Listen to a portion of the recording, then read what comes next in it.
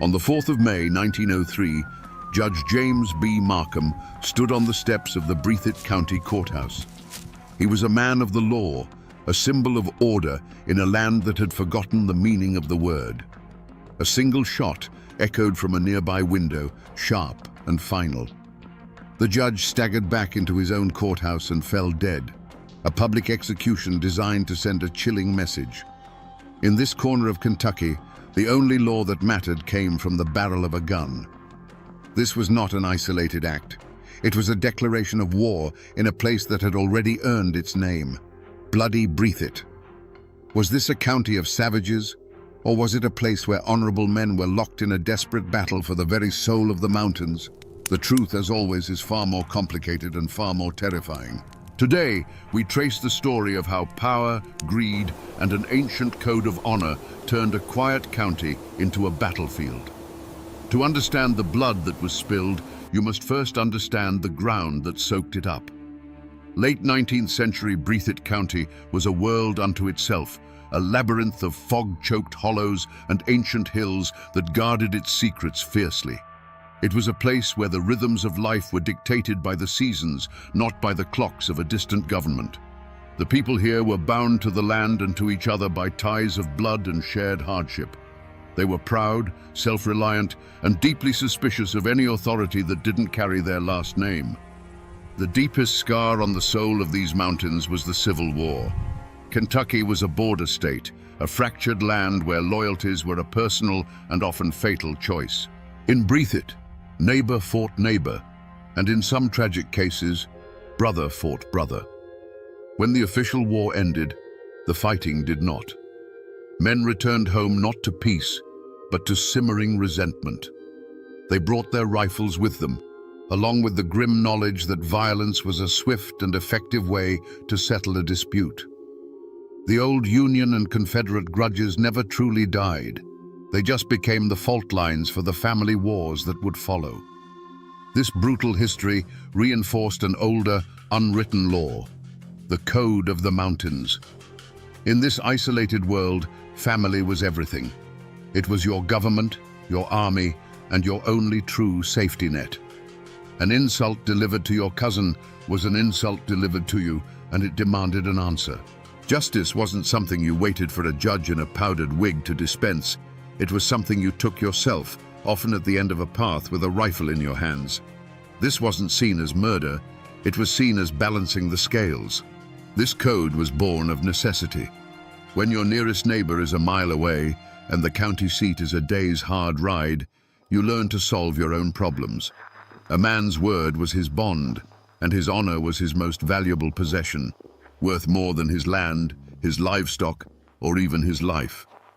To have it challenged publicly was an unforgivable offense. It was this fierce, uncompromising sense of personal honor that would serve as the trigger for so much of the violence to come. Into this crucible of old wounds and rigid honor, a new element was introduced: progress, or what passed for it. Timber and coal barons from the north began to see the mountains not as a home, but as a treasure chest to be plundered. The railroad snaked its way into the hollows, bringing with it outside money, slick lawyers, and a lust for the region's vast natural wealth. Suddenly, control of the local courthouse wasn't just about settling local disputes. It was about controlling land deeds, mineral rights, and fortunes beyond imagination. This collision of worlds created the men who would fight the Breathitt County War. They were forged by the Civil War's lingering hatreds, governed by an ancient code of clan loyalty, and now tempted by a wave of new greed. They were men who believed their honor was worth dying for, and who were now being told that their entire world was for sale to the highest bidder. The storm was inevitable. Before the assassinations and the arrival of the state militia, there was a tense, fragile peace in Breathitt County. You have to imagine the town of Jackson in those days, a place of dusty streets and watchful eyes, where the future of the entire region was being decided not in an election booth, but in the quiet conversations held in hotel lobbies and general stores. It was a community living on a powder keg, but for a time, it was still a community. At the center of one world, was Judge James "Jim" Hargis. To his enemies, he was a tyrant, a corrupt political boss who ruled with an iron fist. But to his supporters, and there were many, he was the patriarch of Breathitt County. The Hargis Hotel wasn't just a building, it was the capital of an unofficial kingdom. On any given day, you could find Jim Hargis there, holding court. A farmer might come to him to settle a land dispute. A young man might ask for a loan to start a family. Hargis was the law, the bank, and the government all rolled into one. He understood the mountain people because he was one of them. He provided a kind of stability, a predictable order. It was his order, to be sure, but in a chaotic world, that was something. He had built a dynasty of power, and he aimed to protect it and the people who lived under his influence. On the other side stood men like Judge James B. Markham and Ed Callahan. They represented a different vision for the mountains. Markham wasn't a patriarch, he was a lawyer. He believed in the power of books, of precedent, of a justice that was blind and applied equally to all men, regardless of their last name. He saw the Hargis machine as a cancer, a corrupting force that kept Breathitt County trapped in a cycle of poverty and violence. He fought his battles in the courtroom, armed with legal briefs and righteous indignation, seeking to dismantle the little Tsar's empire from within. Ed Callahan was the embodiment of that same fight, but he met it on the streets. He was a respected and fearless lawman, a man who believed his badge should mean something.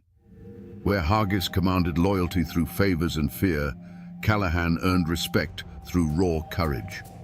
He was the man who would walk into a saloon to disarm a drunkard when no one else dared, the man who would serve a warrant on a known killer. He and Markham were the face of the Reform Party, and they were fighting for a future where a man's success depended on his merits, not on his allegiance to a political boss. For a while, these two worlds coexisted. The Hargis men would walk on one side of the street, the Callahan men on the other.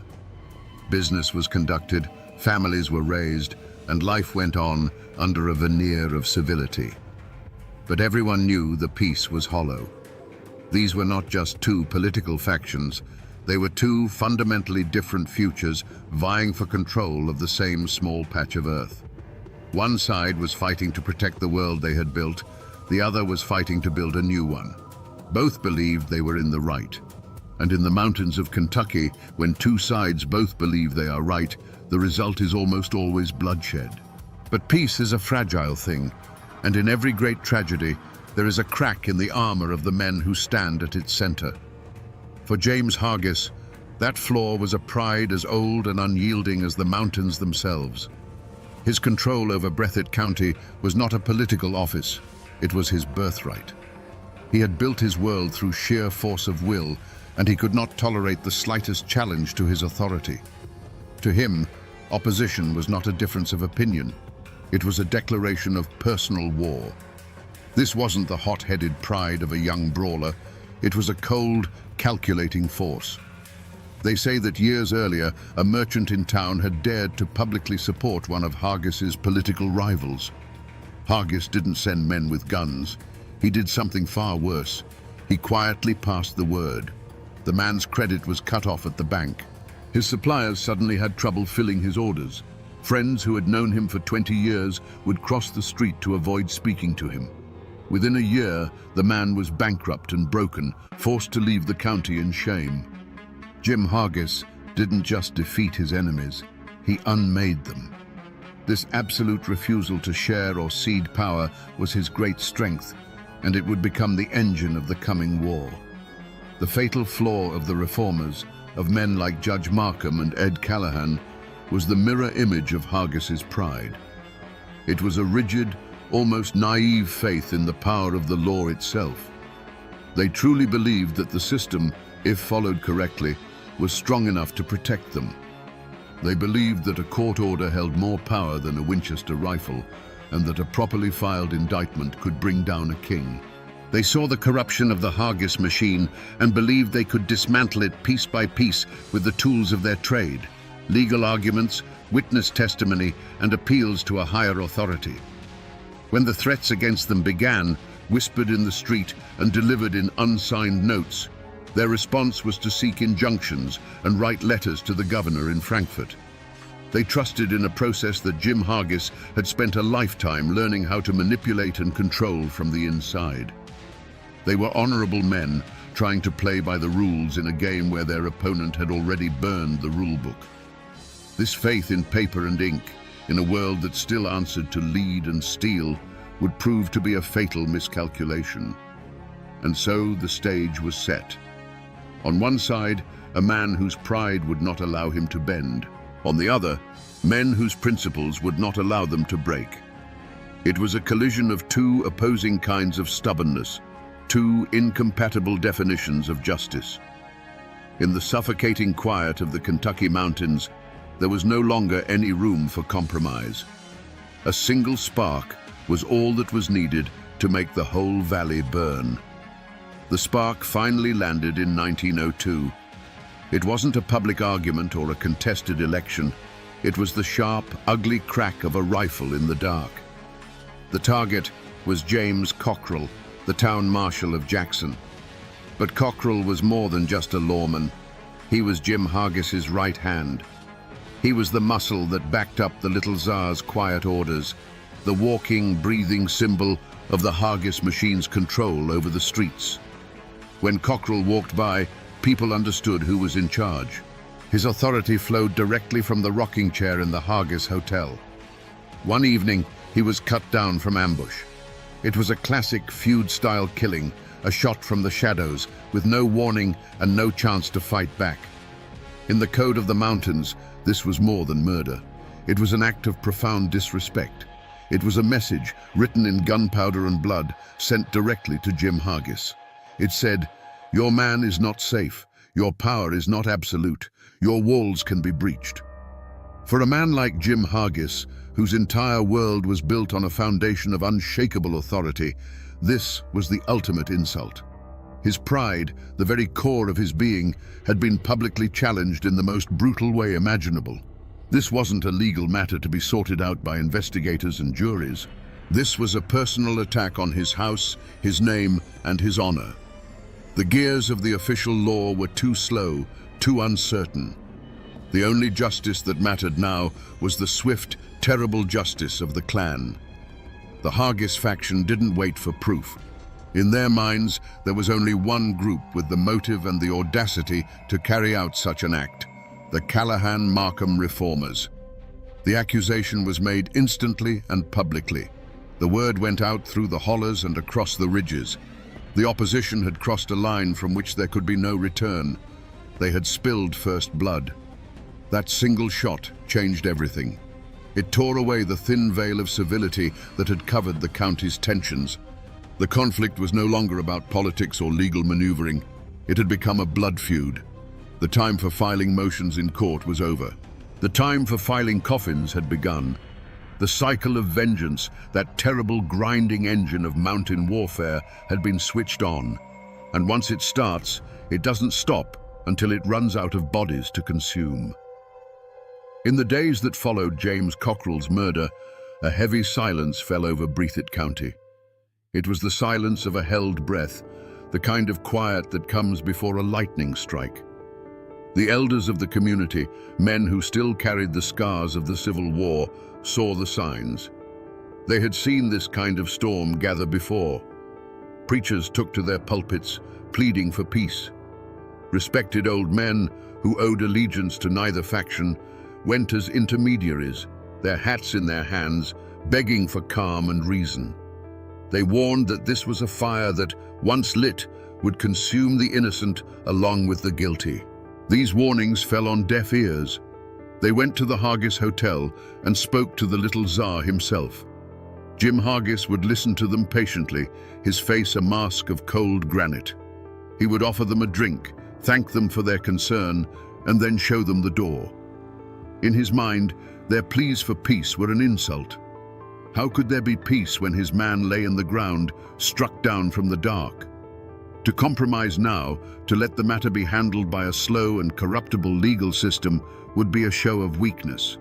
It would be an admission that his power, his very authority over the county, could be challenged with impunity. His response was not to de-escalate, but to tighten his grip. Known gunmen and loyalists, men like Curtis Jett and Tom White, began to appear more frequently on the streets of Jackson, their presence a silent promise of retribution. On the other side, the same desperate pleas were made to Judge Markham and Ed Callahan. Friends and family begged them to be careful, to leave town for a while and let the situation cool down. A living dog is better than a dead lion, they were told. But their own unbending principles made this impossible. Judge Markham saw it as his sworn duty to uphold the law, especially when it was under attack. To flee would be to surrender the courthouse and the very idea of justice to the forces of intimidation. He believed with every fiber of his being that the shield of the law was strong enough to protect him. Ed Callahan, a lawman to his core, refused to be intimidated. He continued his patrols, served his warrants, and walked the streets of Jackson as if nothing had changed. He rejected the idea of surrounding himself with a heavy guard, arguing that a sheriff who had to hide behind a wall of rifles was no sheriff at all. They put their faith in the system. They wrote letters to the governor detailing the threats. They tried to empanel a grand jury. They fought back not with guns, but with affidavits and legal motions, believing that the truth written on paper would ultimately prevail over the lies whispered in the shadows. Every attempt at peace became just another step towards war. When neutral citizens tried to form a committee for public safety, both sides accused it of being a front for the other. When the governor sent a tepid message urging a peaceful resolution, it was seen as a sign of weakness from the state, emboldening the hardliners. The town of Jackson was no longer a community. It was two armed camps staring at each other across a dusty main street. The path of compromise had vanished, overgrown with pride on one side and principle on the other. Every man in Breathitt County had to choose a side, and everyone knew that the talking was over. The air in Jackson had grown so thick with hate you could taste it. The threats against Judge Markham were no longer whispers. They were shouted in the street. His friends stopped visiting after dark. Notes were left on his doorstep, crude and clear in their meaning. The world was closing in on him, and everyone knew a final terrible line was about to be crossed. This was the moment for one last off-ramp, one final chance to turn back from the abyss. That chance came, as it so often does, in the quiet of his own home. The story goes that on the night before he died, his wife came to him, her face pale with a fear that was beyond tears. She begged him, not as a political figure, but as her husband and the father of her children. "James, let us leave this place," she pleaded. "Let's go somewhere the names Hargis and Callahan mean nothing. What good is the law if it leaves your children without a father?" It was the clearest choice a man could face. His duty on one hand, his life and family on the other. It was a direct plea to the man, not the judge. For a long moment, Markham was silent. He was not a fool. He knew the danger was not just real, it was imminent. He could see the logic in his wife's plea, could picture a life of peace far away from the blood-soaked soil of Breathitt County. He could have packed a bag, taken his family, and been gone by sunrise. No one would have called him a coward. They would have called him a sensible man who chose to live. This was the crossroads. He could choose to be a husband and father, or he could choose to be a symbol. But the judge's faith in the law was as unbending as a rod of iron. He looked at his wife, and with a heavy heart, he made his decision. If a circuit judge can be run out of his own courthouse by threats, he told her, then there is no law in these mountains. There is only the rule of the gun. And if that is the case, then our children have no future here anyway. I will not run. He believed to his very soul that to back down would be to hand a final victory to the forces of anarchy. He had to believe the system he served was worth dying for. In that moment, he consciously rejected the path of peace and fully committed to his tragic course. He sealed his own fate not with anger or pride, but with a quiet, resolute sense of duty. The conversation was over. The last chance for a different outcome had passed. He would go to the courthouse in the morning, as he had every other morning. He would stand on those steps and face whatever came. He had made his choice. The morning of May the 4th, 1903, dawned like any other. The sun cast long shadows across the dusty main street of Jackson.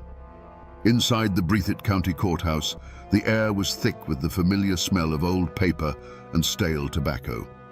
Judge James B.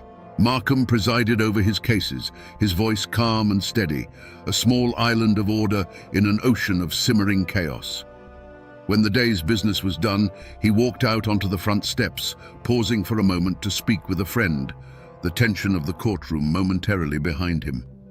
The world seemed to hold its breath. Then, a sound, sharp and violent, cracked the afternoon calm. It was not a firecracker. It was a single, deliberate report that echoed off the brick buildings and sent a flock of birds scattering into the sky. For a split second, there was only confusion. Judge Markham felt a tremendous, invisible force strike him in the chest, a blow so powerful it staggered him backward and stole the air from his lungs. He looked at his friend, a question in his eyes, his mind struggling to understand what had just happened. He looked down. On the crisp white fabric of his shirt, a dark stain was beginning to bloom, spreading like a fatal flower. The abstract threats, the whispered warnings, the pleas of his wife, it all became real in that single, horrific instant. The long, complex legal argument he had been making against the powers that ran Breathitt County was over. A final, brutal rebuttal had just been delivered from a window across the street. His instincts, the instincts of a man whose entire life revolved around that building, took over. He did not cry out. He did not fall to the ground. With the last of his strength, he turned and stumbled back through the courthouse doors. He was a man of the law, and in his final moments, he sought sanctuary in the house of the law. He made it a few feet into the main hall before his legs gave out. Judge James B. Markham collapsed onto the hard wooden floor, his life ending at the very heart of the institution he had died trying to defend. For a long moment, nobody moved. The echo of the shot faded, replaced by a silence that was heavier and more profound than any noise. The people on the street were frozen, their faces a mixture of shock and terror. They had just witnessed the unthinkable, the public execution of a circuit judge on the steps of his own courthouse. It was an act of such brazen contempt for the law that it felt like the end of the world. This was not just a murder. It was a coronation. It was a statement, clear and undeniable, about who truly held the power in bloody Breathitt. The assassins, identified as Curtis Jett and Tom White, were known Hargis men. And the message they sent was simple and terrifying. No one was safe. No office was high enough. No principle was strong enough to protect you. The little Tsar's reign was absolute, and the courthouse itself was no longer a symbol of justice, but a tombstone for the man who dared to believe in it. From the dusty window of the building across the street, Curtis Jett and Tom White watched their handiwork unfold. The sharp, acrid scent of spent gunpowder hung in the still air of the room, a smell of finality. They saw Judge Markham stagger, saw him disappear back into the courthouse he loved. There was no panic, no rush of adrenaline-fueled fear, only the cold, clean satisfaction of a job well done. They were soldiers who had just successfully completed a mission for their commanding officer. Their next move was a testament to their chilling confidence. They didn't scramble to escape into the mountains. They didn't have a fast horse waiting in a back alley. They simply broke down the rifle, wrapped it in a cloth, and walked down the back stairs. They emerged into the pandemonium of the street, not as panicked fugitives, but as silent observers. They melted into the very crowd that was gathering in horrified knots, their faces as blank and unreadable as any other bystander. They were hiding in plain sight, protected by a shield of terror so absolute that no one dared to even meet their gaze. In the hours that followed, a strange paralysis gripped the town of Jackson. The body of Judge Markham was carried from the courthouse. The local law enforcement made a great show of securing the scene, of asking questions they already knew the answers to. Everyone knew who had pulled the trigger. The motive was as plain as the hole in the judge's chest. But who would dare to make the arrest? The town's legal system had just been decapitated, and the message was clear. Any lawman who tried to bring in Jet and White would be the next one to lie on a cold slab. And so, the killers did not run. They didn't have to. Later that day, they were seen openly in a Jackson store buying tobacco. They walked the streets with a new kind of swagger, the swagger of men who had proven they were untouchable. They were not fugitives cowering in the woods. They were conquerors, and the town of Jackson was their occupied territory. Their freedom in those first hours and days was the ultimate demonstration of Jim Hargis's power. The law was dead, and its assassins were calmly walking over its grave. The end of the road had not come for them. It had come for the rule of law in Breathitt County. The bullet that struck down Judge Markham didn't stop in the courthouse hall. It traveled onward, a phantom projectile that tore through the fabric of his family. For his wife, the abstract fear she had voiced just the night before had become a brutal, life-altering reality. She was now a widow in a town ruled by her husband's killers. His children were now orphans, their name a mark of defiance that placed them in constant, unspoken danger. The very community they had lived in became a prison of watching eyes and silent whispers. Friends who once greeted them warmly now averted their gaze, not out of malice, but out of a primal fear of being associated with the losing side of a war. For the Reform faction, Markham's assassination was a catastrophic blow. He was their legal champion, the man who believed he could slay the dragon with a well-aimed lawsuit. His death was the brutal answer to that belief. It ripped the heart out of their movement, replacing their hope for a lawful victory with the cold, hard reality of terror. A cloud of fear, thick and suffocating as mountain fog, descended on his allies. Men who had spoken boldly of reform now fell silent. The choice they faced was stark and immediate. Flee Breathitt County, bend the knee to the little Tsar, or pick up a rifle and answer violence with violence.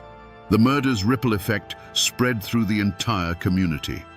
The town of Jackson became a place of profound paranoia. Shutters were bolted earlier in the evening. The streets, once a place of commerce and conversation, grew quiet and empty after dusk. Business between factions ceased entirely.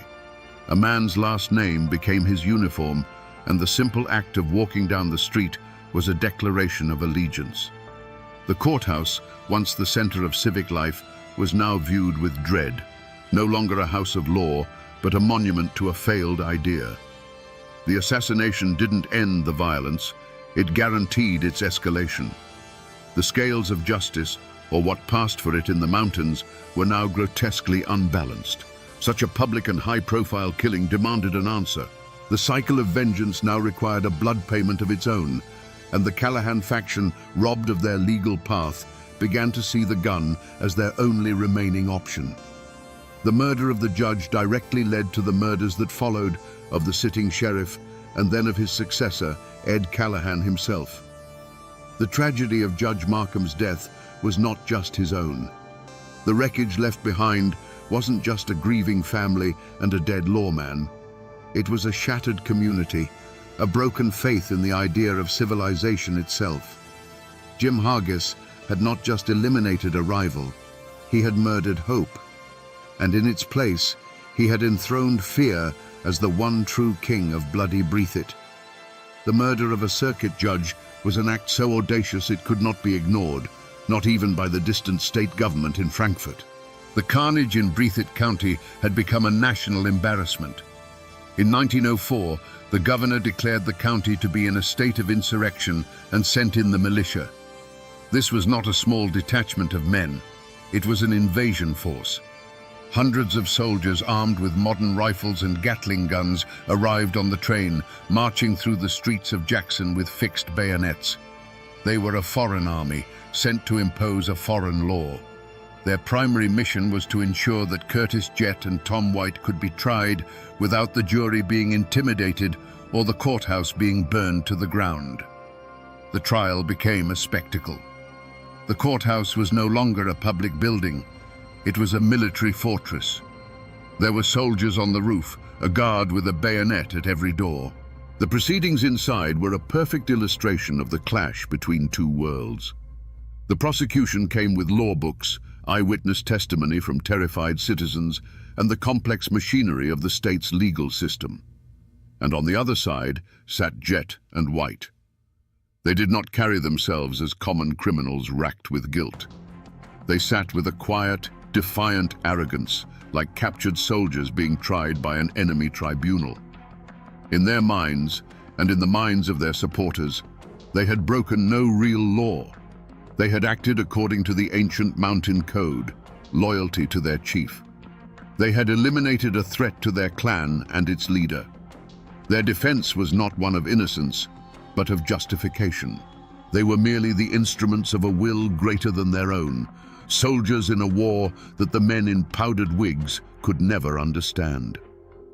Outside the courthouse walls, Breathitt County held its breath, deeply and bitterly divided. To the Hargis loyalists, Jett and White were martyrs, loyal men being sacrificed to appease the Flatlanders in Frankfurt. They were symbols of resistance against an outside force trying to change their way of life. To the friends of James Markham and the shattered Reform faction, they were simply assassins. The trial was the last, desperate hope that the rule of law might mean something after all, that a killer could be held to account no matter who he worked for. After weeks of testimony that kept the entire nation spellbound, the jury, protected by a wall of state rifles, returned its verdict: guilty. Both Curtis Jett and Tom White were sentenced to life in prison. The newspapers declared it a victory for justice. But in the hollows of Breathitt County, the question lingered. Was it justice? The trigger men were going to prison, but the man who had almost certainly loaded the gun and given the order, the man whose power they were protecting, James "Jim" Hargis, was never even charged. The law had proven it could cage the wolves, but it seemed powerless to touch the man who owned the forest. With Jett and White behind bars, you might think justice had finally, imperfectly, triumphed. But the other side of the coin was still in play. James "Jim" Hargis, the little Tsar, the man at the center of the storm, remained. The state militia eventually packed up their Gatling guns and went home. The trials were over, and Jim Hargis was still the king of Breathitt County. For years, he walked the streets of Jackson, a living testament to a chilling truth. The law could punish the soldiers, but it couldn't touch the general. He had won. He had broken the reform movement, eliminated his chief rival, and survived the full might of the state's intervention. But the mountains have their own way of balancing the books. The justice that finally found Jim Hargis didn't come with a judge's order or from the rifle of a sworn enemy. It came from inside his own house, from his own blood. In February of 1908, 4 years after the Great Invasion, a bitter argument broke out between Hargis and his son, Beach. We don't know for certain what it was about: money, power, a personal slight. But it was a fire that could not be put out. The very culture of violence that Hargis had cultivated to maintain his power had taken root in his own family. On a cold winter day, on a public street in the town he ruled, the final act of the tragedy played out. Beach Hargis confronted his father, and the argument ended the only way such disputes seemed to end in bloody Breathitt. He pulled a gun and shot his father dead. The man who had orchestrated assassinations from the shadows, who had treated the county as his personal chessboard, was brought down not by the law or his political enemies, but by a simple, brutal family quarrel. There's a terrible poetic irony in his end. The state of Kentucky had failed to hold him accountable. The code of the mountains, which he had so expertly manipulated, was ultimately what destroyed him. He had lived by the sword of clan loyalty and died by the sword of a family feud. His death was not justice in the legal sense, but it was a grim and fitting final chapter for a man whose greatest legacy was the violence he left behind. With the little Tsar in his grave, put there by his own son, a strange and unfamiliar quiet settled over Breathitt County. The empire Jim Hargis had built through a lifetime of cunning and intimidation crumbled like a house of sand. There was no one to inherit his throne. The machine he had created was powered by his will alone, and without him, it ground to a halt. The name Hargis, once a word of power, became a whisper of shame, a cautionary tale of a man who ruled a kingdom and lost his own family. His descendants scattered, many leaving the county to escape the long, dark shadow of their name. On the other side of the ledger, the name Markham became something else entirely. It became a symbol of a lost cause, a ghost of what might have been. Judge Markham's family, seeking the peace he could not find for them in Jackson, eventually left the mountains. But they left his name behind, etched into the memory of the place. To this day, it stands for an honorable, if tragic, idea that the law should be something more than the will of the strongest man. But for the common folk of Breathitt, the years after were not about legacies. They were about survival. A profound and deliberate silence fell over the history of the feuds. It was a collective act of forgetting, a necessary amnesia. Fathers stopped telling their sons the stories. The names of the dead were still on the tombstones, but the reasons they were there were buried deep. To speak of the war was to risk reopening wounds that had barely begun to scar over, to reignite embers of hatred that still glowed in the dark. The community healed itself by cauterizing its own memory, choosing a future of silence over a past of pain. And into this silence, a new kind of power moved in. With the old patriarchs dead or disgraced, the county was left rudderless. The timber and coal companies from the outside no longer had to negotiate with a powerful little Tsar. They could now deal with a fractured, exhausted populace and a pliable local government. The great fight for Breathitt's soul did not end with the feuds. It had only entered a new phase. The rifle was put away, and the lawyer's briefcase took its place. The land and its wealth, which had been fought over with blood, would now be claimed with ink. The men who fought the Breathitt County War are long gone. Their rifles have turned to rust, their bodies to dust. But their story has not disappeared. It has seeped into the soil of the county itself, a permanent part of the landscape. And the most enduring echo of that bloody time is the name it earned, Bloody Breathitt. For more than a century, the people of this place have lived with that nickname. It clings to them like morning fog in the hollows, a ghost of a reputation they can never fully shake, a constant reminder of the time when their home was a battlefield. If you walk the streets of Jackson today, you can still touch the past. The old courthouse still stands, a silent brick-and-mortar witness to the murder that defined an era. And a persistent local legend says that the judge never truly left. On quiet nights, when the building is dark and empty, some people claim you can hear the faint sound of a man's footsteps, pacing the hall where Judge Markham fell. It's the ghost of a man who died for the law, still restlessly seeking the justice that was denied to him in life. Not far from there, in a quiet cemetery, you can find the weathered tombstones of Markham, of Hargis, of Callahan, their names worn by 100 years of rain and wind, the silent epilogue to a violent history.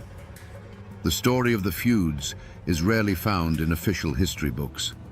It lives on in the way mountain people preserve their past, in stories told on a front porch, in hushed tones from one generation to the next.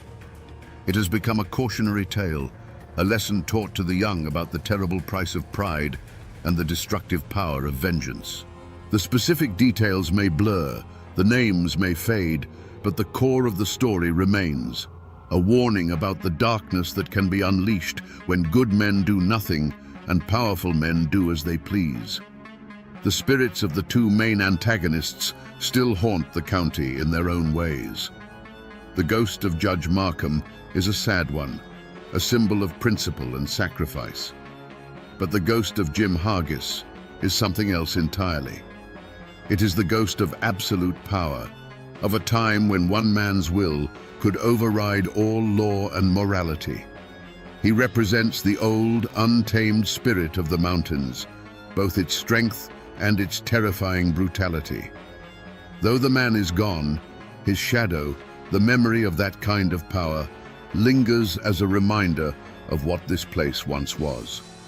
So we come to the end of the trail and return to the question that started it all. Was this a land of savages or a place of honorable men locked in a desperate struggle? The truth is, it was both. There were no simple heroes or villains in the story of Bloody Breathitt. There were only men, forged by their time and place, and trapped by the very codes that gave them their strength. Jim Hargis was not a monster. He was a king from an older, fiercer world, a mountain patriarch who ruled by a law of loyalty and fear, and who defended his kingdom with savage brutality when it was threatened. And Judge James Markham was not a naive fool. He was a prophet of a new order, a man who believed that the rule of law could tame the wilderness and bring a just peace to the mountains. His tragedy was that he was a man ahead of his time, who fatally underestimated the violence with which the old world would resist its own death. They were two titans of two different ages, standing on the same small piece of earth, and there was simply not enough room for both of them. In the end, this is not just a story about a feud. It is the story of a painful, bloody transition. It's the story of what happens when the unwritten law of the mountains, a code of honor, clan, and vengeance, collides with the written law of the state. The gunshots that echoed through the hollows were the death rattle of an entire way of life, a brutal response to the encroaching forces of industry, money, and a government that the mountain people had never trusted.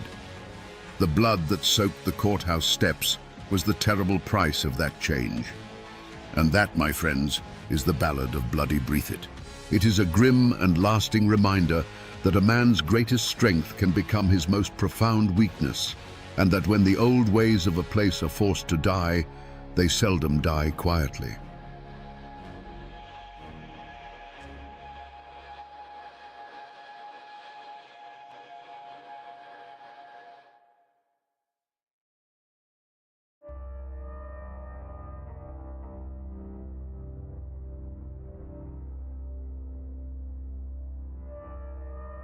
They say, if you walk the old McCoy lands on a cold January night, when the wind moans through the bare sycamores, you can still hear her. A woman's voice, thin and full of sorrow, whispering two names into the darkness. Alifair Calvin.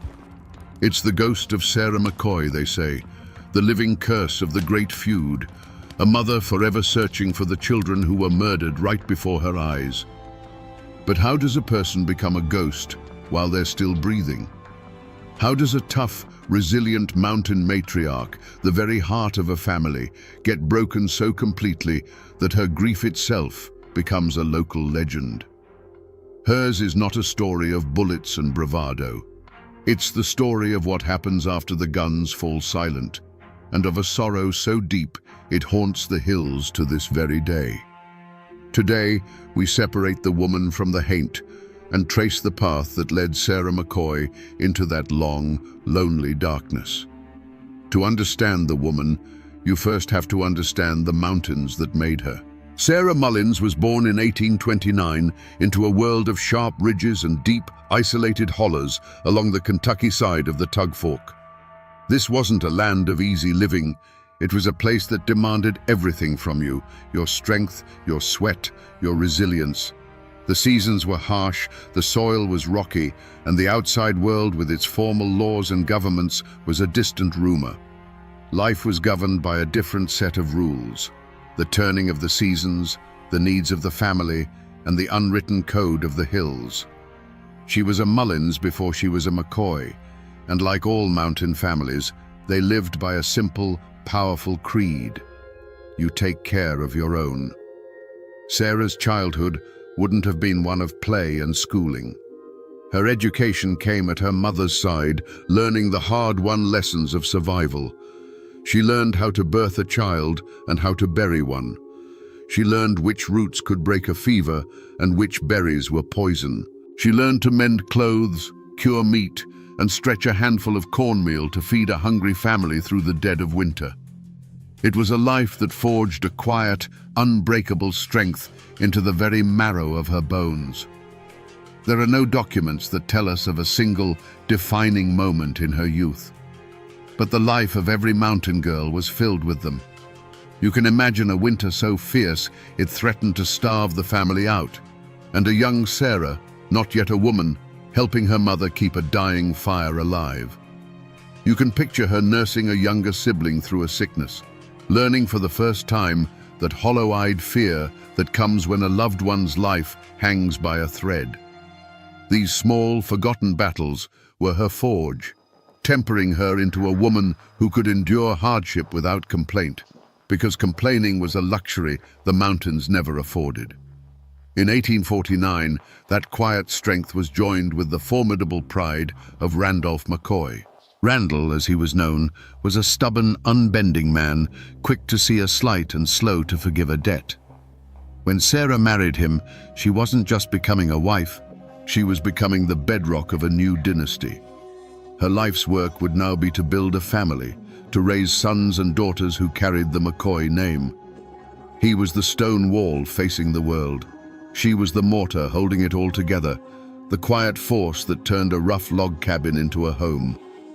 Her code was not the code of the gunman or the feudist, not yet. Her code was the ancient, unspoken law of the Appalachian matriarch. It was a law written in the rhythm of a rocking chair, the smell of baking bread, and the fierce protective glare she'd give anyone who threatened her children. Her honor wasn't tied to land disputes or stolen hogs.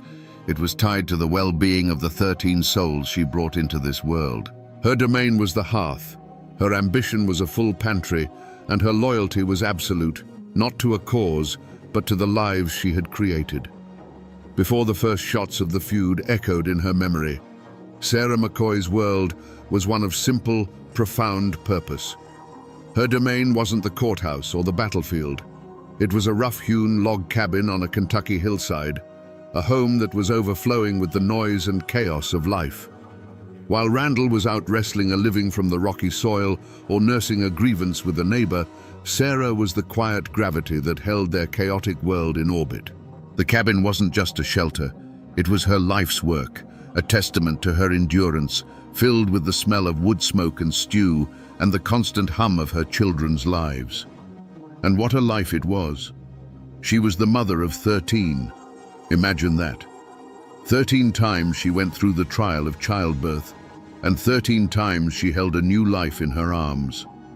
Her days weren't measured in hours, but in the tasks required to keep that many souls alive and well. It was an endless cycle of mending torn shirts, calming fevers with cool rags, breaking up squabbles between brothers, and singing the youngest ones to sleep. Her hands were never still. They were either kneading dough, churning butter, snapping beans, or gently brushing the hair from a sleeping child's face. She wasn't a woman given to grand pronouncements. Her strength was in her presence. When a child fell and scraped a knee, it was Sarah's lap they sought. When a son came home angry over some dispute, it was her steady gaze that could soothe the heat of his pride. She was the keeper of their stories, the witness to their growth. She saw the stubborn set of Randall's jaw in her son Tolbert, and the quiet kindness in her daughter Alifair. She knew their fears, their dreams, and the secret hurts they hid from the world. For 2 decades, that world, while never easy, was whole. The rhythm of their lives was tied to the land. There was the hard work of planting in the spring, the relief of the summer harvest, and the huddling together for warmth and stories in the long, dark winters. This was the world Sarah McCoy had built and fought to protect. It wasn't a kingdom of wealth or power, but it was rich in what mattered most to her, the sight of her family, gathered and safe, under one roof. Her treasure wasn't a plot of land. It was the sound of her children's laughter echoing through the holler.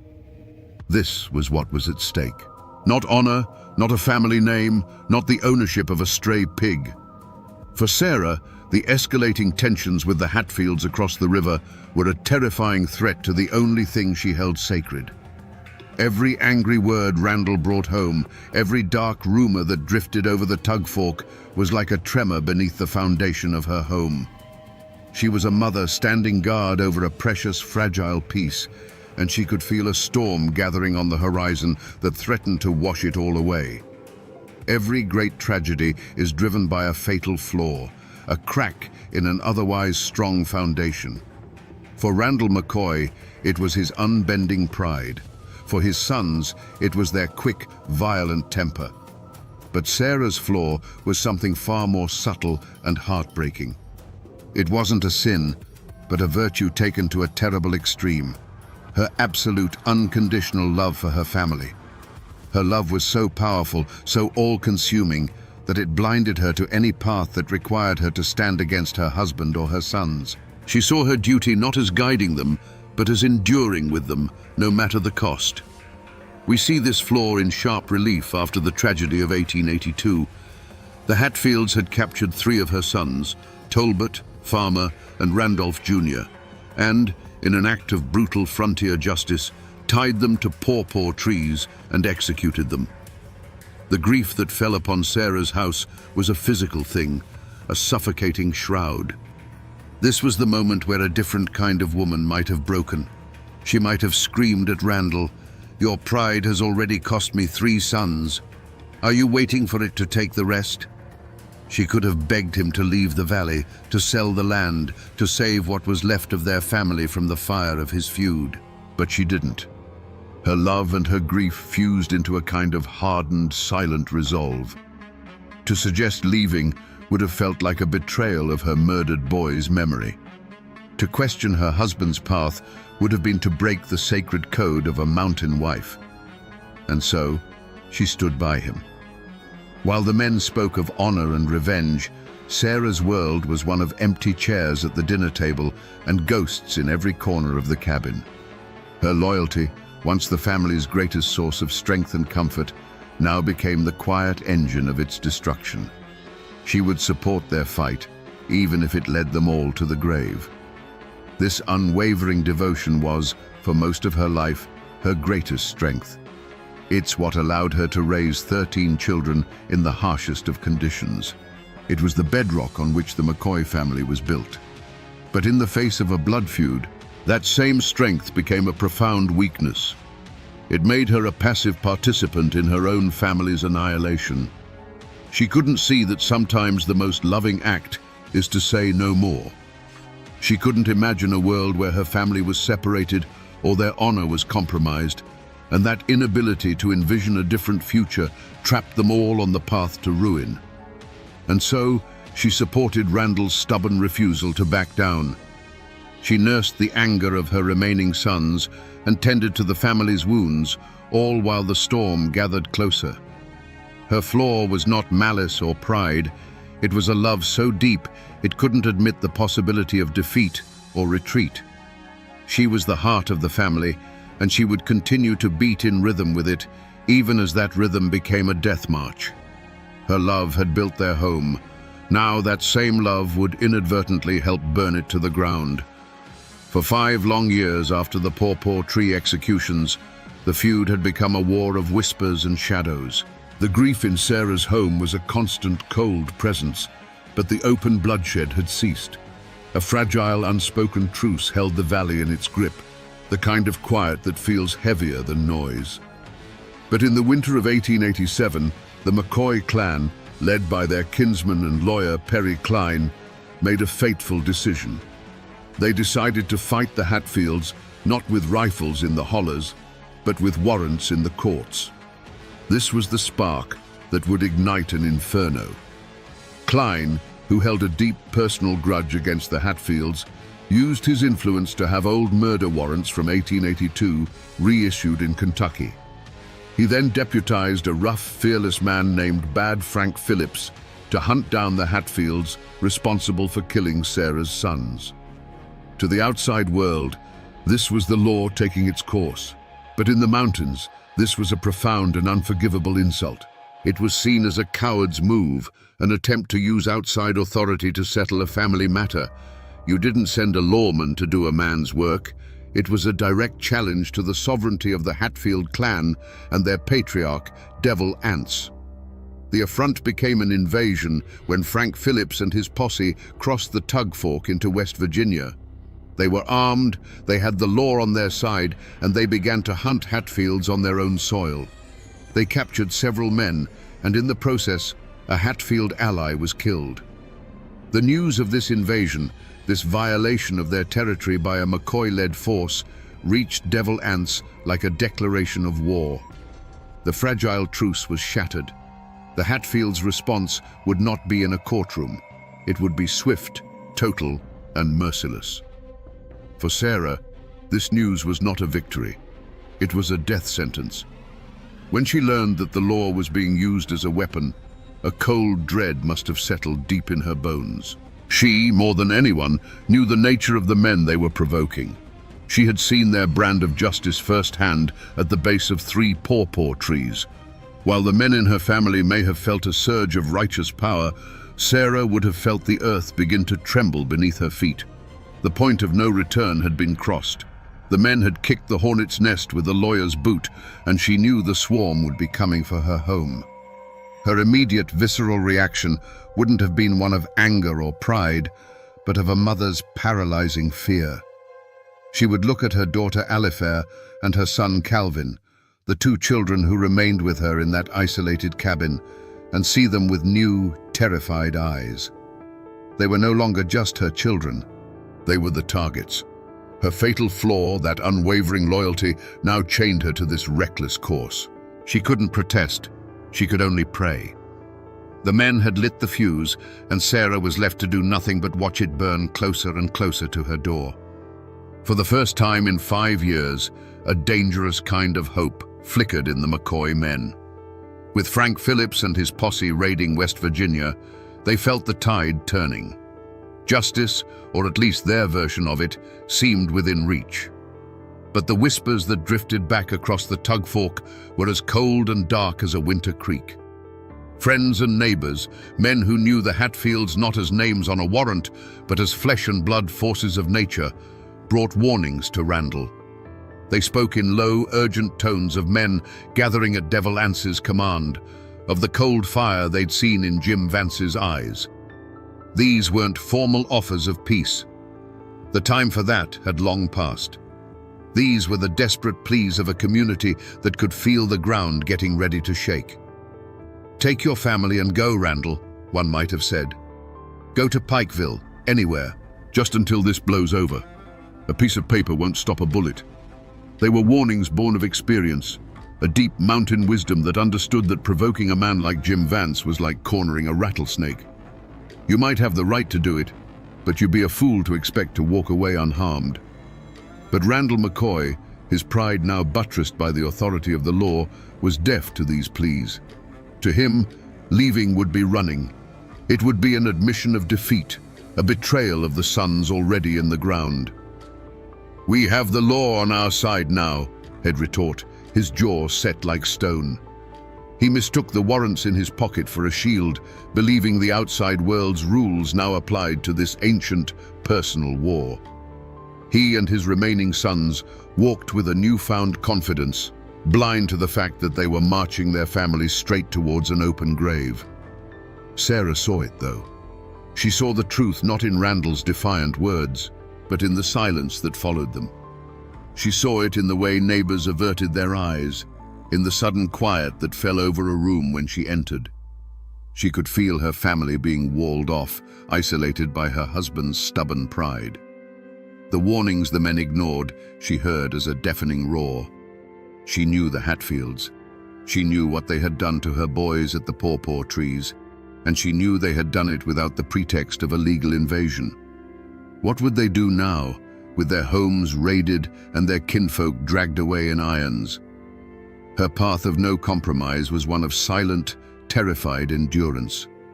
Every day that passed was another missed opportunity to flee. Every sunset that painted the winter sky felt like a final act. The cabin, once her sanctuary, began to feel like a trap made of logs and pride. While her husband saw their stand as a matter of honor, Sarah saw only the shrinking circle of safety around her children. The men were too busy listening to the lawyers and the deputies to hear the sound that Sarah heard every night in her sleep, the sound of approaching footsteps in the snow. And so, with every warning ignored, with every chance for escape dismissed, the certainty of a violent end grew. The feud was no longer a simmering conflict. It was a runaway wagon careening downhill, and the McCoy family was tied to the driver's seat. Their isolation was now complete. They were alone in their holler, surrounded by a world that was holding its breath, waiting for the inevitable crash. The only question left was how terrible the wreckage would be. The final chance for peace didn't come with a white flag or a parley at the river's edge.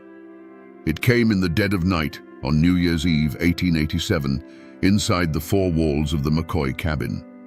It came not as a negotiation, but as a wife's desperate plea to her husband.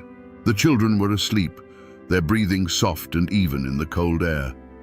The only sounds were the crackle of the fire in the hearth and the low moan of the wind outside, a sound that seemed to be whispering a warning. Sarah sat watching the fire, but she wasn't seeing the flames. She was seeing the faces of her sleeping children, Calvin and Alifair, and the image of them was superimposed over the memory of her 3 dead sons. The fear she had been swallowing for weeks finally rose in her throat, too powerful to be contained. She turned to Randall, who sat cleaning a rifle, his face a grim mask in the flickering light. Her voice, when it came, was barely a whisper. "Randall, let's leave this place." He stopped his work, the sound of the oiled rag on steel falling silent. He didn't look at her. "Leave? And go where?" "This is our home, woman." But Sarah pressed on, her words tumbling out in a torrent of a mother's terror. "To Pikeville, just for a while. Let the lawmen do their work. The land will be here when we come back, Randall. The house will be here. But the children, I can't lose any more children." This was her one and only act of defiance, a desperate attempt to place the lives of her family above the honor of their name. For a brief, flickering moment, the iron in Randall McCoy's gaze seemed to soften. He looked over at his son, Calvin, a young man now, asleep by the fire. He looked at his daughter, Alifair, her face peaceful in her dreams. He saw the genuine, heart-stopping fear in his wife's eyes. This was the crossroads. He could choose his family, or he could choose his feud. He could choose life, or he could choose the dirt his ancestors were buried in. The entire weight of the McCoy family's future rested on the next words to leave his mouth.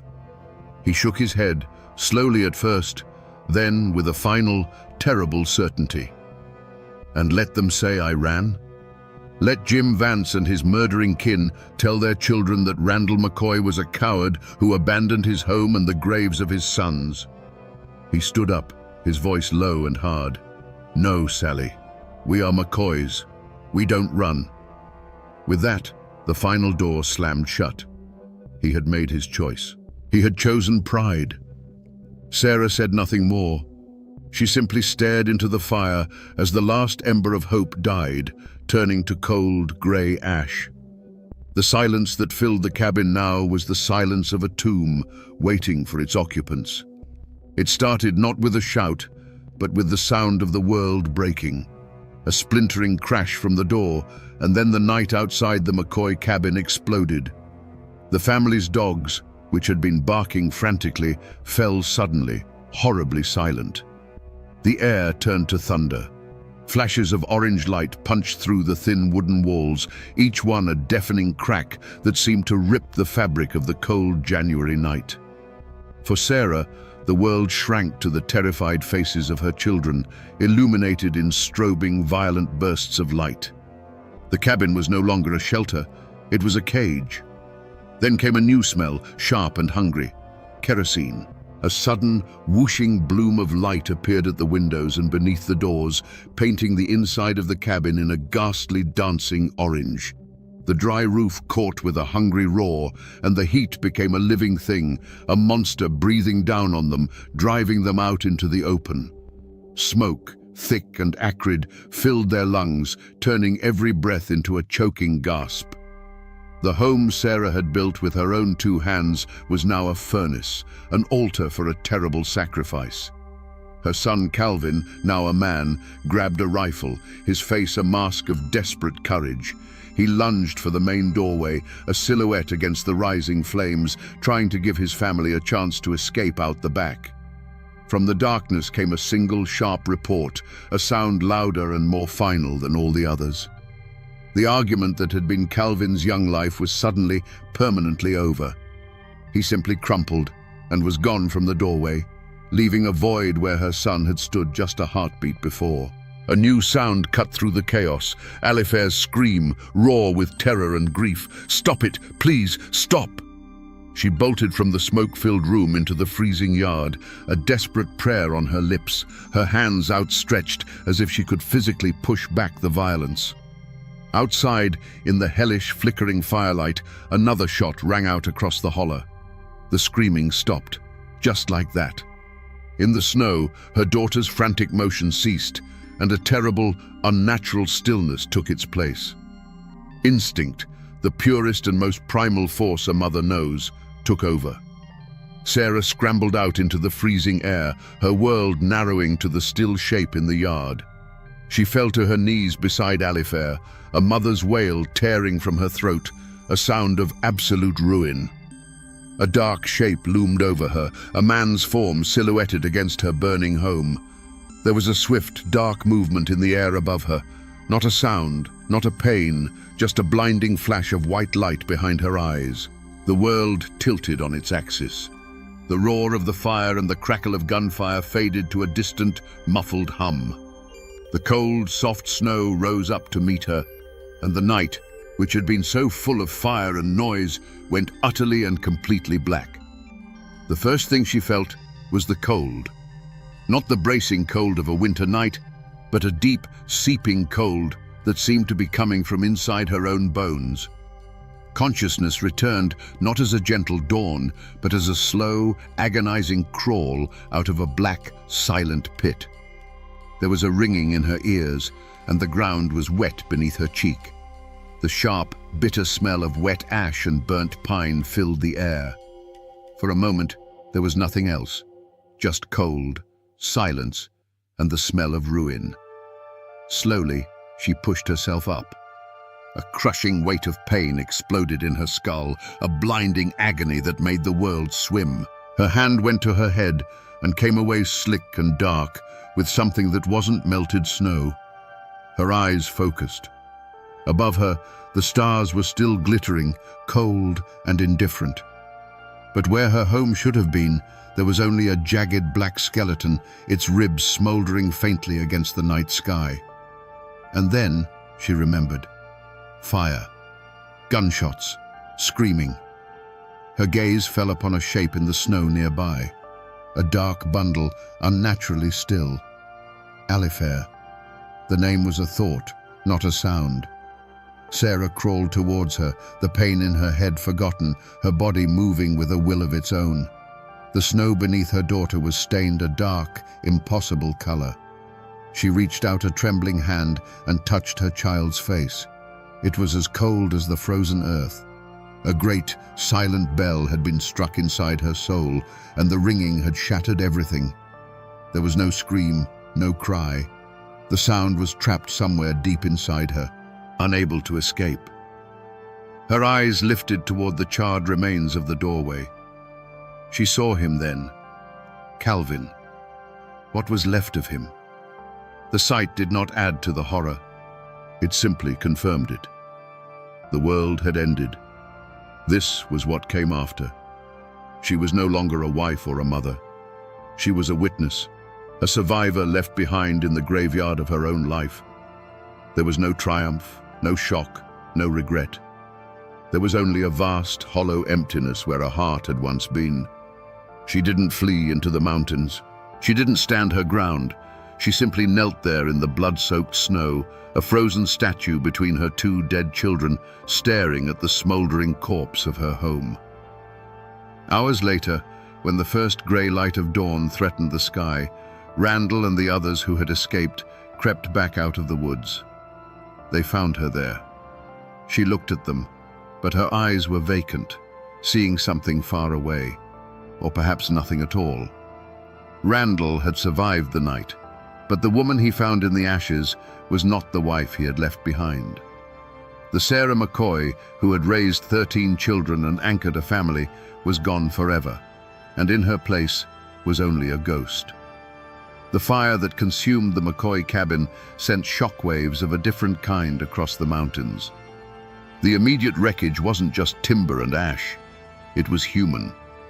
Randall McCoy, a man whose pride had forbidden him from leaving his home, was now forced to lead a ragged procession of ghosts away from the tug fork. They were homeless, landless, and carrying with them a grief so heavy it was a physical burden. Their destination was Pikeville, a town that offered safety, but also the quiet shame of exile. They were refugees from a war they had helped start, driven from their ancestral land not by an army, but by the hatred of their neighbors. But the most profound piece of wreckage was Sarah herself. They had managed to save her body from the flames, but her spirit had been left behind in the snow with Alifair and Calvin. She was now a walking wound, a constant, silent testament to the horror of that night. For her surviving children, the burden was twofold. They had to mourn the siblings they had lost, while simultaneously caring for a mother who no longer recognized them, who looked through them as if they were made of glass. Every meal they prepared for her, every time they led her gently back indoors from a wandering daze, was a fresh reminder of how much had been stolen from them. They hadn't just lost a home, they had lost the heart of their family. News of the New Year's massacre spread through the hollers, not like a rumor, but like a pestilence. This wasn't another chapter in the feud. This was something different, something darker. Ambushing armed men on a trail was one thing. Executing prisoners by a pawpaw tree was brutal, but it followed a certain grim frontier logic. But setting fire to a family's home in the dead of night and shooting down an unarmed woman and a boy in their own yard, that violated even the most primitive mountain codes. The attack shattered any local sympathy the Hatfields might have had. It transformed them from proud patriarchs defending their territory into a pack of midnight murderers. This singular act of brutality, intended to end the McCoy line for good, instead sealed the Hatfields' own doom. The story of the massacre and of Sarah's tragic state lit a fire under the authorities in Kentucky. The feud was no longer a local squabble. It was now a manhunt, sanctioned and funded by the state. Bad Frank Phillips's posse was no longer just a band of McCoy allies. It was the arm of the law, and its hunt for Jim Vance and the others became a relentless crusade. The fire didn't end the war. It escalated it into a final bloody chapter that would lead to pitched battles, arrests, and ultimately, the gallows. The tragedy, in the end, belonged to everyone. The ashes of the McCoy cabin were the funeral pyre not just for Alifair and Calvin, but for any hope of a peaceful resolution. It left a permanent scar on the community, deepening the lines of hatred and distrust that would poison the valley for another generation. The true wreckage wasn't a burned-out foundation on a Kentucky hillside. It was the countless broken lives, both Hatfield and McCoy, left behind in the wake of a single night of unimaginable violence. The New Year's massacre didn't just burn down a cabin, it set fire to the unwritten rules of the feud. The law didn't just cross the tug fork anymore, it kicked down the door. Frank Phillips and his posse, now acting with the full fury of the Kentucky government behind them, hunted the raiders with a vengeance. Several Hatfields and their allies were captured, bound, and dragged across the river to stand trial in Pikeville. To the state of Kentucky, this was the legitimate capture of fugitive murderers. To West Virginia, it was an armed invasion and a kidnapping. The clash was no longer just between two families, It was between two states. The case went all the way to the United States Supreme Court. Imagine that. A blood feud born of stolen pigs and mountain pride was now being debated by the highest legal minds in the nation. In a landmark decision, the court sided with Kentucky, ruling that they had the right to prosecute the captured men. It was a stunning moment. For the first time, the formal black-robed law of the outside world had officially superseded the ancient, bloody code of the mountains. The federal government had declared that the Tug Fork was not a border between two kingdoms, but simply a line on a map that justice could cross at will. The Pikeville courthouse became a theater for this culture clash. On one side stood the machinery of the law, prosecutors in starched collars, law books filled with complex language, and a judge who represented a power far greater than any clan patriarch. On the other side stood the accused, men like Ellison Cottontop Mounts. He was a rough-hewn product of the mountains, a man who lived by a code of loyalty to his kin and whose understanding of justice was likely settled with a fist or a firearm. He sat in the courtroom, a bewildered and defiant figure, as his fate was debated in a language he barely understood. The community was torn in two. For the McCoys and their sympathizers, who packed the Kentucky side of the courtroom, this was divine retribution. They didn't see Cottontop Mounts the man. They saw the embodiment of the Hatfield clan, the face of the evil that had burned down Sarah's home and murdered her children. Every word of the prosecution was a vindication of their suffering. But across the river and among the Hatfield allies, the trial was seen as a sham, a legal lynching. They saw Cottontop not as a criminal, but as a political prisoner, a scapegoat being sacrificed to satisfy a Kentucky vendetta. He was their martyr. The verdict, when it came, was as swift and certain as a Hatfield bullet. Guilty. The sentence was even more final. Death by hanging. The law, which had for so long been a distant and irrelevant concept, had finally bared its teeth. Its judgment was absolute, and it promised a public, orderly, and legal end to a man's life, a stark contrast to the chaotic, passionate violence that had defined the feud for decades. But was it true justice? That's the question that still hangs over the valley. Cottontop Mounts was just a follower, rumored to be simple-minded, a man caught up in the powerful currents of clan loyalty. The masterminds of the raid, Jim Vance and Cap Hatfield, had escaped the noose. Vance was already dead, shot by Frank Phillips, and Cap would eventually be pardoned. The law had claimed its pound of flesh, and the hanging of Cottontop Mounts officially marked the end of the feud. But for many, it felt less like a resolution and more like a final bitter irony. A war started by powerful men had ended with the execution of one of their weakest soldiers. So, what became of the men who brought hell to Sarah McCoy's doorstep? Did they face a reckoning of their own? The answer, like everything in this story, is a tangled mess of violence, irony, and unsatisfying justice. The fates of the Hatfield leaders show that in the mountains, the ledger of right and wrong is rarely balanced so neatly. Jim Vance, the old wolf of the clan, the man widely believed to have delivered the crippling blow to Sarah's head, met a fittingly violent end. He was hunted relentlessly by Frank Phillips, who pursued him not with a warrant, but with the cold fury of an avenger. In January 1888, just weeks after the massacre, Phillips cornered Vance in the woods. There was no trial, no judge. There was only a final, brutal shootout. Jim Vance, who had lived his life by the gun, died by the gun, his body left in the frozen wilderness. For the McCoys, this was the only kind of justice they could truly understand. But for the others, the law's judgment was far more elusive. Cap Hatfield, Devil Anse's hot-headed son and another leader of the raid, was a ghost to the law. He dodged posses and hid in the mountains until the political winds shifted. Thanks to the bitter jurisdictional disputes between Kentucky and West Virginia, Cap was eventually granted a pardon. He never spent a day in jail for the New Year's raid.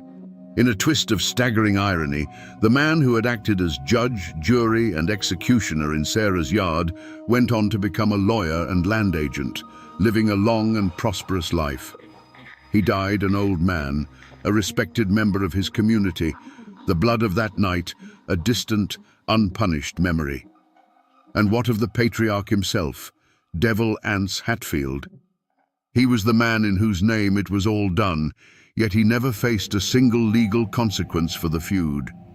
He outlived Randall McCoy by a decade, transitioning from a feared clan leader to a successful timber baron. The Hatfields, far from being destroyed, became a powerful and influential family in West Virginia politics. On the surface, it seems Devil Anse won. But a strange thing happened in his old age. In 1911, this man who had seemed to fear neither God nor the law waded into the waters of Island Creek and was baptized. The image of the old feudist, his hands now trembling with age, seeking to wash away a lifetime of sin, suggests a man who was, in the end, haunted. He may have escaped man's law, but it seems he was making a final, desperate peace before facing a higher judgment. For the surviving McCoys, life in Pikeville was a long, quiet epilogue written in the ink of grief and exile. Randall, the proud patriarch who had refused to abandon his home, now lived out his days as a ferryman, a humbled and broken man. His children grew up under a long shadow, forever known as the feud McCoys. They couldn't escape the name. It was whispered in the general store, it followed them to school, it clung to them like the smell of wood smoke. Some tried to build new lives, to distance themselves from the bloody history, but the story was a brand on their family name, a legacy of loss they would carry to their own graves. Back in the Tugfork Valley, a strange and heavy silence descended. The hanging of cotton-top mounts had drawn a formal line under the conflict, and the community, exhausted by years of violence and fear, collectively decided to bury the memory. Neighbors who had once aimed rifles at each other from opposite sides of the river now had to pass on the same dusty roads, trade at the same stores. The only way to survive was to not speak of it. The feud became the great unspeakable trauma, a ghost in the attic that everyone knew was there, but no one dared acknowledge. The healing was not a process of reconciliation, but of willed amnesia, a fragile peace built on a foundation of unspoken horror. The power dynamics of the region had been permanently redrawn. The fall of the McCoys from the Tugfork was absolute.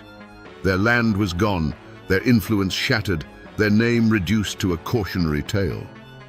But for the Hatfields, the feud had the opposite effect. It cemented their legend and consolidated their power in West Virginia. They transformed their notoriety into political and economic capital. Devil Anse's sons became sheriffs, lawyers, and businessmen. The Hatfields, far from being destroyed by the conflict, had emerged as a formidable Appalachian dynasty, their success built, quite literally, upon the ashes of the McCoy homestead. And in the middle of this silent, shifting landscape was the memory of Sarah. While the men's names became synonymous with the fighting, her story endured as the symbol of its true cost. She was the ghost that haunted the community's silence. The men's legacy was one of pride, violence, and shifting power. Hers was a legacy of pure, inconsolable sorrow. Long after the last shot was fired and the last grave was dug, it was the image of the broken mother, wandering the hills and calling for her lost children, that served as the feud's most chilling and enduring epitaph. If you travel to the Tugfork Valley today, you can find the place where it all happened. The state has put up a historical marker, a neat metal sign that tries to tame the wildness of the story with dates and official language. But the sign isn't what holds the power of that place. A little farther in, you can still see the foundation stones of the cabin, half buried in the earth. And you can see the old well, its stone ring, a silent, hollow mouth in the ground. To stand there is an eerie experience. The air is heavy with a profound and unsettling quiet, and you can't help but feel you are trespassing on sacred, sorrowful ground. A few miles away, in a small cemetery, you can find their names carved into weathered stone. Randall lies there, and Sarah is beside him. Their graves are simple, unadorned, the final factual statements in a story that has since become a legend. People come from all over the country now, tracing the feud's bloody map from one site to another. They take pictures of the tombstones, treating them like relics of a distant, almost mythical past. But the names etched there, McCoy, Alifair, Calvin, are a stark reminder that these were real people, with real lives that were violently, tragically cut short. The story of Sarah, however, did not get buried in that cemetery. It seeped into the soil and became part of the folklore of the hills. Long after she died, people kept telling the stories. They weren't talking about Crazy Sally anymore. They were talking about a true spirit, a haint bound to the land by the force of her grief.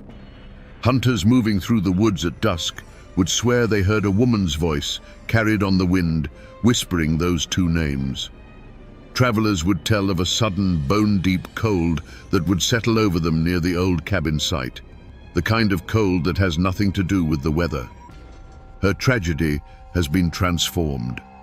It's now a key chapter in the American saga of the Hatfields and McCoys, a cautionary tale told to children about the poison of hatred. It has been written into books, acted out on television, and even sung about in mournful mountain ballads. The raw, private agony of one woman has become a public ghost story, a piece of our shared dark heritage. The world remembers the feud as a story of stubborn, violent men, but it is the ghost of Sarah McCoy that gives the legend its soul-chilling power. And so, she endures. Devil Anse, Randall McCoy, Frank Phillips, they are figures of history, their actions debated and analyzed. But Sarah is a figure of pure, human tragedy. She is the mother who lost everything, the woman whose mind was broken by a sorrow too great to bear. The men's spirits may rest in the ground, their battles long over. But her spirit, the spirit of a mother's eternal, inconsolable grief, that is the one that still truly haunts these mountains. So we come back to the question we asked at the beginning. How does a person become a ghost while they are still breathing? The life of Sarah McCoy gives us the terrible answer.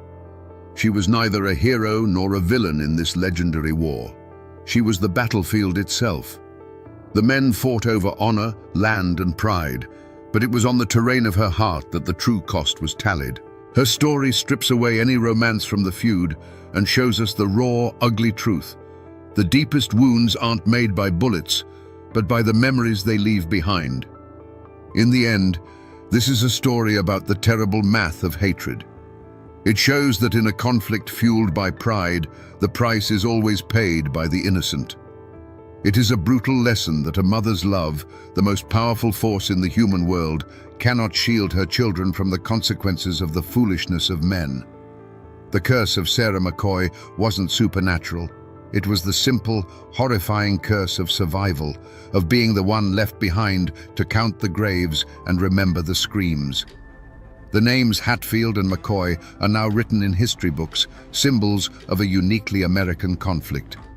But while their war is long over, her sorrow endures. And that, my friends, is the true ballad of the Tugfork Valley. A story not of the men who fired the guns, but of the mother whose unending grief became the feud's most haunting ghost.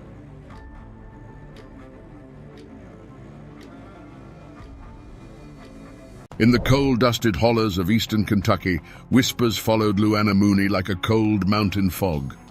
Death was her constant companion. One husband died in a fiery car crash. Another, from a gunshot wound, ruled a suicide.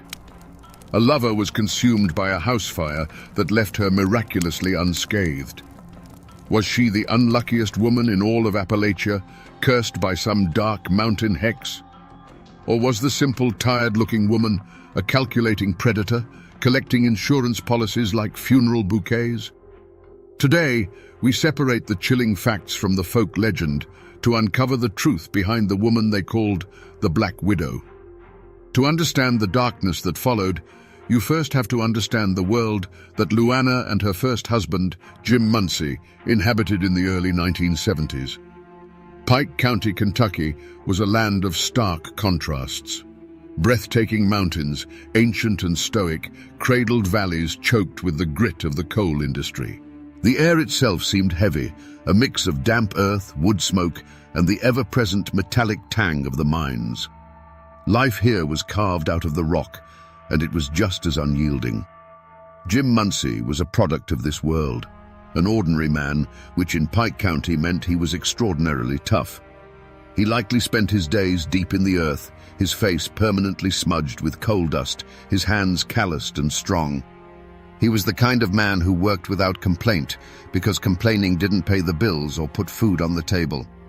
His dreams were probably simple: a steady paycheck, a warm house, and seeing his children grow up with a little more opportunity than he had. He was the backbone of Appalachia, the silent, hard-working man upon which everything was built. In this life, Luana was the quintessential miner's wife. From the outside, she fit the mold perfectly.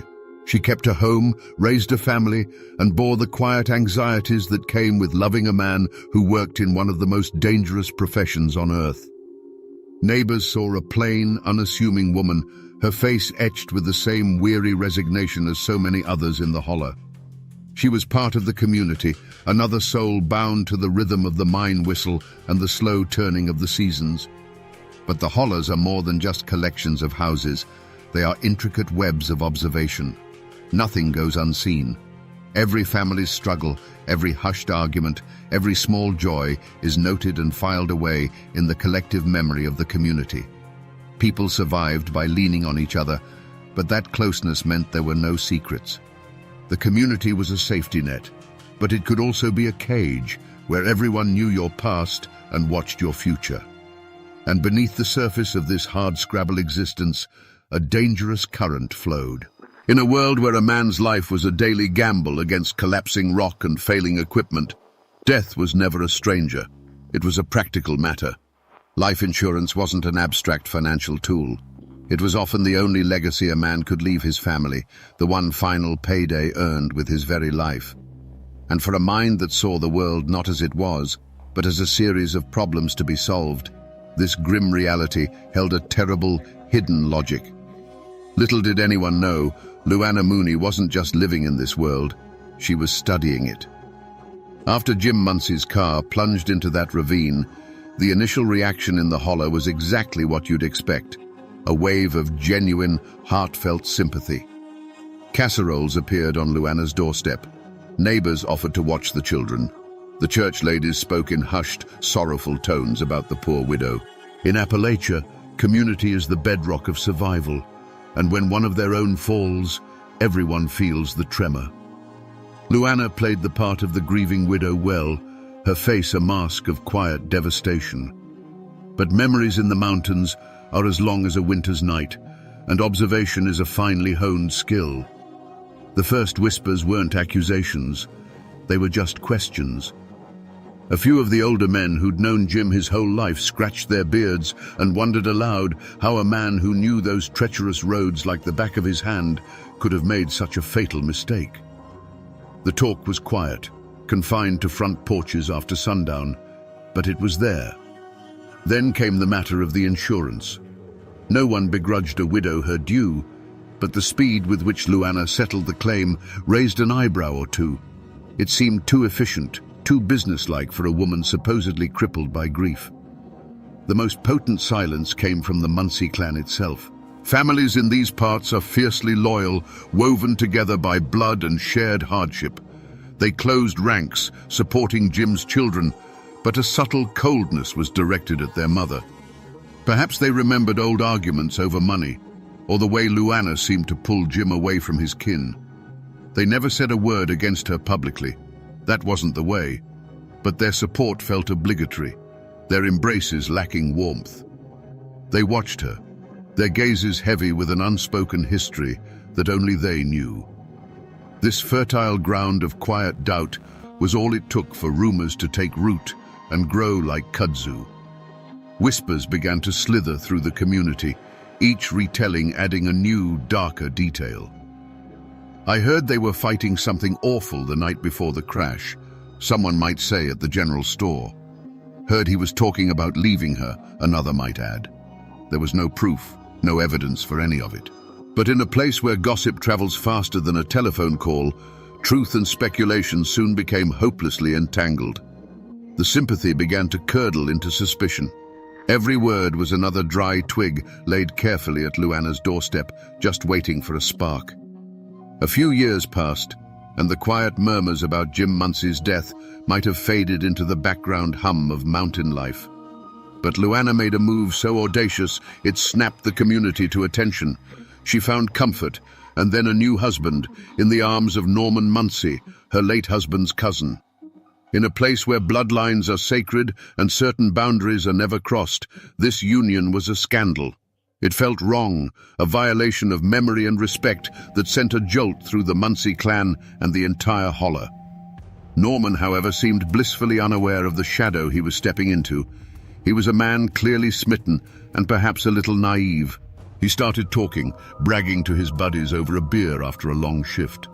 He told them how Luana had taken out a new life insurance policy on him, a policy for a sum that was staggering by Pike County standards. He'd laugh it off, saying, "She just loves me so much, she's terrified of losing me." To his friends, hearing those words, a cold dread began to settle in. It sounded less like a term of endearment and more like a valuation. Then came the day the laughing stopped. Norman Muncey was found dead in their trailer. The official report delivered a verdict that was clinical, simple, and to everyone who lived there, utterly unbelievable. Suicide. A single gunshot wound. But the official story crumbled the second it hit the grapevine. The rumor, spreading like wildfire from the first person who saw the body to the last person in the county, was that the wound wasn't where a man could put it himself. The old-timers in Pikeville shook their heads, their faces grim. "A man don't shoot himself in the back of the head," they'd say, their voices low and certain. This was the point of no return. The death of Jim Muncey had been a question mark. The death of Norman Muncey was an exclamation point. The community's unspoken verdict was delivered. Luana was no longer just an unlucky widow. She was something else, something to be feared. The whispers about a curse were replaced by a chilling certainty of something far more human and far more sinister. The law might have closed the case, but in the court of mountain opinion, the first drops of blood had stained Luana Mooney's hands, and the stain was never going to wash out. By the time Luana took up with Curtis Copley, the cloud of suspicion around her had grown dark and heavy. They lived together in a dilapidated house on the edge of town, a place that seemed to sag under the weight of its own decay. It was the kind of house that old-timers would say had a misery about it, where the floorboards groaned with untold stories and the windows looked out like vacant eyes. For Curtis, it was just a place to live. For Luana, it was a stage for her next and most terrifying act. On the afternoon before the fire, a neighbor saw something strange. Luana was making trips from the house to an old shed out back, carrying boxes and bundles wrapped in blankets. The neighbor didn't think much of it at the time. Maybe she was just cleaning out some old junk. But the image stuck in her mind. The methodical way Luana moved, her face a blank, unreadable mask. It wasn't the hurried work of spring cleaning. It was the careful, deliberate action of someone salvaging valuables from a sinking ship. That night, the house didn't just catch fire, it exploded. One moment, there was the quiet dark of the holler. The next, a roar as the old, dry wood surrendered to the flames. The house went up like a paper lantern soaked in kerosene, tearing a furious orange hole in the night sky. Windows burst, sending showers of glass into the yard. The heat was so intense it buckled the tin roof, which peeled back with a scream of tortured metal. It wasn't just a fire, it was an erasure. And then came the figure running down the dirt road, a woman in a nightgown, her silhouette framed against the inferno. It was Luana, her voice a piercing shriek, crying for help, for someone to save Curtis. She was the picture of terror and desperation, collapsing into the arms of the first neighbors to arrive, her body racked with sobs. She told a frantic story of waking up to smoke and heat, of barely managing to jump from a window as the floor gave way behind her. A miraculous escape. When the volunteer fire truck finally arrived, there was nothing they could do but watch the structure collapse in on itself, hissing and spitting into a smoldering pile of black bones. They poured water on the glowing embers, the steam rising into the night like departing ghosts. It took hours for the scene to cool enough for them to search the ruins.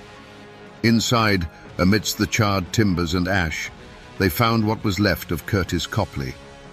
He was discovered in the remains of his bed, a blackened shape that was barely recognizable as human. The question hung in the smoky air, unspoken, but felt by everyone there. Why didn't he run? Why didn't he even try to get out? The fire had been a monster, but it hadn't been silent. Yet Curtis had never moved. The whispers that followed were no longer whispers. They were spoken aloud, in tones of dread and certainty. People remembered the boxes Luana had moved. They replayed her frantic performance on the road, and it now seemed hollow, rehearsed. The talk of the evil eye returned, the legend of the woman who brought death to any man who shared her bed. Luana Mooney was no longer just a woman followed by tragedy. She was the tragedy itself, a walking, breathing folktale of Appalachian horror. The sun rose on a black, jagged wound in the heart of the holler. Where Curtis Copley's house had stood was now just a steaming skeletal ruin. The smell of wet ash and finality clung to the morning air. Investigators, what few the county had, poked through the debris, their faces grim. They found the remains of a wood stove, some twisted bed springs, and the charred remnants of a simple life. The fire had been too hot, too complete. It had consumed everything, including any shred of concrete evidence. The official explanation, when it came, was a shrug of the shoulders in paper form. Faulty wiring, perhaps. A stray ember from the stove. In a land of old wooden houses and overworked wiring, it was a plausible and convenient conclusion. It was ruled a tragic accident. Case closed. The system, lacking the tools or the will to dig deeper, moved on. Luana Mooney collected another insurance payment, a modest sum for a house and a life that had been reduced to cinders. In the days that followed, Luana played her role to perfection. She was the shattered survivor, the woman haunted by loss, her voice a fragile whisper. But those watching her saw something else. They saw that her grief was a garment she put on in the morning and took off at night. Her eyes, when she thought no one was looking, were not filled with sorrow, but with a cold, clear focus. She was a woman with a plan, and the ashes of her old life were simply the foundation for her next one. The community rendered a different verdict. The whispers were over. Now there was a wall of silence. When Luana walked into the general store, conversations would cease. Mothers would pull their children a little closer. Men who might have once offered a polite nod now stared straight through her, their faces hard as granite. The silent shunning was a form of mountain justice, a way of casting someone out without ever laying a hand on them. She had become a ghost in her own town, a living pariah. She was now more legend than person. The Black Widow of Pikeville was a name spoken in hushed tones, a story told to frighten restless children and warn young men.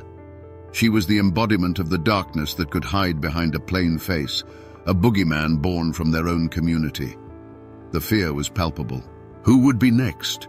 What man would be foolish enough to get tangled in her web?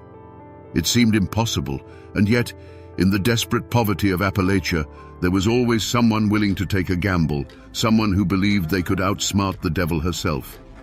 Michael Adkins didn't die. Wounded and bleeding, fueled by a primal will to live, he stumbled through the dark woods, every rustle of leaves sounding like his executioner returning.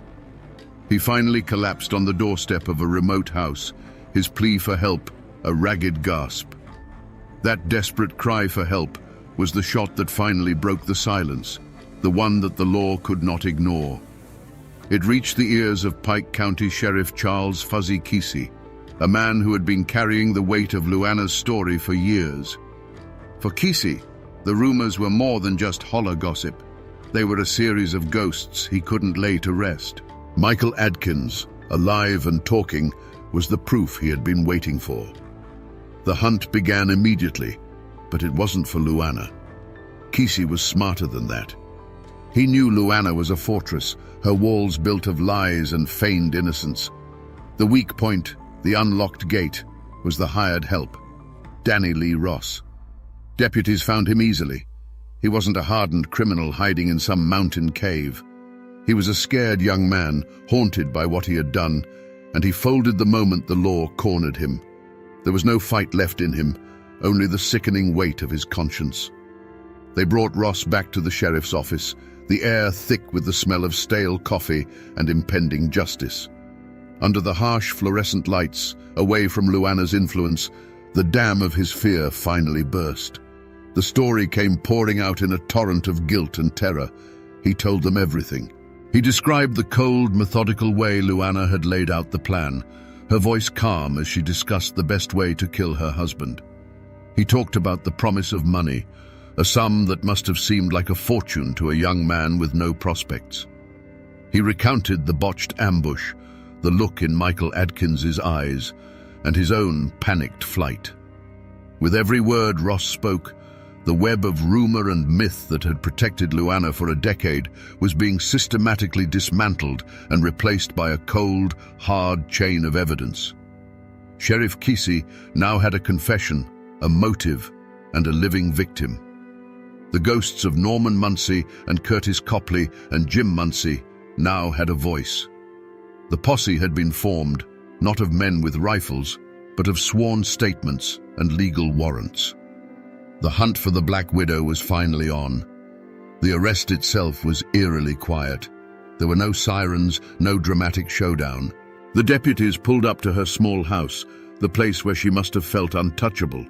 They found her there, the picture of simple domesticity.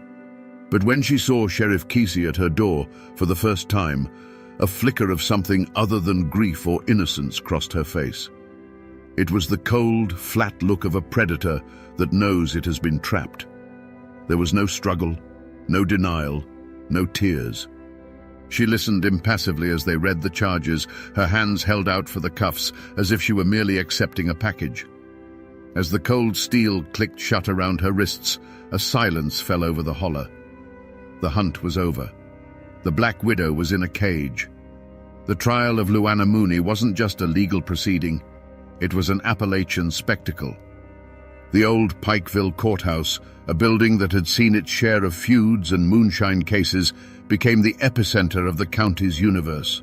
Every day, the courtroom was packed to the rafters with people from every surrounding holler. They came not just to see justice done, but to get a look at the woman who had haunted their imaginations for over a decade. Armed deputies lined the walls, their presence a testament to the tension that crackled in the thick, un-air-conditioned room. This was more than a trial. It was a reckoning. The prosecution, led by a lawyer who understood the mountain psyche, methodically built their case, brick by damning brick. They laid out the timeline of death and profit. First Jim Muncie, then the insurance check, then Norman Muncie and a larger check, then Curtis Copley and another payout. Finally, the attempt on Michael Adkins. They painted a portrait of a ruthless predator who used men not for love or companionship, but as disposable assets in a long-term financial plan. With Danny Lee Ross's trembling confession and Michael Adkins's harrowing testimony from the stand, the prosecution locked the cage door. The defense attorneys had an impossible task. They couldn't deny the Adkins plot, so they tried to shift the blame, portraying Luana as a simple, uneducated woman who was the victim of a cruel fate and the manipulations of others. They attacked Ross's character, painting him as a liar, trying to save his own skin by implicating a poor, unfortunate widow. They tried to create a fog of reasonable doubt, but it was like trying to stop a flood with a handful of sand. Throughout it all, Luana Mooney sat at the defense table, a small, still figure at the center of the storm. She showed no fear, no remorse, no emotion at all. While witnesses described her cold-blooded plans and men recounted their near-death experiences, she just watched, her face a placid mask. Her silence was more chilling than any confession. It was the unnerving calm of someone who believed she was above the judgment of ordinary men. She was not a cornered animal. She was a queen observing a tedious, predictable ceremony. After the closing arguments, the jury filed out, and a heavy silence descended on the courtroom.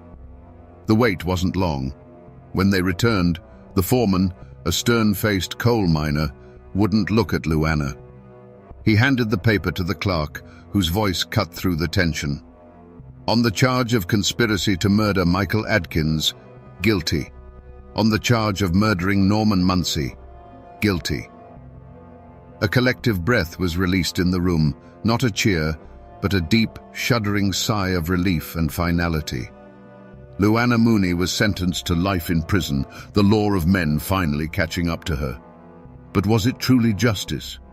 The court had spoken on two of her victims. The ghosts of Jim Muncie and Curtis Copley, however, remained in the legal shadows, their deaths officially ruled accidents. The law had delivered its precise, limited verdict. But the people of the mountains, who had watched and whispered for years, knew the full, terrible score. The Black Widow was caged, but the question would always linger in the hollows. Had the system truly delivered justice, or had it just closed the book on the final bloody chapter? Luana Mooney's story didn't end with the sound of a gavel. She was transferred to the Kentucky Correctional Institute for Women, where she lived out the rest of her days in the sterile silence of a prison cell. For over 2 decades, she remained a cipher. She never confessed, never offered an apology, never gave any insight into the darkness that had driven her. She died in 2005, a quiet, anonymous end for a woman who had caused so much chaos. She took her secrets with her to a prison grave, leaving behind only a legacy of death and unanswered questions. The echoes of her life, however, still ripple through Pike County. Michael Adkins, the man who survived, became a reluctant legend. He was forever known as the one who got away, a living testament to Luana's evil and the one loose thread that unraveled her entire murderous tapestry. Her own children were also victims, forever branded by their mother's sins. Her son Danny, a pawn in her final failed plot, paid for his loyalty with a prison sentence of his own, his life irrevocably broken by the woman who should have protected him. The physical scars on the landscape have faded, but they haven't vanished. The old courthouse still stands in the center of Pikeville, and people will still point to its windows and say, "That's where they finally convicted the Black Widow." The treacherous mountain road where Jim Muncie died still claims cars in the winter ice. And if you ask the right old-timer, they can still show you the overgrown, empty patch of land where a house once burned to the ground, a place that feels colder than the surrounding woods, even on a summer day. But the most indelible trace Luana left behind is her name. In the hollows of eastern Kentucky, Luana Mooney is more than just a name. It's a cautionary tale, a piece of modern folklore. It's a shorthand for a heartless woman, a boogeyman used to warn men about who they trust. Her name has been woven into the very fabric of the place, a dark thread in a rich tapestry of mountain history. And in the old cemeteries, you can still find the weathered tombstones of her husbands, silent stone markers in a story of greed and murder. They stand as quiet, irrefutable proof that even though most of the world has forgotten, the mountains remember everything. So we come back to the question that hung in the air at the very beginning. Was Luana Mooney a woman cursed by fate? Or was she a cold-blooded predator hiding in plain sight? The evidence leaves no room for doubt. There was no mountain hex, no evil eye. The curse was her own calculated greed, a chilling emptiness where a human heart should have been. But the more unsettling question is the one that has no easy answer. Was she born a monster, or was she forged in the crushing poverty of the coal fields? In a world where a man's life was often valued at little more than his next paycheck, perhaps she simply saw her husband's as another dark seam to be mined for profit. The story of the Black Widow of Pikeville is more than just a chilling true crime tale. It is a profoundly Appalachian story about the darkness that can fester behind a quiet, unassuming facade. It's a testament to the fact that for a full decade, the only justice her victims received was in the whispers of the community. The holler knew. The law needed a confession and a survivor, but the people, with their long memories and watchful eyes, had passed their verdict years earlier. It serves as a stark reminder that the most terrifying monsters don't lurk in the shadows of the deep woods. They sit on the front porch, they shop at the same store, and they know your name. This is a story of cruelty, yes, but it is also a story about the resilience of a place and its people. It's a story that has been absorbed by the very mountains that witnessed it all. A cautionary tale that will be told as long as there are campfires to gather around and cold nights to whisper in. The names on the tombstones will fade, but the echo of Luana Mooney's reign of terror serves as a permanent warning. And now, my friends, you know the rest of the story.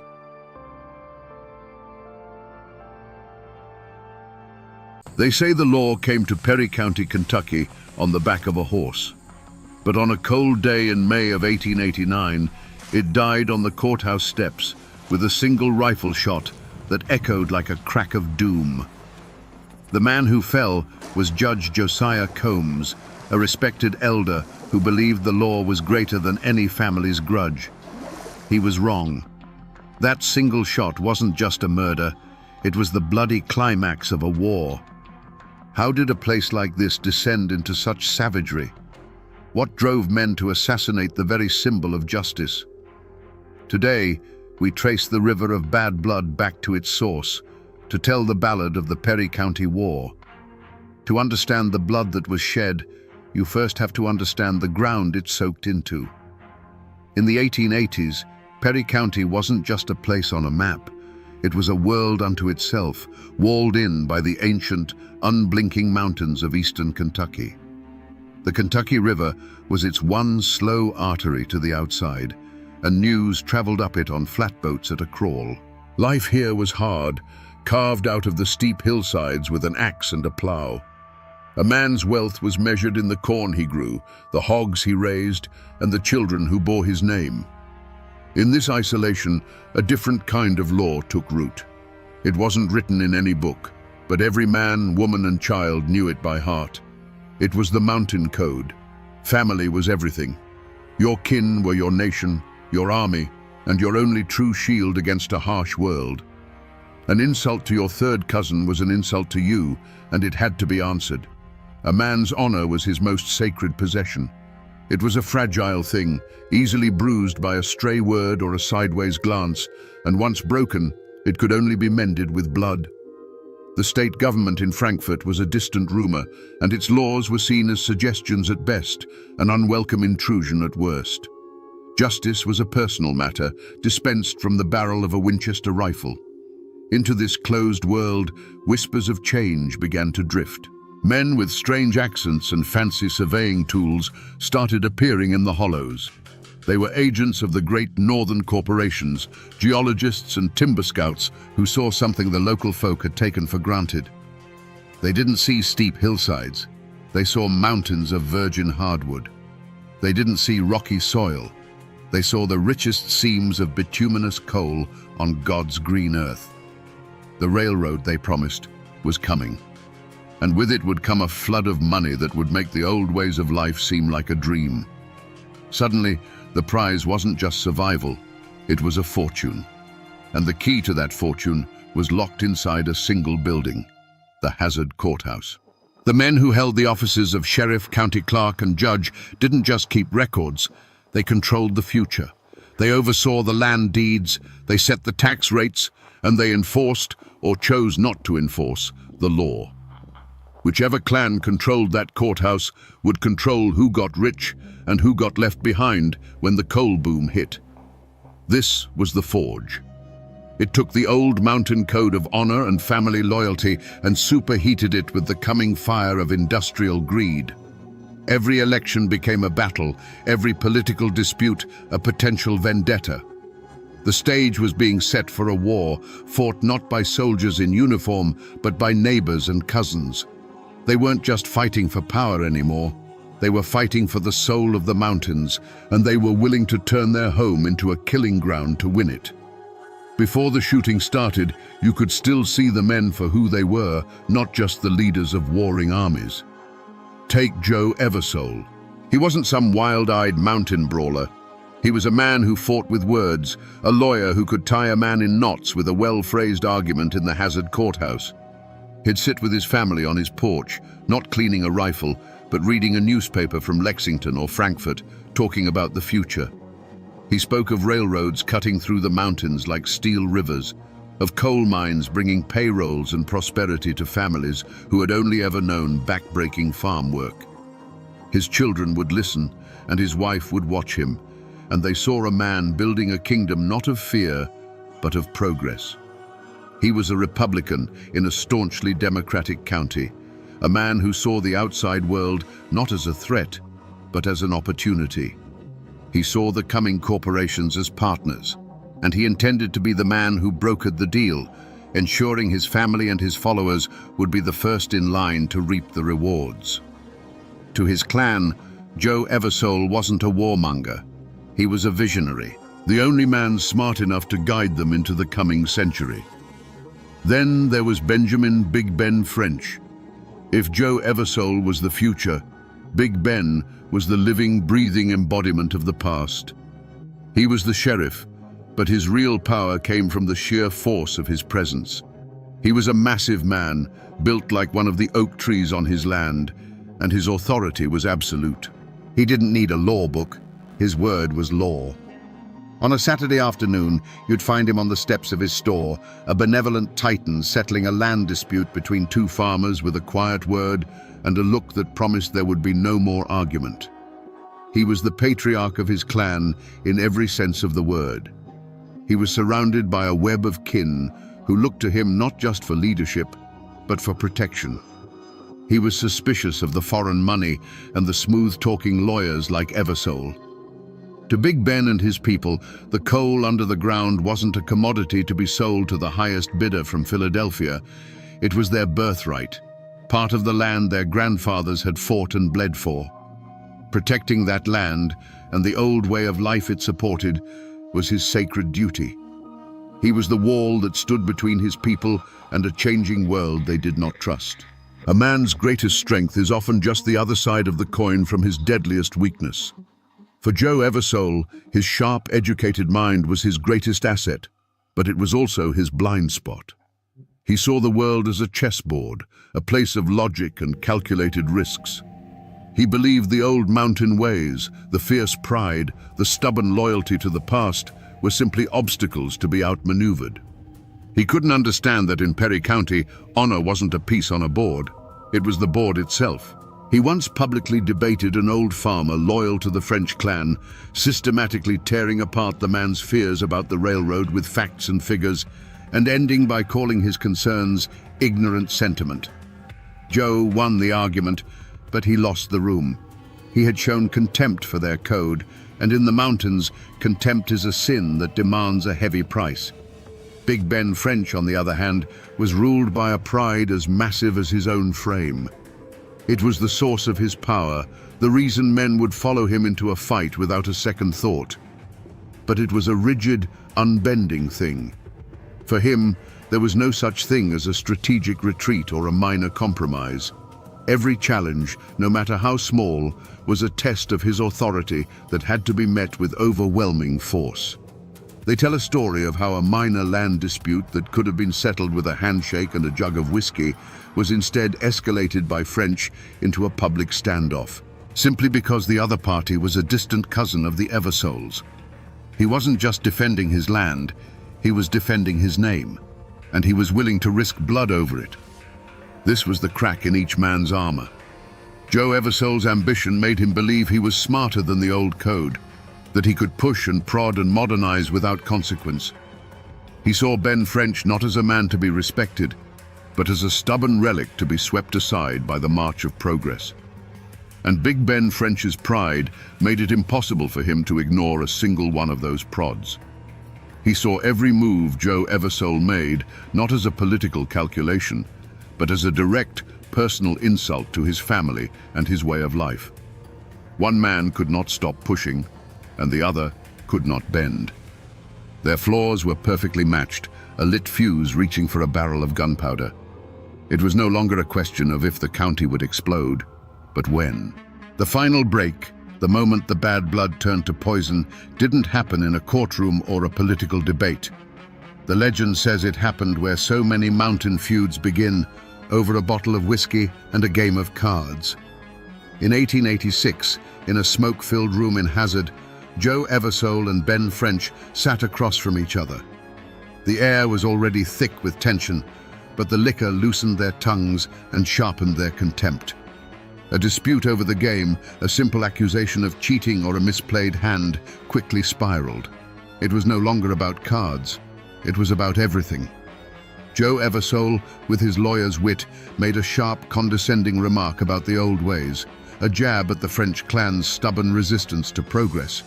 It was a flick of the wrist, but it landed like a fist on Big Ben French's jaw. For a man like French, whose entire world was built on the rock of his personal authority and the honor of his name, this public insult from a man he saw as an upstart was intolerable. His pride, that massive, unbending thing, ignited. He rose from his chair, his shadow swallowing Eversole, and the threats he made were not vague. They were promises, spoken low and cold, of what happens to men who forget their place. In the mountains, a public threat is a debt that must be paid. To let it pass is to admit you are the weaker man, and weakness is a death sentence. The line had been crossed. The room fell silent as the two men stared each other down, and everyone present knew they had just witnessed the conception of a war. Joe Eversole had poked the bear, believing his intelligence was shield enough. Ben French had been challenged in his own kingdom, and his pride demanded a brutal, unforgettable lesson. The lesson came a short time later, not in the open, but from the shadows. Nicholas "Nick" Combs was Joe Eversole's uncle, a trusted friend and a respected man in his own right. He was ambushed on a quiet mountain road, shot from his saddle without a chance to draw his own weapon. It was a cold, calculated act of terror. There was no trial, no witnesses came forward, but everyone in Perry County knew. This was the French clan's answer. It was a message written in blood, sent directly to Joe Eversole. For Joe, this was the moment the chessboard was kicked over. The murder of his uncle was not a political move. It was an act of savagery that ripped through his modern worldview. The old code he had tried to outsmart had just reached out and torn a hole in his family. His grief was matched only by a cold, burning rage. There would be no more debates, no more legal maneuvering. Ben French had chosen the language of the gun. Now, Joe Eversole would answer in kind. The affront had been delivered, and the only acceptable response was vengeance. The blood of Nick Combs was a seed, and from it a forest of rifles began to grow. Joe Eversole's grief was a cold, sharp thing, and it pointed him down a path from which there was no turning back. Now, you might think the mountain code would demand a simple, brutal balance, a life for a life. A French loyalist, maybe the man who pulled the trigger, would be found dead in a creek bed, and the scales of honor would be level once more. That was the old way. That was the path of compromise. Elders from both clans, men with grey in their beards who had seen enough killing in their time, tried to steer the currents back to that old channel. They came to Joe Eversole, not as enemies, but as neighbors. They spoke of the cost of a wider war, of fields that would go unplowed, and children who would grow up without fathers. They pleaded with him to seek a targeted revenge, to let the matter end there before it consumed them all. They warned him that turning Perry County into a battlefield would only serve the interests of the outside coal men who were watching from the hills like vultures. But Joe Eversole was deaf to their warnings. His calculating mind, now fueled by rage, saw this as a moment of opportunity. A simple revenge killing would just continue the endless cycle. He wanted to end it permanently. He didn't want to just balance the scales, he wanted to smash them. He rejected the pleas for peace, framing his decision not as vengeance, but as a crusade. He would raise an army, march on Hazard, and tear the corrupt French regime out by its roots. He would bring, he claimed, a new kind of law to the mountains. It was the perfect justification, wrapping his raw ambition and his thirst for retribution in the noble flag of progress. Across the county, Ben French watched Eversole's mobilization, and his own pride provided the equal and opposite reaction. He heard the same pleas for peace, the same warnings, and he threw them back in the faces of those who offered them. To him, backing down now, offering a sacrifice to appease Eversole, would be an admission of guilt and a show of weakness he could not abide. He saw Eversole gathering men and buying rifles, and it confirmed his deepest suspicions. This was never about an uncle's death. It was a coup. So French began to prepare for a siege. He was the High Sheriff, and he would turn the county seat into his personal fortress. He gathered his own loyalists, men who saw Eversole's progress as a threat to their very existence. He sent riders out, and the French clan answered the call. They barricaded windows in the courthouse and reinforced the doors of their homes. Each nail hammered into a board was another nail in the coffin of peace. Each new Winchester rifle that arrived in Hazard was another vote for war. The path of compromise was now completely overgrown, and the two factions were marching down separate parallel roads, destined to collide in the streets of the town they both claimed to be fighting for. On the night before the battle, a heavy silence fell over the hills around Hazard. It was a cold, clear November in 1887, and under a sky full of hard, distant stars, two armies lay waiting for the dawn. On the ridges outside of town, Joe Eversole's men huddled around small, smokeless fires, their Winchester rifles oiled and ready. Inside the town, Ben French's followers stood watch at the darkened windows of the courthouse, their own weapons loaded. The air itself seemed to hold its breath, knowing what the morning light would bring. Into this tense stillness, a single figure walked the lonely road between the two camps. It was an old circuit preacher, a man who belonged to no clan but God's. He had christened babies from both families and spoken the final words over their dead. He represented the last flickering candle flame of peace in a room reeking of gunpowder. He went first to Joe Eversole's camp. He found him staring into the darkness toward Hazard and made his plea, his voice low and urgent. He spoke not of politics, but of souls. He named the men on both sides who would be dead by the next sundown, men whose children he knew by name. "Is this the future you want to build, Joe?" he asked. "A county of widows and orphans?" For a moment, they say, Joe Eversole hesitated.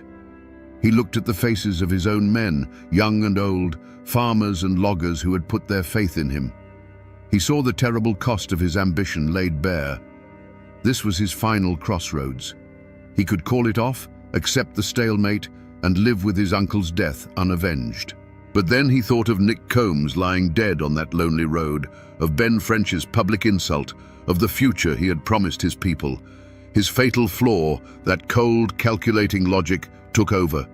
To back down now would be to lose everything. He turned to the preacher and said, "Reverend, this isn't war. This is an extermination. The sickness is in that courthouse, and I am the cure." The old preacher then walked into the besieged town of Hazard, past French's armed sentries, and found Big Ben in the darkened sheriff's office. He made a different plea, an appeal to French's duty and his pride. "Ben," he said, "you are the sheriff. You are the law. Don't let your own town become a slaughterhouse. Show them you are the bigger man. Offer a truce." Ben French stood, a giant silhouette against the window, and looked out at the campfires of the Eversole army flickering on his hills like a disease. He too stood at a crossroads. He could offer a concession, perhaps hand over the man suspected of killing Nick Combs and spare the town. But his pride, that unbending mountain of a thing, would not allow it. To him, a truce was surrender. It was an admission that Joe Eversole had the right to march an army to his doorstep. He turned from the window, his face set like stone. "They are the ones who came for a war, Reverend," he said. "My only duty now is to see that they get one. You go and pray for their souls. I'll take care of their bodies." With those words, the final door to peace was slammed shut and bolted. The last chance was gone, burned away by the pride of two men who had chosen the path of no compromise. The dawn came up grey and cold over Hazard, and with the first weak light came the sound that would define Perry County for years to come. It wasn't a single shot, but a volley, a deafening, ripping roar as 100 Winchester rifles opened fire from the hills. The Battle of Hazard had begun. For the people of the town, cowering in their homes, it was as if the sky itself was being torn apart. The sound was everywhere, a physical force that rattled windows and shook the very floorboards. The morning birds fell silent, replaced by the high-pitched whine of ricochets and the sharp, splintering crack of bullets chewing through wooden walls. From the ridge, Joe Eversole watched his plan unfold. The world narrowed to the objective, the county courthouse, now a stone fortress spitting fire. His men moved like shadows, darting from the cover of one house to the next, their rifles barking in short, angry bursts. But for every man who moved, a dozen puffs of smoke would erupt from the courthouse and the surrounding buildings. The air grew thick and acrid with the smell of burnt black powder. This wasn't the swift, surgical strike he had envisioned. This was a meat grinder. The logic and planning that had brought him here felt useless against the sheer, stubborn reality of stone walls and determined men. Inside that courthouse, Big Ben French was no longer a sheriff. He was a general in a siege. The cavernous rooms echoed with the thunder of his own men's rifles. The air was a haze of smoke, and the constant thud of Eversole's bullets against the thick stone walls was a drumbeat of impending doom. He would move from window to window, his massive frame a silhouette against the flashes of gunfire, directing his kin with a quiet word or a nod. His world was reduced to what he could see through those narrow, deadly rectangles of glass, the street below, where men he had known his whole life were now trying to end his. He felt the weight of his unbending pride, not as a burden, but as the foundation holding the building up. For the families of Hazard, the war was a terrifying, unseen monster living on the floor above them. Huddled in their root cellars, they could only listen. They heard the frantic running of booted feet on the boardwalks, the desperate shouted commands, and the ceaseless, terrifying percussion of the rifles. A woman clutched her children as the jars of canned beans on the shelf rattled from the concussions overhead. An old man pressed his ear to the dirt floor, trying to discern the sounds of friend from foe. The battle wasn't just in the streets, it was in their homes, a violation so profound it would leave a scar on their memory forever. For 2 full days, the town was a war zone. The fighting would lull, creating a tense, ringing silence where the only sound was a dog barking in the distance, and then it would erupt again in a furious crescendo of violence. A man who rose from behind a stone wall to take a shot might suddenly disappear from view. A figure running across an open street would stumble and lie still. The argument that had begun over a card table was now being settled with lead, and its costs were written in the still forms that dotted the muddy streets. Finally, as the second day bled into a weary dusk, the firing from the hills began to slacken. Joe Eversole had to accept the truth. The courthouse would not fall. His army, battered and low on ammunition, began to melt back into the mountains from which it had come. The retreat was slow, sullen, and bitter. A great, profound silence descended upon Hazard, a silence that felt heavier and more menacing than the noise it replaced. The smoke slowly cleared, revealing a town that looked like it had been savaged by a great beast. Windows were shattered, doors were splintered, and the courthouse stood defiant, pockmarked but unbroken. The Battle of Hazard was over, But the war had just begun. No ground had been gained, no decisive victory won. But a terrible line had been crossed. The men of Perry County had proven they were willing to turn their own home into a battlefield. They had fired on their neighbors, their cousins, their kin. The courthouse still belonged to Ben French, but the town and the soul of the county now belonged to the feud.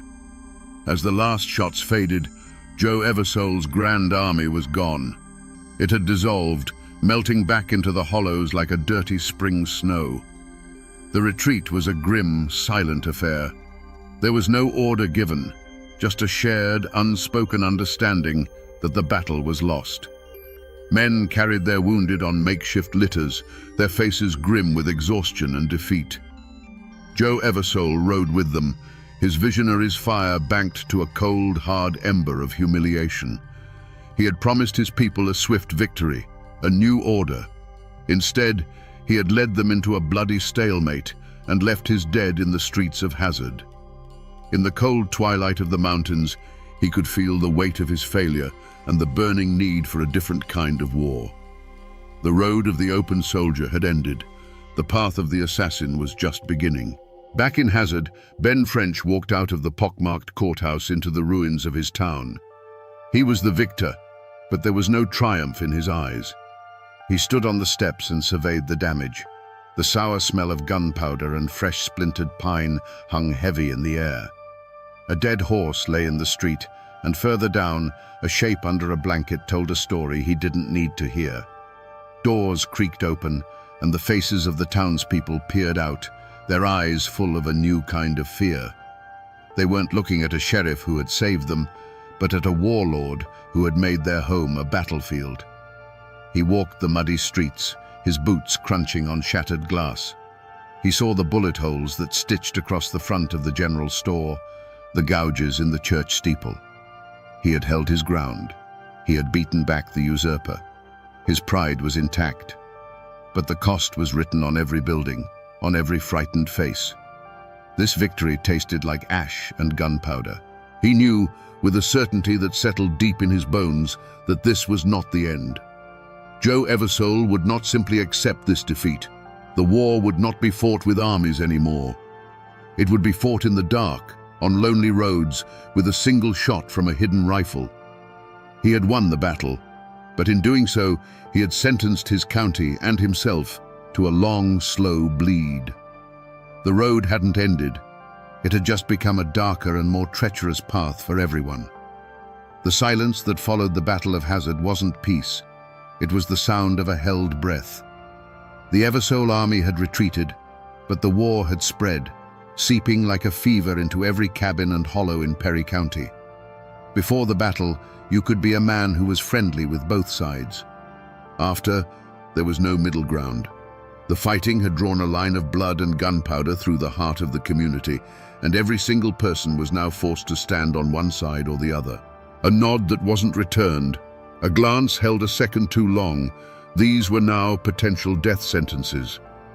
You have to understand what this did to the people. The feud was now a poison in the well water, and everyone had to drink.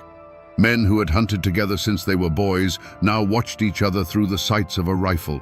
Corn rotted on the stalk because the man who planted it was afraid to walk his own fields without a guard. Travel on the county roads, once a simple trip to the grist mill, became a deadly gamble.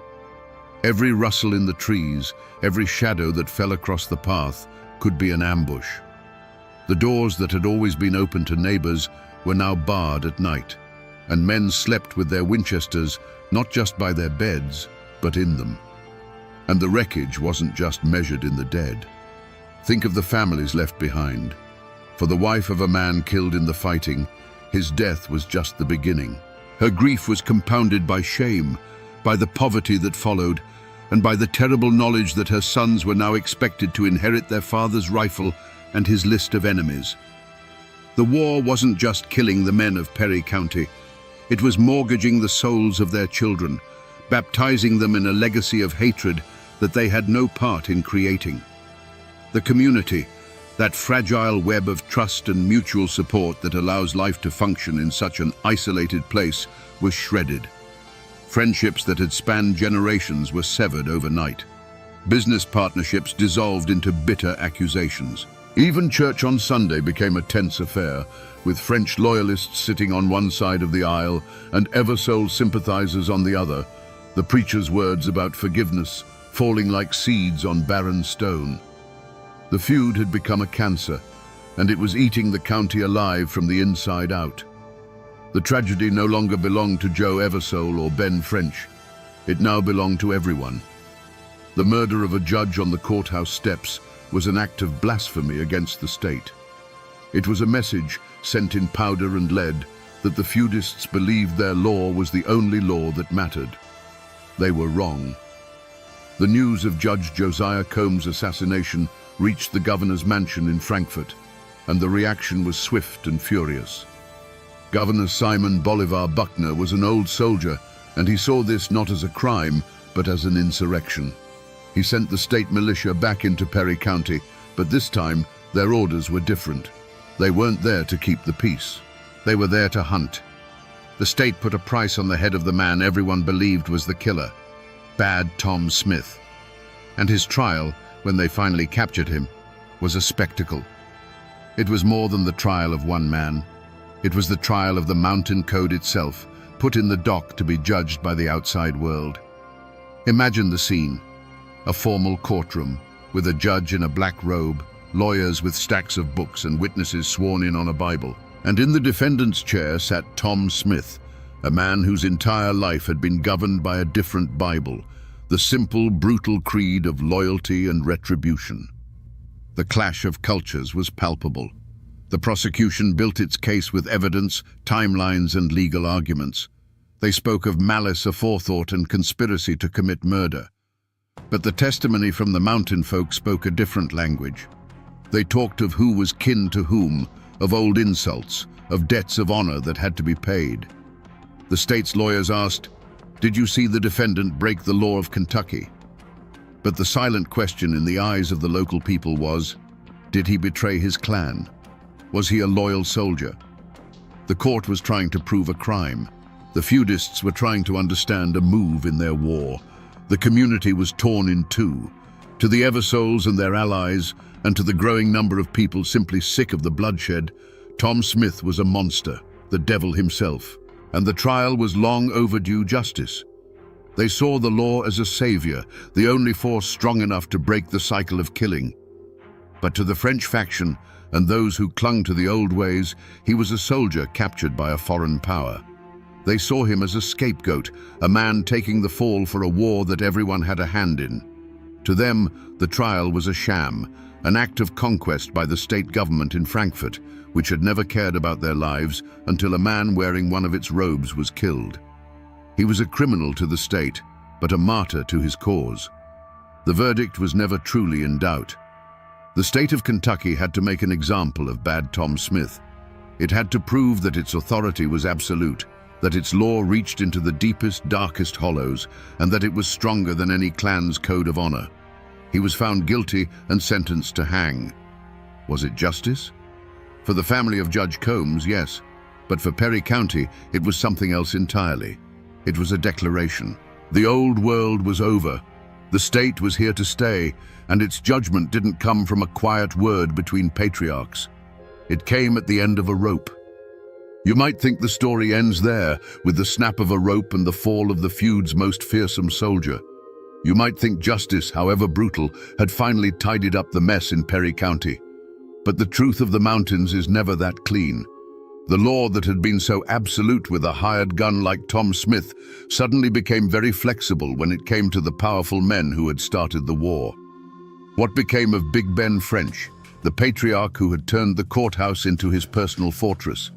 He was indicted, yes, but the charges were eventually dropped in a quiet political truce. There was no grand trial for him, no final judgment. The state, having made its point by hanging Tom Smith, seemed to lose its appetite for the fight. But Ben French didn't win. He had watched his world burn, his power broken not by Joe Eversole's army, but by the chaos they had mutually created. The fire in him simply went out. He lived out his days a diminished figure, a ghost in his own county, a relic of an age that had ended in blood and smoke. And Joe Eversole, the man of progress who had unleashed the storm, he seemed to have won.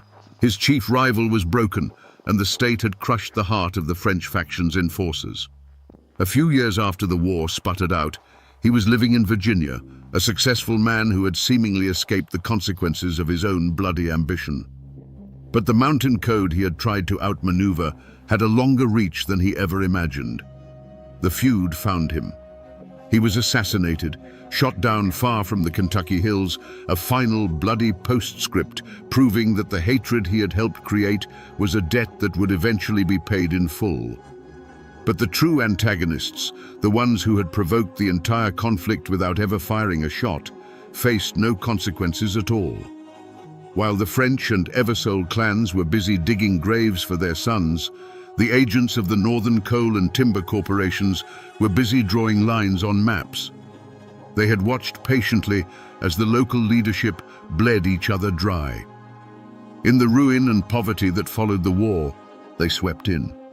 They bought up the mineral rights and the land titles for pennies on the dollar from the very widows and broken men the feud had created. The clans had fought a savage war for control of the kingdom, and in the process they had burned the kingdom to the ground, leaving the keys to the ashes for the quiet men in suits to come and pick them up. The killing stopped, but the war wasn't over. It just went on inside the people, a quiet, smoldering fire passed down from one generation to the next. To be an Eversole or a French in Perry County after the war was to carry a ghost on your back. For decades, the names themselves were like a brand, marking you as part of a story that everyone knew but no one wanted to tell. Some descendants fled the mountains entirely, changing their names and trying to outrun the bloody shadow of their past. Others stayed, living under a constant weight of expectation or suspicion, forever defined by the actions of a grandfather they had never even met. The community healed itself in the only way it knew how, by burying the memory alive. A deep and profound silence fell over the history of the feud. It became the great, unspoken trouble. Men who had shot at each other in the streets of Hazard now passed each other at the general store with a quiet, stiff nod. They had to. To survive, they had to pretend it never happened. But the ghost of it was always there. At weddings, people would watch to see which families sat on which side of the church. At funerals, they would remember how the deceased's father had died. The war became a part of the landscape, an invisible mountain that everyone had to live under. And into the vacuum of power left by the shattered clans, a new king came to the mountains. This king didn't carry a rifle. It carried a ledger book and a surveyor's chain. The coal companies, the patient vultures who had watched the battle from afar, now descended. With the old patriarchal system broken, there was no one left with the power to resist them. The Hazard courthouse, the very building the clans had bled for, slowly became just another office for processing the company's land deeds and enforcing its will. The new sheriff wasn't the head of a clan. He was a man who understood his main job was to protect the company payroll and break up union talk. The final bitter legacy of the Perry County War was written on the faces of the next generation. The sons of the men who had fought and died for control of the mountains didn't inherit a kingdom. They inherited a job. They traded their rifles for pickaxes and went to work for the same foreign corporations their fathers had either courted or resisted. They swapped their fierce, violent independence for a company paycheck, a house in a company town, and a debt at the company store. The war for the soul of Perry County was finally over, and the soul had been sold for a train car full of coal. If you go to Hazard today, you won't find the same courthouse that Ben French defended. It's been replaced by a more modern building. But you can stand on the very spot where Judge Josiah Combs fell, the threshold of justice where the feud reached its bloody climax. And if you know where to look, out in the old family cemeteries tucked away in the hollows, you can find the graves. You can run your hand over the weathered tombstones of Eversoles and Frenches, their names and dates being slowly erased by a century of wind and rain. These stones are the last physical witnesses, the silent, moss-covered proof that these men lived and fought and died here. But the memory of the war doesn't live in the stone. It lives in the stories. And no name from that time echoes with more chilling power than Bad Tom Smith. He has become more than a man. He's the boogeyman of Perry County. For generations, his story was a cautionary tale told to children on dark nights. His supposed pact with the devil, his cold, dead eyes, and most of all, his final defiant words from the gallows, "Hell is my destination, and I'm not afraid to go," have transformed him from a historical figure into a genuine folk legend. He is the ghost of the feud made flesh, a permanent reminder of how dark a man's soul can get. The war itself has become a ballad, sung not with music, but in the quiet conversations on front porches and in the back of old country stores. It's a story told to explain why things are the way they are. It's a warning about what happens when pride is allowed to run hotter than reason, a lesson in how neighbors can tear each other apart over a prize, only to let a silent stranger walk away with it in the end. It's the foundational myth of modern Perry County, the bloody birth of the coal camp world that would follow. And the ghost of a name is more than just a memory. The names are still there. You can find French and Eversole and Combs in the phone book today. The descendants of these men are now neighbors. Their children go to the same schools, and they live in a world that was built on the ashes of their ancestors' war. The feud is over, buried under layers of silence and time. But the spirit of it, that fierce, stubborn mountain pride, that deep suspicion of outsiders, that lingering memory of a time when a man's honor was worth more than his life, that hasn't vanished. It still haunts these hills, an echo that has never truly faded away. So we come to the end of the road, and the question we started with still hangs in the air. Was Joe Eversole a hero or a villain? Was Ben French a protector or a tyrant? The truth, as it so often does in these mountains, lies in the muddy grey between. Eversole was a visionary who saw the future, but his ambition was so great he was willing to pave the road to it with the bodies of his neighbors. French was a patriarch defending his people, but his pride was so rigid he would rather see his kingdom burn than bend an inch. They were not good men or bad men. They were hard men, forged by a hard place, and their flaws were the sparks that lit the world on fire. In the end, this isn't just a story about a feud. It is a timeless, brutal lesson in how a man's greatest strength can become his most profound weakness. Ben French's unshakable honor was the bedrock of his power until it became a stone that drowned him. Joe Eversole's sharp, modern mind was his greatest weapon until it blinded him to the ancient, bloody truths of the human heart. They were two sides of the same coin, destined to destroy each other, and in their destruction, they cleared the path for the very forces they were fighting to control. The Perry County War stands as a dark monument in the heart of Appalachia. It's a story of how a community can be led to tear its own heart out, fighting a savage war for control of a prize, only to wake up from the slaughter and find that a silent, patient stranger has walked away with it all. The clans fought for the land, but the corporations got the coal. And that, my friends, is the ballad of the Perry County War, a story of how mountain men fought like kings for a kingdom, and in the end, lost everything but their graves.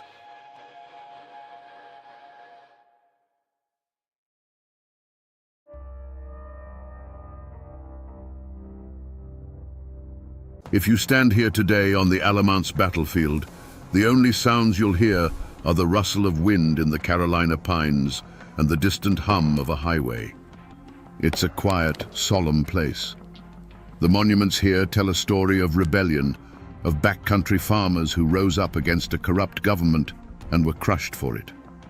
Most people think the story ends here in the blood and the smoke of May 1771. But they're wrong. The real war, the one that history forgot, was just beginning.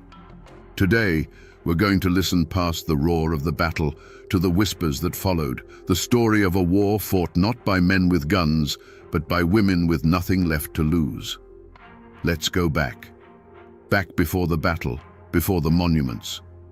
Picture a small cabin nestled in a clearing, carved from the deep, unforgiving woods of the North Carolina backcountry.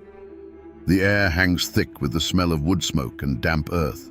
A man, his clothes stained with the infamous red clay of the Piedmont, works a stubborn plot of land, his axe ringing a steady rhythm against the silence of the forest.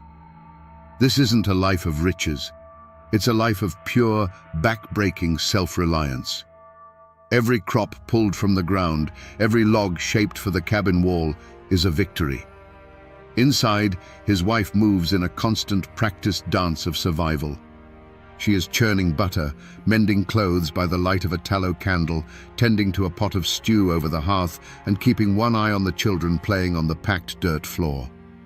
Her hands are rough, her days are long, but this life, this family, this small patch of earth, it is everything. It is a world they built themselves, beholden to no one but God and the seasons. But a shadow was stretching from the coast, a shadow cast by men in powdered wigs and silk coats. Governor William Tryon and his network of appointed officials saw these hardy folk not as subjects to be governed, but as a resource to be bled dry.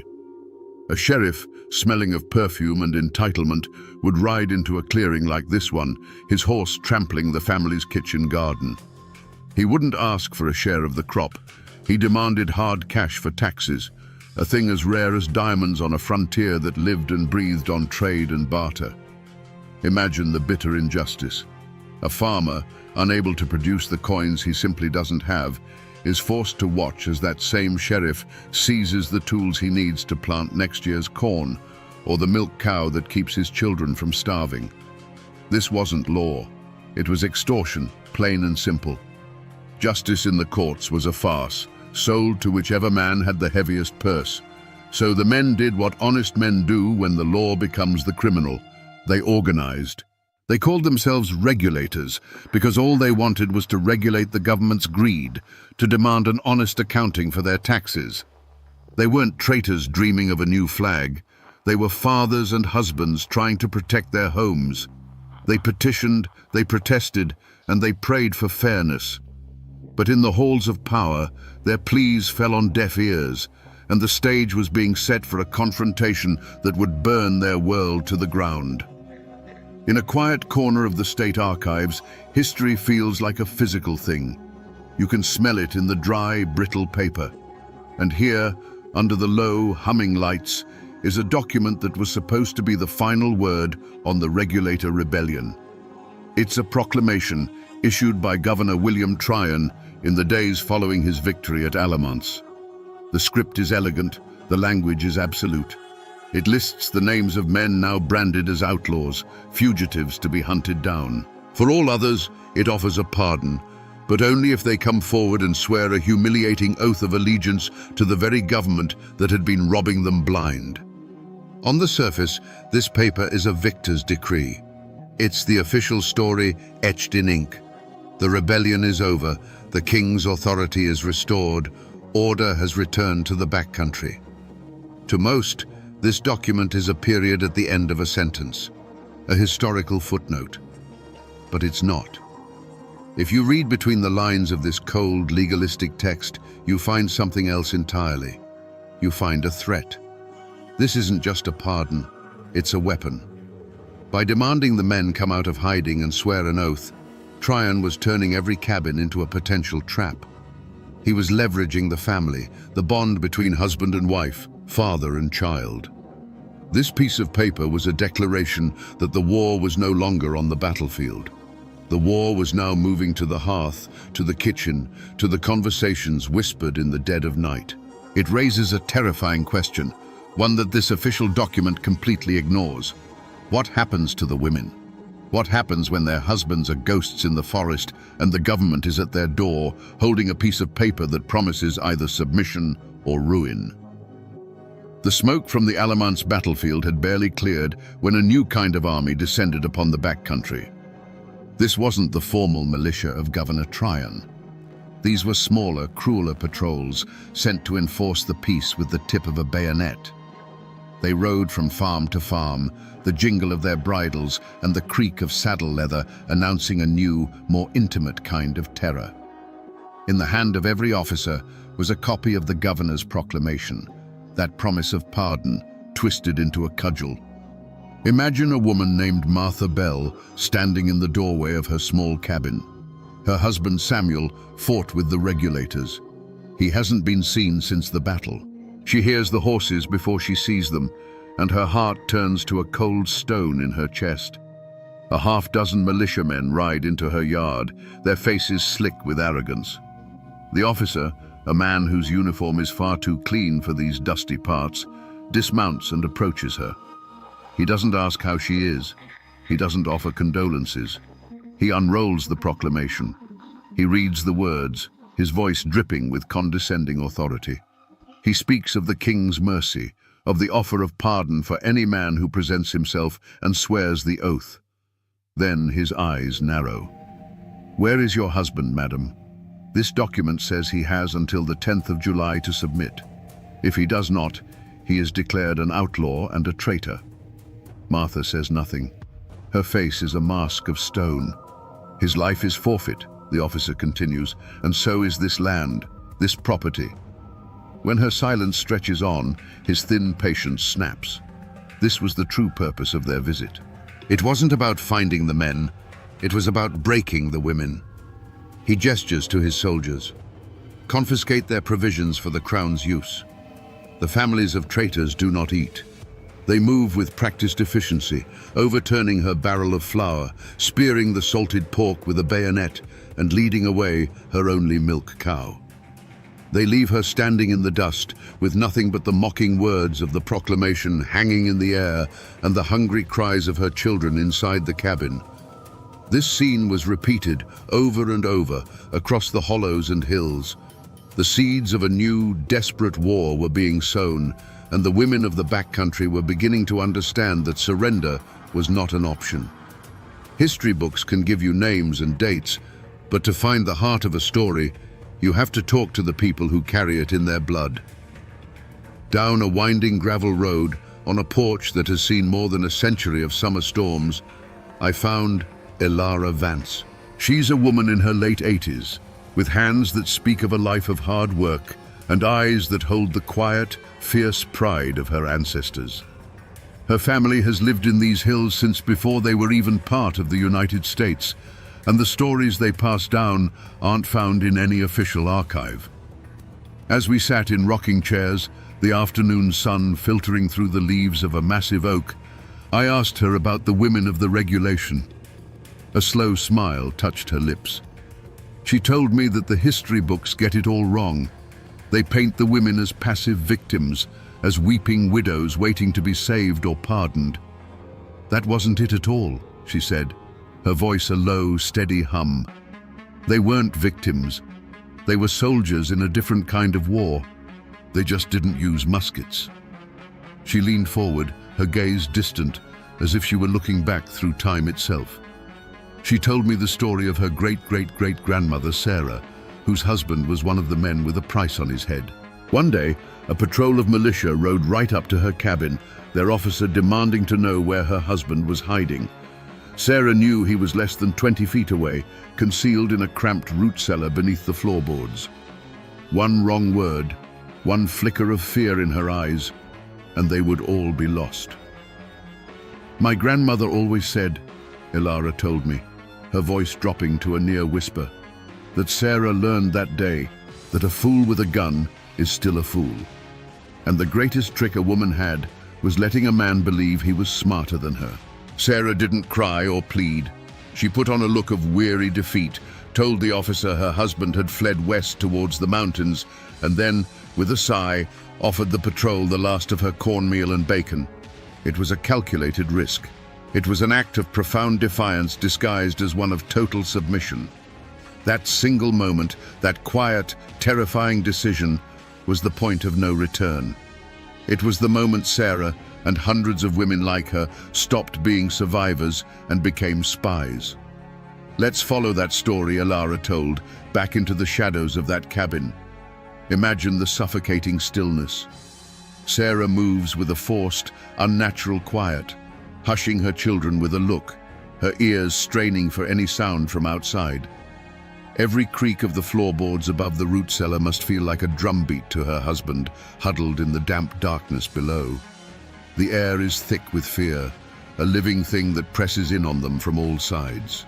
Then she hears it, the rhythmic thud of hoofbeats growing closer, the jingle of metal. They are here. The officer fills the doorway, blotting out the light, his polished boots a shocking intrusion on her simple dirt floor. He speaks his rehearsed lines about outlaws and oaths, his voice a tool of intimidation. Sarah feels the floor beneath her feet, the thin planks of wood that separate her world from annihilation. She sees the faces of her children, wide-eyed and silent. In that moment, something inside her shifts. The fear doesn't vanish, but it crystallizes into a cold, sharp-edged resolve. Weeping would be a weakness. Pleading would be an invitation for cruelty. And so, the performance begins. She looks up at the officer, not with defiance, but with a carefully crafted emptiness, the look of a woman whose spirit has already been broken. "He is gone, sir," she says, her voice just a little too quiet, a little too weary. Heard the news from Alamance and fled west, towards the mountains. She doesn't overplay it. She just offers the simple, believable lie of a terrified wife whose husband has abandoned her to face the consequences. The officer stares, his eyes searching her face for any hint of deception. The silence stretches for an eternity. The fate of her family hangs in that single silent moment. Then Sarah takes her gamble.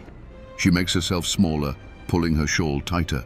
"You and your men, you've ridden far," she says, gesturing towards the hearth. "I've not much to offer, but there's a bit of bacon and some cornmeal. It would be a poor welcome to leave you hungry." It was a masterstroke, an act of submission so profound it was almost insulting, and yet they fell for it. They ate her food, their loud, boorish laughter filling the tiny cabin, while her husband listened to every word from his tomb of earth and roots. They believed they had won. They believed they had cowed another backcountry family into submission. But as they rode away, bellies full and egos satisfied, they had no idea what they had truly done. They had not created a victim, they had forged a weapon. When the sound of their horses faded, Sarah secured the door, lifted the floorboard, and helped her husband back into the world of the living. No words needed to be said. The old life was over. The rules of survival had changed, and she had just written the first page of a new book. You have to leave the manicured battlefield parks and the paved roads behind to find the real evidence of this war. Out here, where the woods have tried to reclaim what they lost, you can still find the scars if you know where to look. All that's left of what was once a thriving homestead is this, a single, stubborn chimney stack, built from fieldstone and red clay mortar. It stands like a tombstone for a family, a monument to a life that was deliberately dismantled. 250 years ago, this wasn't a ruin. It was a home. It was the center of a woman's world. But the most important evidence here isn't the stone and mortar. It's the land itself. Look just beyond the chimney, down at that steep creek bank, the one tangled with ancient roots and overgrown with wild honeysuckle. That soft earth was the last line of defense. That's where they dug the hideouts, the regulator caves as they came to be called, damp, dark holes in the earth where a man could lie motionless for days, breathing through a hollow reed while a patrol searched the cabin just yards away. This quiet, forgotten patch of ground. This was the real battlefield, not Alamance. Here, every day was a potential climax, every footstep a possible discovery. Imagine a woman, right where Im's standing, pretending to gather herbs, her eyes never straying far from that creek bank. She's listening, not just for the sound of soldiers, but for the carefully disguised bird call that was the signal from her husband that it was safe or that he was starving. This chimney wasn't just for warmth, it was a watchtower. And that creek wasn't just for water, it was an arsenal and a sanctuary. The whole landscape was a weapon, and the women learned to wield it with a skill born of pure desperation. The raid came on a moonless night, with the threat of a storm in the air. This time, there was no pretense of law, no proclamation unrolled. It was a visit of pure, calculated vengeance. A patrol, frustrated and empty-handed after days of chasing shadows in the woods, had decided to make an example of the Bell homestead. From his hiding spot in the cold earth by the creek, Samuel heard the horses approach, not with a steady trot, but with a hard, angry gallop. His blood ran cold. He could do nothing but listen to the sounds of his world being torn apart. The night was shattered by the splintering of wood. The heavy oak door, which had stood as a symbol of his family's security, was breached. From the cave, the sounds were muffled but terrifyingly clear. The crash of pottery, the heavy scrape and thud of their table being overturned. He could imagine the scene, the precious sacks of grain ripped open, their contents dusting the floorboards like a bitter snow. The sound of his wife, Sarah, speaking in a low, steady voice, followed by the officer's sharp, barking questions. Inside the cabin, the firelight cast huge, monstrous shadows on the walls. The soldiers moved with a brutal efficiency, not searching for anything, but simply destroying. A bayonet was used to puncture the water barrel, sending a flood across the floor. The family's few pewter dishes were swept from the mantel and clattered into the hearth. The officer stood over Sarah, his face a mask of fury in the flickering light. He knew she was lying. He knew her husband was near, and he was punishing her for her silent defiance, for her unbreakable will. Samuel, in his earthy tomb, heard the whimpers of his children. Each small cry was a torment, a physical blow he was powerless to stop. He pressed his face into the damp soil, his mind a maelstrom of rage and despair. Every instinct screamed at him to burst from his hiding place, to fight, to die protecting them. But he knew that was the trap. His discovery would mean the gallows for him and complete ruin for his family. And so he endured the unendurable, listening to the destruction of his home, his helplessness a heavier weight than the earth above him. The terror ended as abruptly as it began. With a final chilling threat to return, the patrol mounted up and rode off into the darkness. A heavy silence fell, broken only by the sound of the rising wind and a child's quiet sobbing. When Samuel finally emerged, he found a scene of deliberate devastation. The cabin, their sanctuary, had been violated, its contents strewn and broken. But in the middle of the wreckage stood Sarah. She wasn't crying. Her face, illuminated by the dying embers of the fire, was not one of defeat. It was a face of cold, hard, unforgiving resolve. They had wanted to break her spirit. Instead, they had tempered it into steel. After the raids, after the terror, came the paperwork. And in its own way, it was just as brutal. This is a copy of a county court record from late 1771. It's an information, a formal accusation filed with a magistrate by a neighbor, likely one who had sided with the governor or had been coerced into cooperating.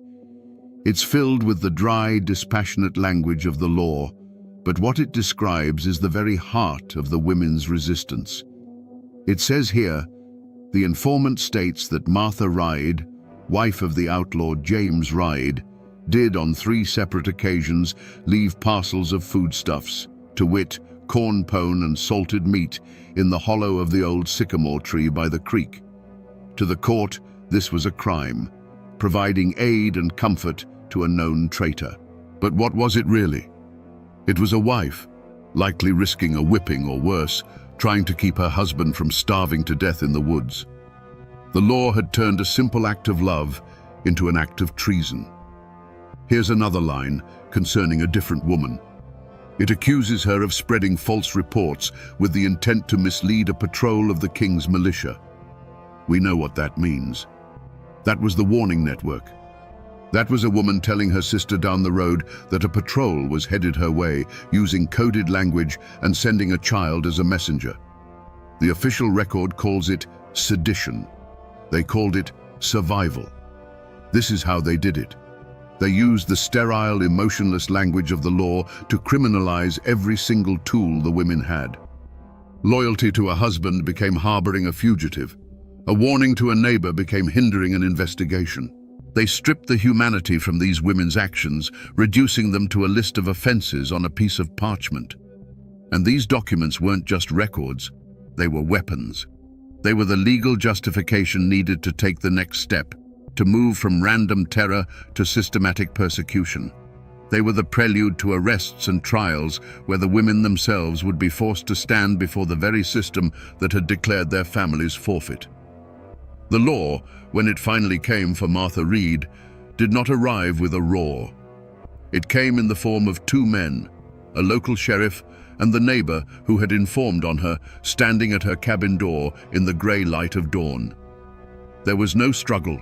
There was no chase through the mountains, just the cold, quiet reading of the charge, the words from that official document now a spoken sentence upon her life. The charge was providing aid and comfort to a known traitor. The reality was that she had left a piece of bread for her husband in the hollow of a tree. Her children watched, silent and terrified, as she was led away from the only home she had ever known. The journey to the county seat was a grim parade designed for maximum humiliation. She walked, her hands bound loosely in front of her, while the sheriff rode his horse. Faces peered from behind cabin doors and through gaps in the trees, but no one spoke a word. Fear was a gag in the throat of the entire community. To offer a kind word to Martha was to risk being the next one accused. The trial was a mockery of justice, held not in a grand hall, but in a stuffy, crowded room above a tavern. The air was thick with the smell of unwashed bodies and spilled ale. The magistrate, a portly man with a face flushed from drink and self-importance, was the same clerk the regulators had protested for his exorbitant fees. He was both judge and jury. There was no one to speak for Martha. Her accuser, a man whose land bordered hers and who stood to gain from her ruin, recited his story with a nervous, practiced air. The magistrate read the charge from the official paper, his voice droning on. He then turned his gaze upon Martha. "What say you to this, woman?" he asked, his tone laced with contempt. Martha Reed stood before them, a small, solitary island of silence in a sea of hostile words. She did not weep. She did not beg. She simply met his gaze and said nothing. Her silence was her last refuge, her final act of defiance. To deny the charge was to lie. To admit it was to condemn herself and her husband. And so she stood, mute, and let them judge her. The verdict was a foregone conclusion. The magistrate cleared his throat, enjoying the small moment of absolute power. He found her guilty. But he didn't sentence her to the gallows. That would create a martyr. He chose a colder, more practical punishment, one designed to send a clear message. She was to be placed in the public stocks for 2 days, to be shamed and scorned. And, as per the governor's proclamation, her land, her cabin, her livestock, every last thing she owned, was declared forfeit to the crown. The dry words on the paper had become a living reality, and the law had just officially erased her life's work with the stroke of a pen. To find the final chapter of their lives, you have to come here, to this old churchyard, sinking slowly back into the earth. The names and dates on many of these fieldstone markers have been scrubbed away by 2 centuries of wind and rain. They are a congregation of ghosts, their stories lost to all but the roots of the ancient oaks that stand guard over them. It took me a long time, but I finally found her. Right here. This small, tilted stone, half swallowed by moss. The carving is simple, done by a hand that was likely more familiar with an axe than a chisel. It just says, Martha Reed, beloved wife and mother. That's it. No mention of her defiance, no record of her trial, no hint of the home and the life that was stolen from her. The stone is a testament to her endurance, but it is silent on the subject of her courage. It tells you how she died, but not how she lived. And then, the final bitter irony of this place. You only have to walk about 20 paces over towards the main path to find this one. It's a larger stone made of imported slate, the inscription still sharp and clear. It belongs to the magistrate who signed the order, the man who declared her life forfeit. His epitaph speaks of his civic virtue and his loyal service to the colony. In life, he was a man of power, and she was a woman with none. He held her fate in his ink-stained hands. And now, they lie in the same Carolina clay, enemies in a forgotten war, neighbors for all eternity. It makes you wonder, what happened after the ink on that court order was dry? How did their stories truly end? When Martha Ryde was released from the stocks, bruised and humiliated, she was a woman with nothing. The law had taken her home, her land, and her name. But the law did not control the hearts of her neighbors. In the days that followed, the community's silent support became her lifeline. No one could be seen helping the wife of an outlaw, but a sack of potatoes would be left on the doorstep of the cousin who took her in. A freshly dressed deer, the work of a nighttime hunter, would be found hanging in a nearby tree. The shadow network that had once smuggled lead and gunpowder now smuggled charity and hope. Her husband James saw her one last time. A whispered meeting in a dark patch of woods, a final, heartbreaking farewell. He was a ghost in his own life, and to stay was to risk the gallows for himself and further persecution for his family. Like so many other broken regulator men, he turned his face towards the setting sun and walked west, over the great wall of the Appalachians, to carve a new life from the raw wilderness of the frontier. The promise, a desperate prayer whispered into the night, was that one day he would send for them. In the short term, it seemed that injustice had won. The magistrate continued his reign of petty tyranny, his pockets lined with the fines and fees he levied against the powerless. The neighbor who informed on Martha worked the land that was once hers, though it was said he never had a single prosperous harvest from that bitter soil. They were on the winning side of a conquered rebellion, secure in the favor of a distant king and his governor. But they had misjudged the people they lived among. They mistook silence for submission. The resentment from Alamance didn't disappear. It went underground, a simmering coal bed waiting for a wind to fan it into a flame. And in just a few short years, that wind began to blow from places like Boston and Philadelphia. The whispers against corrupt local officials became open shouts against the king himself. When the war for independence finally erupted, it was a firestorm in the Carolina backcountry. The old battle lines were drawn anew. The men who had been called traitors in 1771 were now hailed as the first patriots. And men like the magistrate, who had built their careers on loyalty to the crown, were now branded as Tories. His power evaporated overnight. He lived his final years in fear, a reviled figure in the very community he once ruled. The neighbor who took Martha's land found himself an outcast, his betrayal never forgotten nor forgiven. The story ends not with a single dramatic act of revenge, but with the slow, grinding justice of a community's memory. Martha Ryde never got her land back, but she lived long enough to see the world turn right side up again, and to be remembered not as a criminal, but as a hero. You would think that after 2.5 centuries, a story like this would settle into a single, agreed-upon truth. But it hasn't. Not here. The Battle of Alamance may be a footnote in the national history books, but in these quiet counties, the divisions it created still cast a long, faint shadow. The story of the regulation is not one story. It is two, and which one you hear depends entirely on which family's porch you happen to be sitting on. If you talk to the descendants of the regulator families, people like Elara Vance, you hear the story we've been piecing together. It's a foundational epic, a tale of righteous fury against tyranny.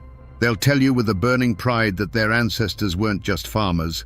They were the first American revolutionaries, the ones who bled for liberty 5 years before the shot heard round the world. To them, Martha Ryde is a saint of the resistance, a symbol of quiet, unbreakable strength.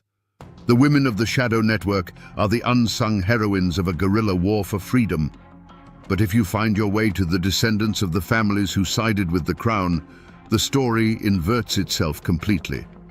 It's not a tale they tell loudly, but in hushed, careful tones, they will paint a very different picture. In their history, the regulators were not heroes. They were a dangerous, lawless mob. They were tax evaders and anarchists who threatened to drag the entire colony into chaos with their violence and their refusal to respect authority. From their perspective, Governor Tryon and the magistrates weren't villains.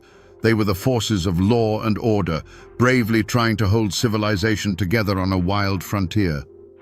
The informant who turned in Martha Ryde wasn't a traitor. He was a good citizen doing his civic duty. And Martha herself? She wasn't a hero. She was a criminal, knowingly aiding a fugitive and participating in a conspiracy against the legitimate government. Her punishment wasn't an injustice. It was the necessary consequence of her actions. These two versions of the past cannot coexist, yet they do, living side by side in the collective memory of this place. It proves that the deepest wounds aren't left on the battlefield, but in the stories we choose to tell our children. Facts are brittle things. They can be burned in a courthouse fire or buried under a faded tombstone. But stories in these mountains are different. They're like river stones, tumbled and worn by generations of telling, until all the sharp, inconvenient edges are smooth, and what's left is a piece of pure, powerful myth. And the story of the regulator women, in time, became one of the most enduring legends of all. The court records called them criminals, but the people called them the Alamance witches. The soldiers, most of them outsiders who thought the backcountry was a savage wilderness, started whispering. They couldn't understand how these women survived, how they always seemed one step ahead. It couldn't just be cleverness, it had to be something more. A woman's knowledge of herbal remedies, passed down from her grandmother, became the power to brew curses into a soldier's drinking water. A secret signal, a quilt hung on a line in a certain way, became a form of strange, silent witchcraft.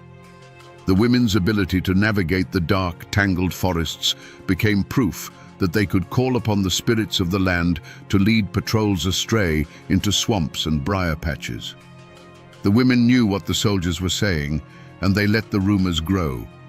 Fear was a shield, and they wore it like a cloak. And the legends didn't just protect the heroes, they punished the villains. The story of the neighbor who informed on Martha Reed is still told as a cautionary tale. They say the land he took from her, stained by his betrayal, never prospered. His crops failed, his cattle sickened, and he died a bitter, impoverished man. It wasn't bad luck. It was the land itself, loyal to its rightful owner, taking its revenge. This is how a community holds on to its soul when everything else is taken. They couldn't win on the battlefield or in a courtroom, but around the hearth, in the stories told to wide-eyed children, they could win the narrative. The history books were written by the victors, but the folklore belonged to the women. And so, we find ourselves back where we began, on the quiet fields of Alamance. But the silence feels different now, doesn't it? It's no longer an empty quiet. If you listen closely, you can hear past the roar of the battle that day in May. You can hear the whispers from the woods, the creak of a cabin door, the low, steady voice of a woman lying to a man with a gun to save her family. The monuments here commemorate a single day of thunder, but we've learned that the thunder was just the beginning. We have walked a long way from this field. We've stood beside the lonely chimney stacks that mark the graves of forgotten homes, and we've held the cold, angry words of the law in our hands. We've seen that the real war wasn't fought here with cannons and muskets. It was fought in 1,000 small, desperate moments, in occupied kitchens and dark root cellars, by women whose names were never meant to be remembered. So the next time you pass a forgotten country graveyard, or see a patch of daffodils blooming in the middle of the woods where a house once stood, stop for a moment. Remember that these aren't just empty places. They are libraries, filled with stories of courage that were never written down. They are monuments to the wars that are fought in the long, hard years after the soldiers have gone home. The battle is over. The soldiers are dust. The cause they fought for has been won and lost and won again a dozen times over. But the story of the women who refused to break that story remains.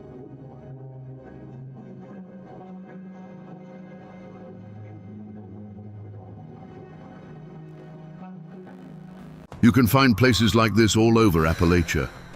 A quiet spot on the edge of town where a creek whispers over smooth stones and the only sound is the rustle of leaves in the canopy above. It feels peaceful, timeless even.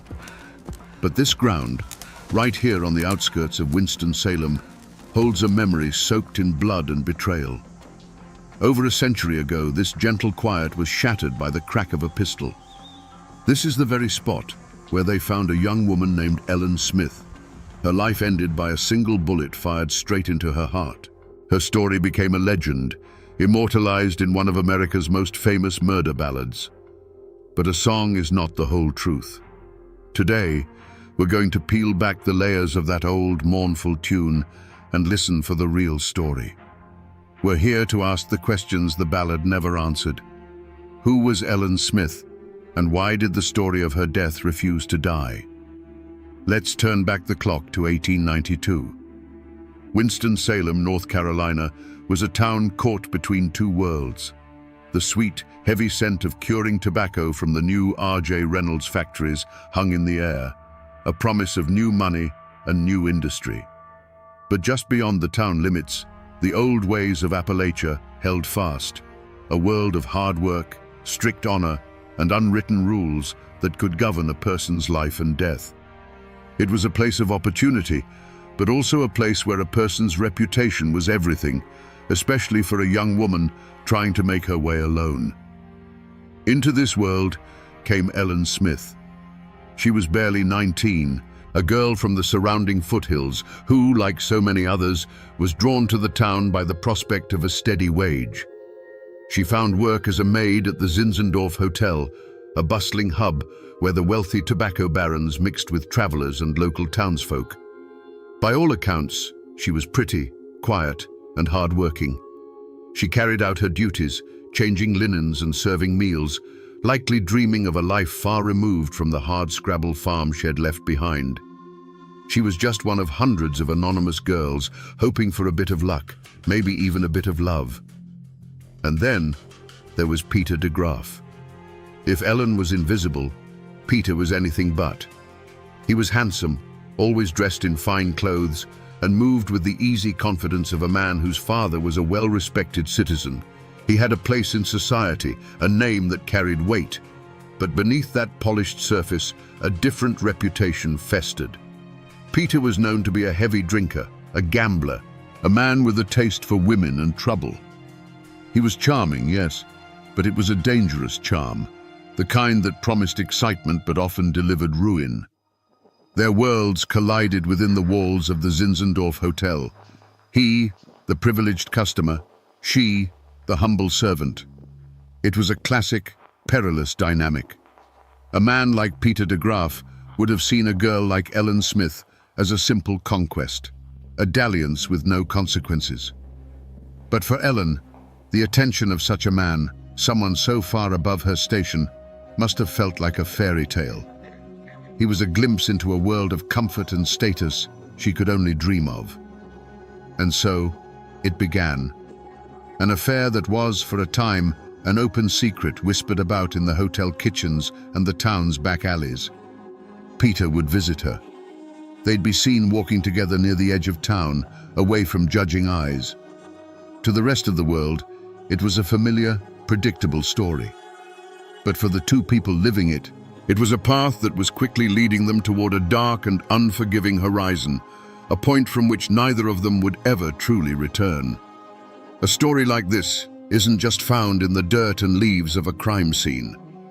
The real evidence, the kind that survives a century, is often buried in a different kind of silence, the quiet hush of a library archive. That's where the whispers from the past are preserved, pressed between the pages of old books and captured on reels of microfilm. And that's where I found this, a newspaper clipping from the summer of 1892, just a few days after Ellen's body was discovered. At first glance, it's what you'd expect. The headline is sensational, talking of a dastardly deed and a shocking murder. It names Peter de Graaf as the prime suspect. But the official facts are not the most important thing on this page. Tucked away in the third paragraph is a single, carefully worded phrase. The article mentions the town's rampant speculation about the victim's unfortunate condition. You see, this isn't just a piece of paper. It's a fossilized rumor. In the polite, coded language of the Victorian era, unfortunate condition meant only one thing. Ellen Smith was believed to be pregnant with Peter de Graaf's child. This single, unproven whisper, printed for all to see, was the spark that lit the fuse. Suddenly, this wasn't just a story of a lover's quarrel.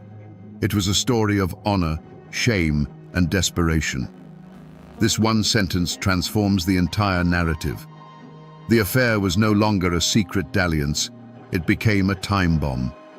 For Peter, it was a threat to his engagement to a more suitable woman and a stain on his family's good name. For Ellen, it was a last, desperate hope for legitimacy.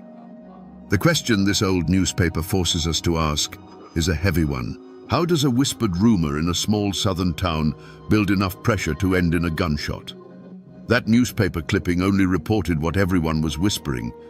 But for Ellen and Peter, that rumor was a stark, terrifying reality. Imagine a hushed, desperate conversation in a shadowed corner of the hotel, away from the prying eyes of guests and staff. This is where the love story, if it ever was one, truly died, and the countdown to tragedy began. Ellen, likely terrified but resolute, would have told Peter about the child. For her, it was a plea for salvation. In that moment, she wasn't just his lover. She was the mother of his heir. And in the unwritten code of the mountains, that demanded action. She would have asked him to do the right thing, to marry her and give their child a name. Peter de Graaf, however, was already promised to another woman, Fanny Faust, a bride his family approved of. Ellen's news was not a blessing, it was a catastrophe. It was a threat to his reputation, his inheritance, and his entire future. The easy charm he had used to woo her would have vanished, replaced by a cold panic. To him, her plea for marriage was not a request for honor, but an ultimatum that could unravel his entire world. The days that followed must have been a private hell for both of them. Their secret meetings would no longer have been filled with affection, but with bitter arguments. He likely offered her money, told her to leave town and never come back, to solve the problem on her own. But Ellen wouldn't have backed down. For her, this was not a problem to be disposed of. It was her life, her child's life. Her desperation would have made her bold, perhaps even threatening to expose him to his family and his fiancée. What started as a whispered secret between two people was now a festering conflict. Every denial from him would have fueled her resolve. Every tearful plea from her would have deepened his fear. The seeds of conflict were sown not in jealousy or simple hatred, but in a clash of two inescapable realities. She needed a husband to avoid ruin, and he needed to get rid of her to avoid the very same fate. The air between them grew thick with unspoken violence, and time was running out. Newspaper clippings and court records can give you the skeleton of a story, but they can't give you its soul. For that, you have to talk to the people who keep the memories alive. I found that soul in a conversation with a local historian, a man whose great-grandfather had known the de Graaf family. He wasn't a professor in some university. He was a man whose family had lived on this soil for 200 years, and whose memory was a library of local lore. We sat on his porch, overlooking the hazy blue line of the distant mountains. He told me the official story, the one we all know. The affair, the rumored pregnancy, the arrest. But then he leaned forward in his rocking chair, his voice dropping a little lower. "Now, this part you won't find in any court record," he said. This is the story that was passed down. The papers will tell you Peter had a motive, but they don't tell you why it had to happen on that specific day. According to the tale that's been told around here for over a century, Ellen Smith had given Peter de Graaf an ultimatum. It wasn't just a tearful plea for marriage anymore. She was done with his stalling and his empty promises. She told him that if he didn't agree to marry her, she was going to walk over to his father's house that very afternoon and tell the old man everything. Suddenly, the timeline snaps into sharp, terrifying focus. This wasn't a problem Peter could put off until next week. It was a crisis with a deadline measured in hours. Exposing the secret to his prominent father would have brought immediate and absolute ruin. It was one thing for the town to whisper, but for the patriarch of the de Graaf family to hear it from Ellen herself. That was unthinkable. Peter, cornered and desperate, knew he had to stop her. And he had to do it right then. This personal testimony, passed down through generations, gives us the missing piece of the puzzle, the emotional trigger for what was about to happen. The ultimatum hung in the hot, still air between them. It wasn't a tearful plea anymore. It was a declaration. Ellen was going to his father's house, today. For Peter de Graaf, the world had just shrunk to the size of a ticking clock, and every second brought ruin closer. The charming dandy, the confident man about town, was gone. In his place was a cornered animal, staring down the collapse of his carefully constructed life. The whispers of the town were one thing. A public confrontation with his father was another. It meant the end of his engagement, the loss of his inheritance, and the fury of a patriarch whose name he was about to disgrace. He couldn't let her get to that house. He had to stop her. But he couldn't do it in the open. He needed to move her away from the center of town, away from prying eyes, away from anyone who might hear an argument or a scream. And so, the mask of the charmer went back on, one last, terrible time. He would have softened his voice, feigned surrender. He likely told her she was right, that they needed to talk it through properly, away from the hotel. "Let's walk," he would have suggested, "down by the water race, where we can be alone. We'll figure this out." Did a flicker of hope ignite in Ellen's heart? Did she believe for just a moment that her desperate gamble had worked, that he was finally going to do the right thing? Or did a cold knot of fear tighten in her stomach? We will never know. But we know she agreed. Perhaps she felt she had no choice but to see it through. So she walked with him, away from the safety of the busy streets, away from the life she knew. Each step they took together was a step further from her world and deeper into his. They made their way toward the outskirts of town, toward the secluded spot by the old paper mill. The path would have grown quieter, the sounds of the town replaced by the buzz of insects and the steady rush of the water in the race. It was a sound loud enough to swallow other sounds. It was a place for secrets. They were alone now. No one to see them, no one to hear them. The pretense could finally be dropped. This was not a place for reconciliation. It was a place for a final, brutal resolution. The time for talk, for lies, for empty promises was over. The time for consequences had arrived.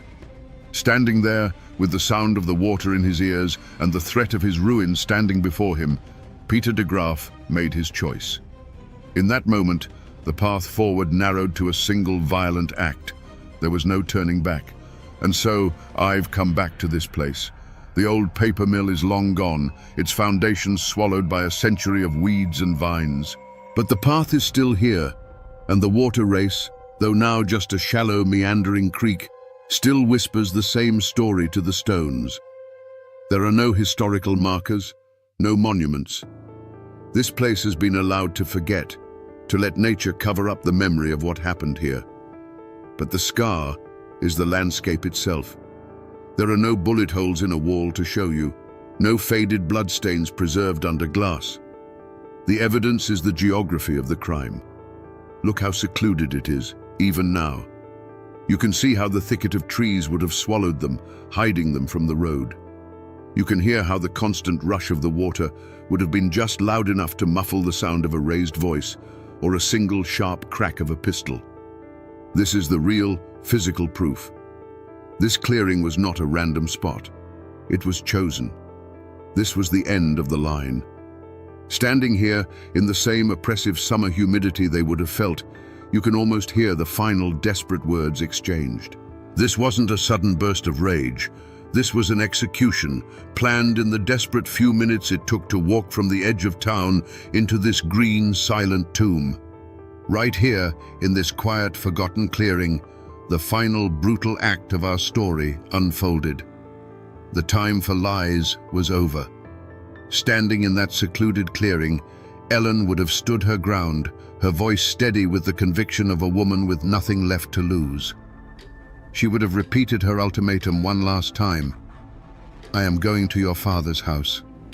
I am going to tell him everything. Those were the words that sealed her fate. For Peter de Graaf, the sound of the rushing water faded away, and the world narrowed to this single, unmovable obstacle standing between him and his future. The panic that had been churning inside him cooled into a terrible, simple clarity. He would have felt the weight in his coat pocket, a heavy, cold reassurance. He had likely brought it with him for this very purpose, a final option he hoped he wouldn't have to use. But her resolve, her refusal to be silenced or sent away, had exhausted all other possibilities. In his mind, she had backed him into this clearing, into this moment. There was only one way he could walk out of here alone, with his secret safe and his future intact. The choice was made. And then, the argument ended. It ended not with a resolution, but with a sharp, violent punctuation. A single, sharp report cracked the humid air, a sound far too loud and deliberate to be a snapping twig. It was a sound that ripped through the drone of the insects and the murmur of the creek, echoing off the trees for a brief moment before being swallowed by the woods. A flock of startled birds erupted from the canopy, their panicked calls the only immediate response to the unnatural noise. There would have been no scream, just a look of profound, final surprise on Ellen's face. A flicker of disbelief as she looked down at her own chest, as if to understand what had just happened. Her hands, which might have been clenched in anger or raised in pleading, fell limp to her sides. She crumpled to the ground without a sound, a final, soft exhalation of breath, the only testament to the life that had just been stolen from her. The vibrant, determined young woman was gone, replaced by a still, silent form. For a long moment, there was only the sound of the creek and the slow settling of dust motes in the shafts of afternoon sun.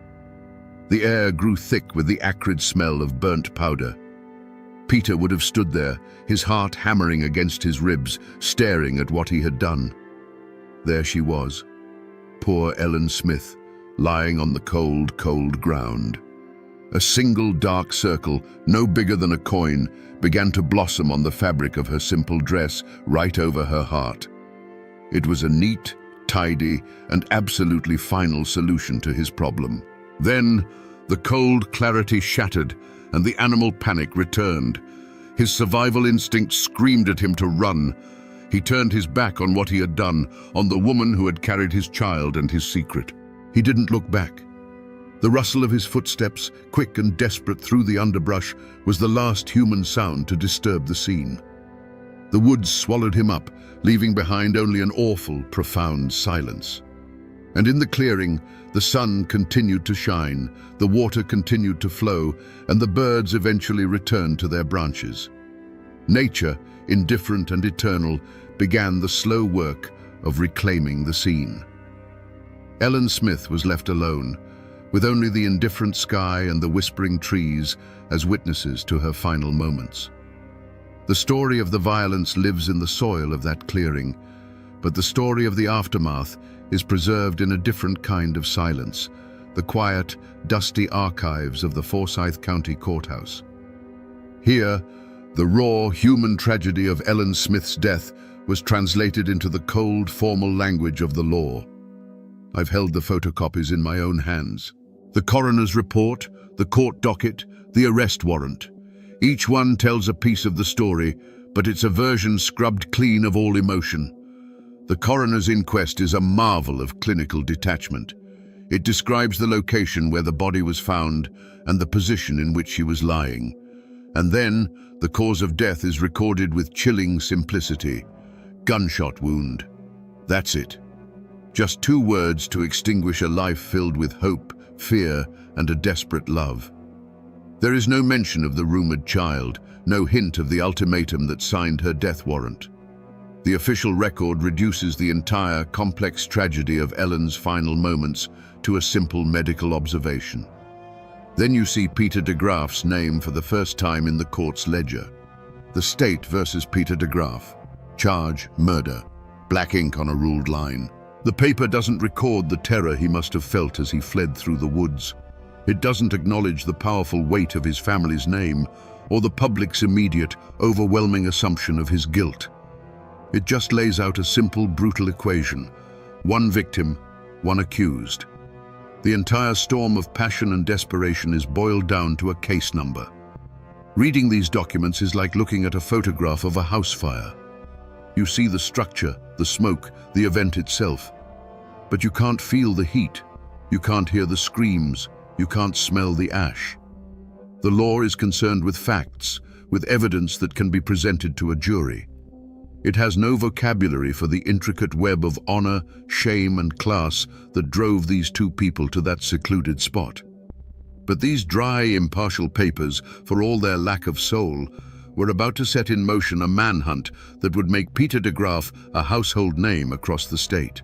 The law, once set in motion by those cold documents, moved with surprising speed. Suspicion fell on Peter de Graaf like a hawk on a field mouse, swift, singular, and absolute. He was her known lover. He had the motive, and he was the last person seen with her. He was arrested and charged with the murder of Ellen Smith. But in the courtroom, Peter was a different man from the panicked killer who fled the woods. He was unnervingly calm, dressed impeccably, denying everything with a steady voice. The evidence against him was powerful, but purely circumstantial. There was no murder weapon, no confession, no one who saw him pull the trigger. The prosecution built a case on motive and opportunity, while the defense chipped away at the lack of hard proof. The jury was torn, and the result was a mistrial. For a moment it seemed Peter de Graaf might just walk free. But a guilty man with a reprieve is a dangerous thing. Before a second trial could be convened, Peter made a move that would seal his fate more surely than any piece of evidence. With the help of his brother, he soared through the bars of his jail cell and, under the cover of a moonless night, vanished. To the public, this was the ultimate confession. An innocent man stands and fights for his name. A guilty man runs for his life. His escape transformed him from a suspect into a condemned fugitive in the eyes of the entire state. The law was no longer just seeking a conviction. It was now hunting a man who had made a mockery of it. The manhunt was vast. Telegraphs crackled with his description, and his name was on the lips of lawmen from Virginia to Tennessee. Months went by. The trail went cold. It seemed Peter de Graaf had been swallowed by the continent. Then, a tip came from a world away. He was found hundreds of miles from North Carolina, hiding in the most unlikely of places, working as a common hand in a traveling circus in Robinson, Kansas. The dapper man about town had become a ghost, living amongst the clowns and the carnies. The long arm of the law finally closed around him there, and he was brought back to Winston-Salem in chains, the spectacle of his capture only fueling the public's certainty of his guilt. His second trial was a formality. The courtroom was packed, the air thick with condemnation. This time, there was no doubt, no hesitation. The prosecution now had the most damning evidence of all: his flight from justice. The jury didn't need to see a weapon. They saw a man who had run, and they knew why. The trial was swift, the arguments a foregone conclusion. The jury filed out and returned in what must have felt like a heartbeat. The court clerk asked for the verdict. A silence fell over the room, so heavy you could feel the weight of it in your chest. The foreman, a grim-faced farmer, rose to his feet, unfolded a small piece of paper, and spoke the single word that everyone had come to hear: guilty. The dry legal process that began with a line of ink in a ledger had found its final, brutal endpoint. Peter de Graaf was sentenced to hang by the neck until dead. Every story has an end, and for the people who live them, that end is often found in a place like this, the old Salem Cemetery. It's a quiet library of stone, where the final chapters of thousands of lives are etched into granite and marble. I came here to find the last, quiet resting places of the two people at the heart of our story. It doesn't take long to find Ellen's. Her grave is marked by a simple flat stone, a humble marker that lies low in the grass, easily missed if you aren't looking for it. There is no grand epitaph, just her name and the dates that bookend her short, tragic life. It is a lonely grave for a girl who died alone. And yet, her story has kept this spot from being forgotten. People still come. They know the ballad, and they seek out this small stone as a kind of pilgrimage. Her final resting place is as modest as the life she lived, but the legend that grew from it is monumental. In death, the poor, forgotten maid became more famous than any of the wealthy people buried around her. Then, you walk just 100 yards or so past other weathered stones, and you find the de Graaf family plot. And there he is, Peter de Graaf. His marker is part of a respectable family collection, more substantial than Ellen's, but weathered by the same century of sun and rain. And the irony is so thick you can almost taste it. He killed her to protect his family's name, to sever their connection forever. But here they lie, just a short walk from one another. Enemies in life, neighbors for all eternity in this silent city of the dead.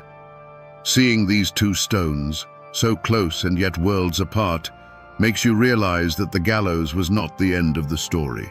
It was only the end of Peter's. For the families left behind, for the community that had witnessed the tragedy, the consequences were just beginning to unfold. The final verdict had been delivered, but the long shadow of that day was only starting to stretch across the land.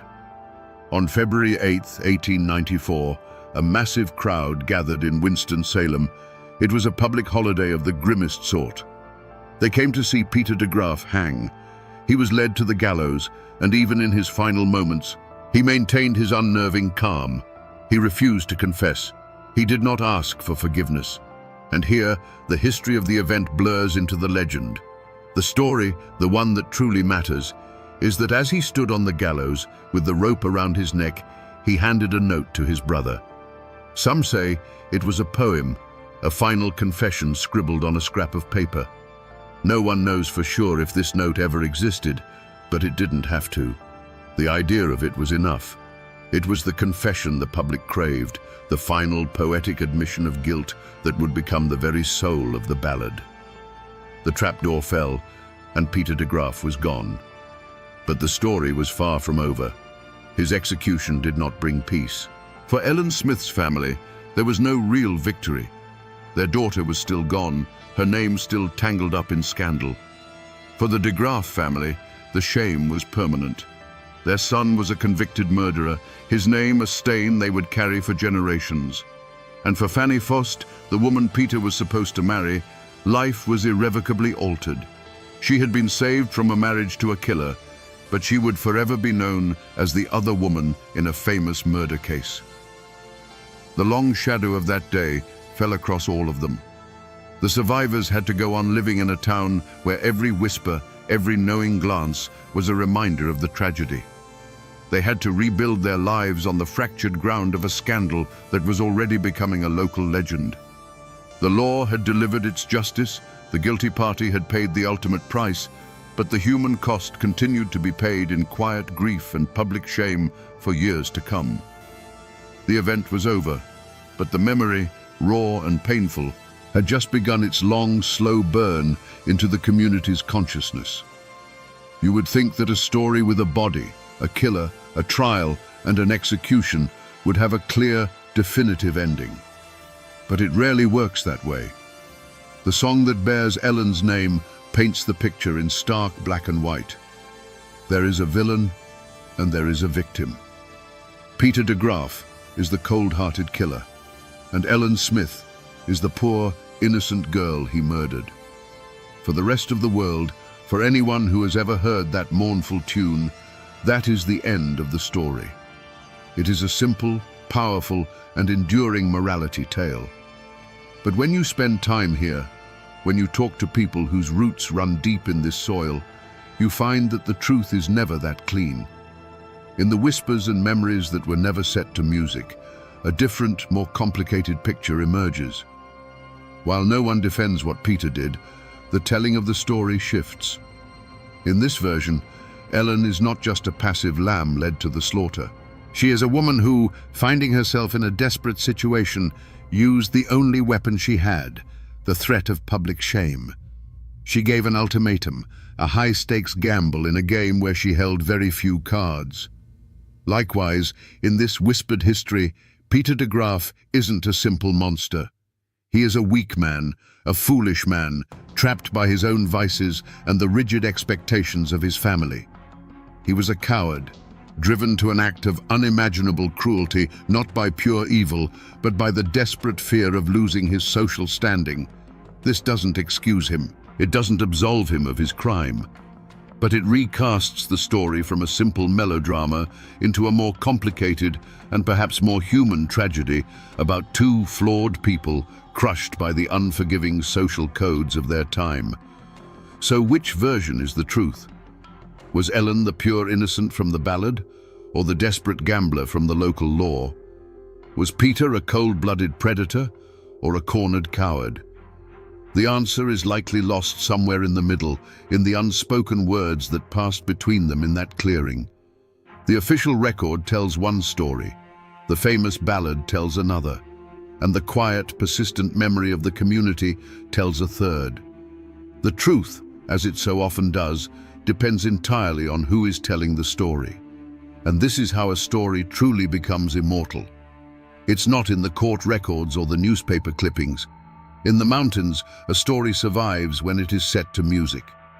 Almost immediately after Peter de Graaf's execution, the tale of what he had done was put to a simple, mournful tune.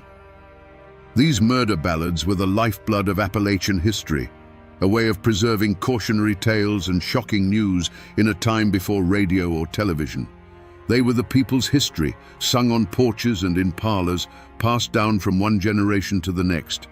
The Ballad of Poor Ellen Smith is a masterpiece of the form, chilling because it's told from the killer's point of view.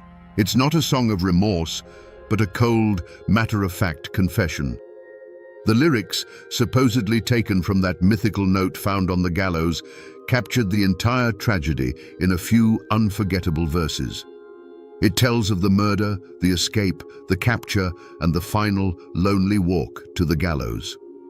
The song became so powerful, so definitive, that it completely overwrote the messy, complicated reality of the case. The legal arguments, the circumstantial evidence, the lack of a weapon, all of that faded away. The song became the truth. Over time, history dissolves and legend takes its place. The trauma of Ellen's death seeped into the very soil of this place, sprouting ghost stories.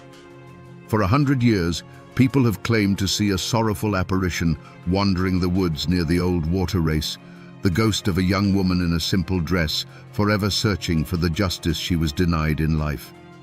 The real Ellen Smith, the girl who worked at the hotel and dreamed of a better life, was gone.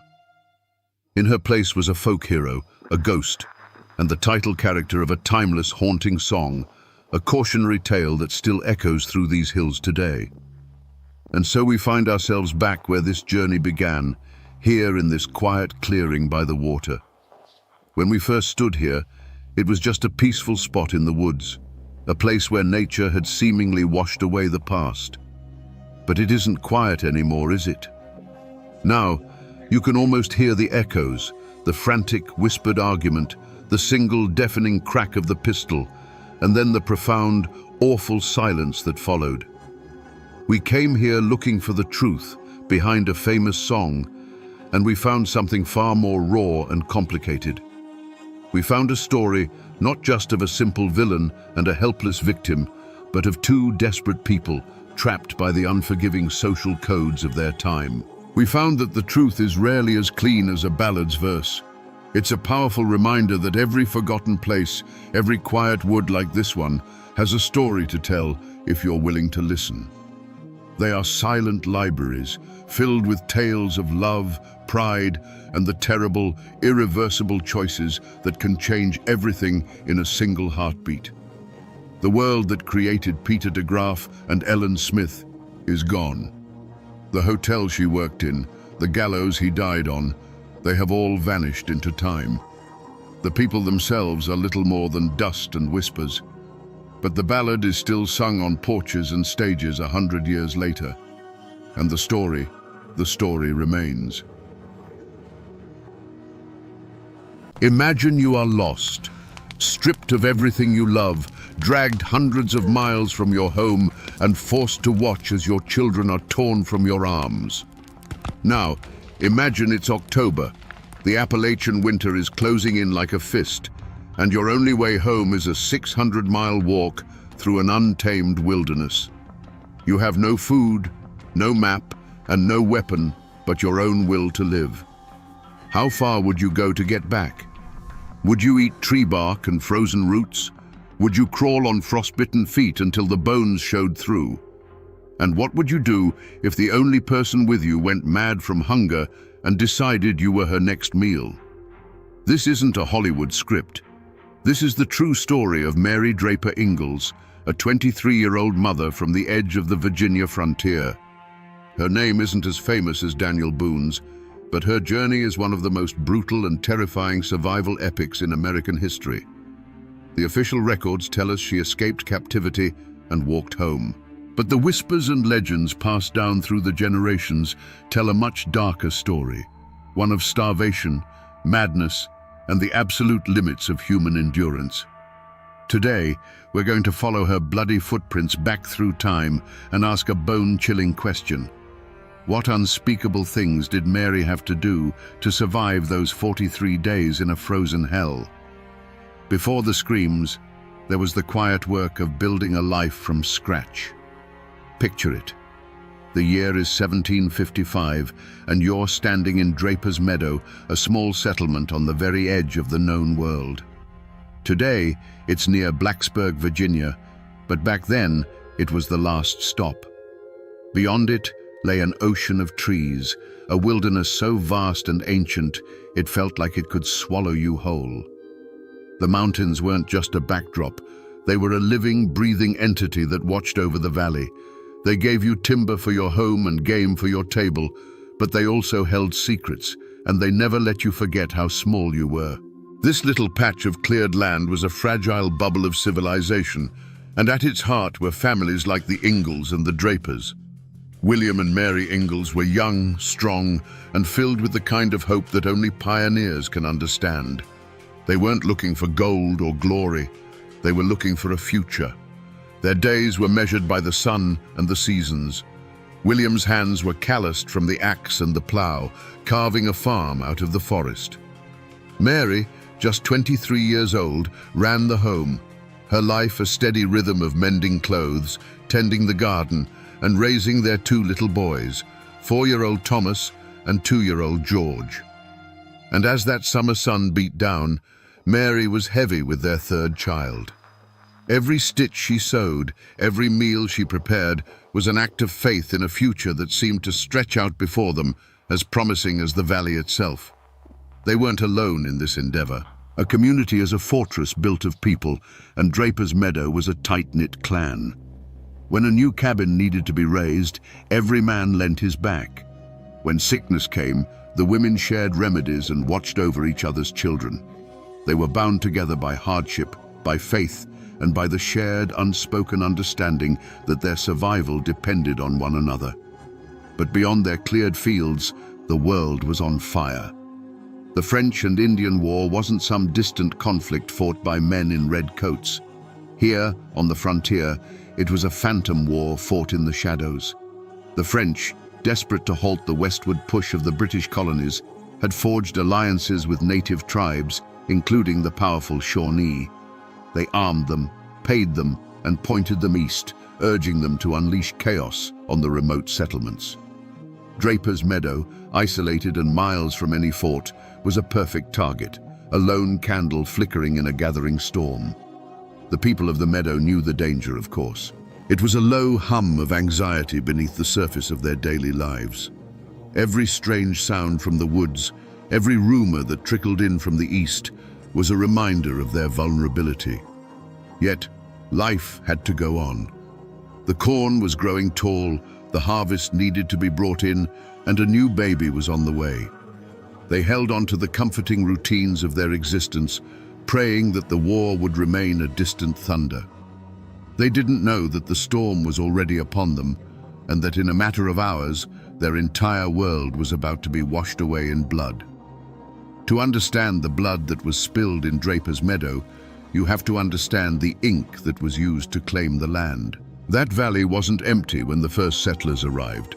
For generations, it had been a thoroughfare, a seasonal hunting ground for the Shawnee and other tribes.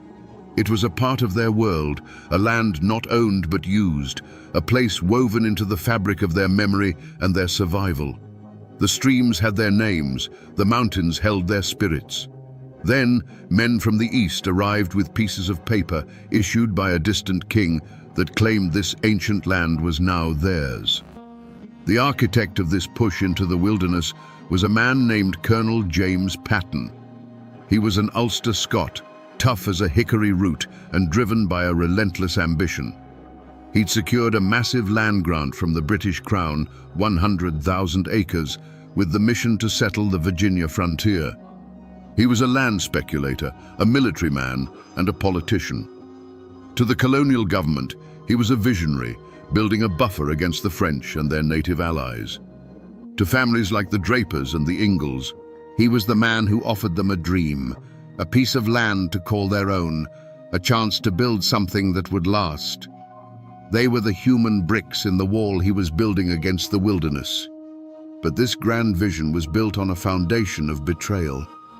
Just over a decade earlier, at the Treaty of Lancaster, colonial officials had made a deal with the Iroquois Confederacy, who, in a move of political power, sold off the rights to the Ohio Valley, land they didn't truly control and that the Shawnee considered their own.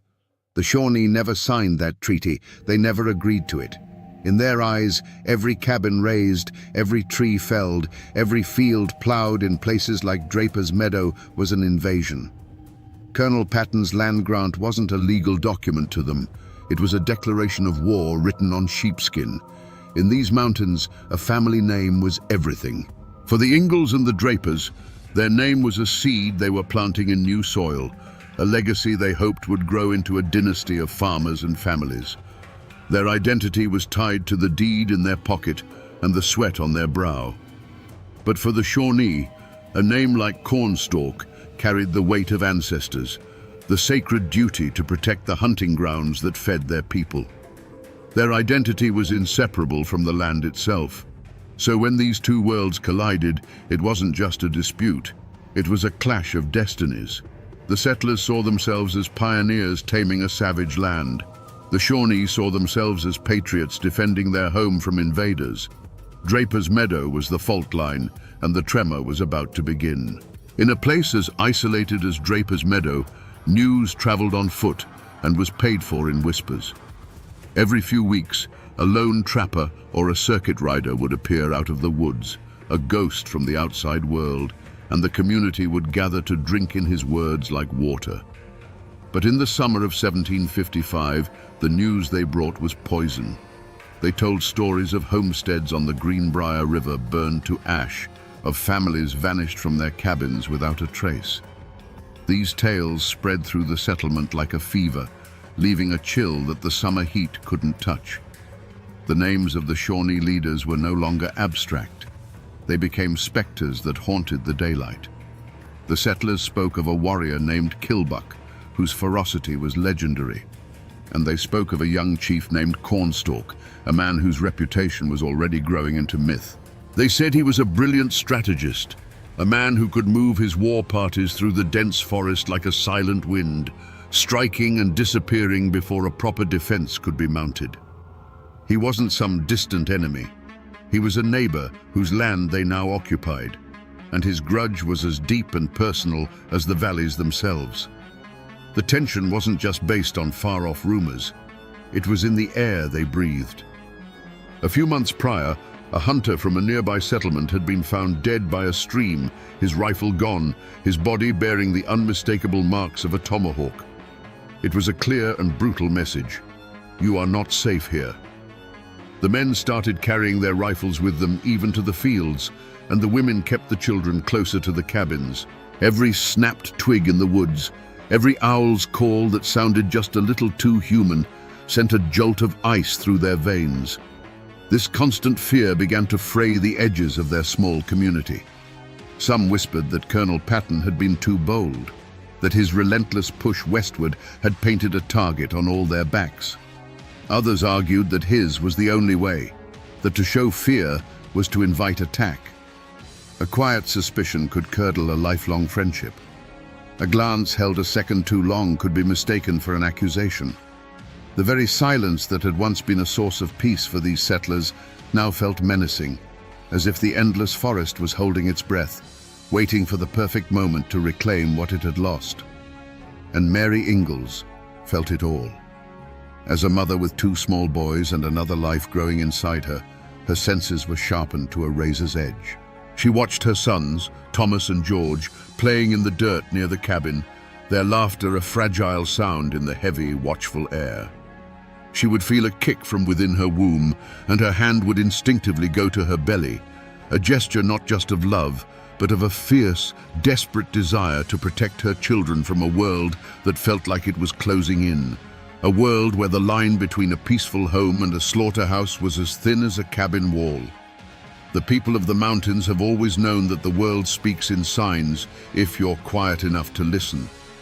And on the morning of July 30th, 1755, the signs were all there. They said later that the birds in the forest had fallen silent just before dawn, a heavy, unnatural hush that replaced the usual morning chorus. The air was thick and still, refusing to stir, holding its breath. It was the kind of oppressive quiet that comes before the sky tears open in a storm, a silence that felt heavier than any sound. The human omen arrived on horseback. Colonel James Patton rode into the settlement that morning, his face etched with a gravity that chilled everyone who saw it. He wasn't there for a social call. He was the embodiment of the war, the walking, talking proof that the conflict was no longer a distant rumor. He was there to deliver ammunition and warnings, to speak of organizing the militia, to put a hard edge on the fears that had been whispered in the dark. His presence was meant to be reassuring, a symbol of colonial authority, but it had the opposite effect. It was like planting a lightning rod in the middle of the cabins. He was a magnet for the very violence he was trying to prevent. And Mary felt it. She felt it deep in her bones, a cold dread that coiled in her gut. She was at her sister-in-law Betty Draper's cabin, going through the familiar motions of the day with the other women. But her hands felt clumsy, her mind distant. A wave of profound unease washed over her, so strong it almost made her dizzy. She looked out the cabin door at her sons, Thomas and George, playing near the edge of the woods. In that moment, their small, innocent forms seemed terribly fragile, like ghosts already fading into the deep green shadows. She tried to dismiss the feeling, blaming it on the heat and the weight of her unborn child. But the premonition was a physical thing, a cold hand gripping her heart, whispering that the world as she knew it was about to end. The men of Draper's Meadow were in the fields, their backs bent to the harvest. The rhythmic swing of the scythe, the feel of the sun on their necks. It was the hard, honest work that had defined their lives. They were far enough from the main cabins that the sounds of the settlement were just a faint murmur on the summer air. William Ingalls worked alongside his brother, his mind on the harvest, on the coming winter, on the new baby his wife Mary was due to deliver any day. Suddenly, a sound ripped through the tranquility. It wasn't a bear or a mountain lion. It was the unmistakable, terrifying crack of a rifle shot, followed instantly by another, and then a chorus of them. But it was the sound that came next that froze the blood in their veins. A human scream. A woman's scream, high and sharp with pure terror, cut short. Then another, and the chilling war cries of the Shawnee warriors, a sound they had only heard in frightened tales around the fire. William dropped his scythe. For a heart-stopping second, he was paralyzed, his mind refusing to process the horror. Then instinct took over. He and the other men broke into a desperate sprint toward the cabins, their hearts hammering against their ribs. They were farmers, not soldiers. Some had rifles, but they were leaning against a fence line 100 yards away, useless. All they could do was run, fueled by a primal terror and a desperate need to protect their families. They burst through the tree line just in time to see hell itself. Their homes were wreathed in smoke and flame. The Shawnee warriors, their bodies slick with sweat and paint, moved with brutal efficiency. William saw it all in a horrifying slow-motion tableau. He saw Colonel Patton fall, a tomahawk cleaving his skull. He saw his neighbor, Caspar Barger, cut down as he tried to flee. But the image that would be burned into his memory forever was of his wife, Mary. He saw her being dragged from a cabin, her face a mask of shock and terror. He saw his two little boys, Thomas and George, crying, being herded like livestock by the warriors. And he saw his home, the cabin he had built with his own two hands, beginning to burn. He was 100 yards away, unarmed, helpless. To charge forward was suicide. To stay was to witness the end of his world. He could only watch in impotent agony as the raiding party gathered its terrified captives and melted back into the shadows of the forest, leaving behind a scene of carnage, silence, and smoke. The first drops of blood had become a flood, and for the survivors of Draper's Meadow, there was no going back. Inside Betty Draper's cabin, the world was small and safe. The women worked, their movements familiar, the air filled with the quiet sounds of domestic life. Then the sound came. It wasn't thunder. It was the sharp, flat crack of a rifle, so close it made the floorboards vibrate. Before a single question could be asked, another shot echoed it, and the outside world erupted into a symphony of terror. The cabin door didn't open. It was obliterated, kicked in with a single violent motion. It was as if the forest itself had burst into the room, a whirlwind of painted faces, dark eyes, and the glint of steel. There was no negotiation, no warning. It was a storm of pure, calculated violence. Time seemed to stretch and warp. A minute of chaos felt like an eternity. The air filled with the coppery smell of gunpowder and fear. Betty Draper instinctively clutched her infant child to her chest, a desperate, futile shield of a mother's love. A warrior moved towards her with a terrifying, fluid speed.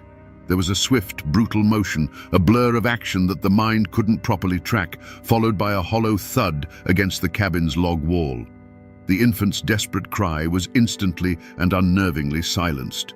Betty's mouth opened in a scream that made no sound, her arms, suddenly light, falling empty to her sides.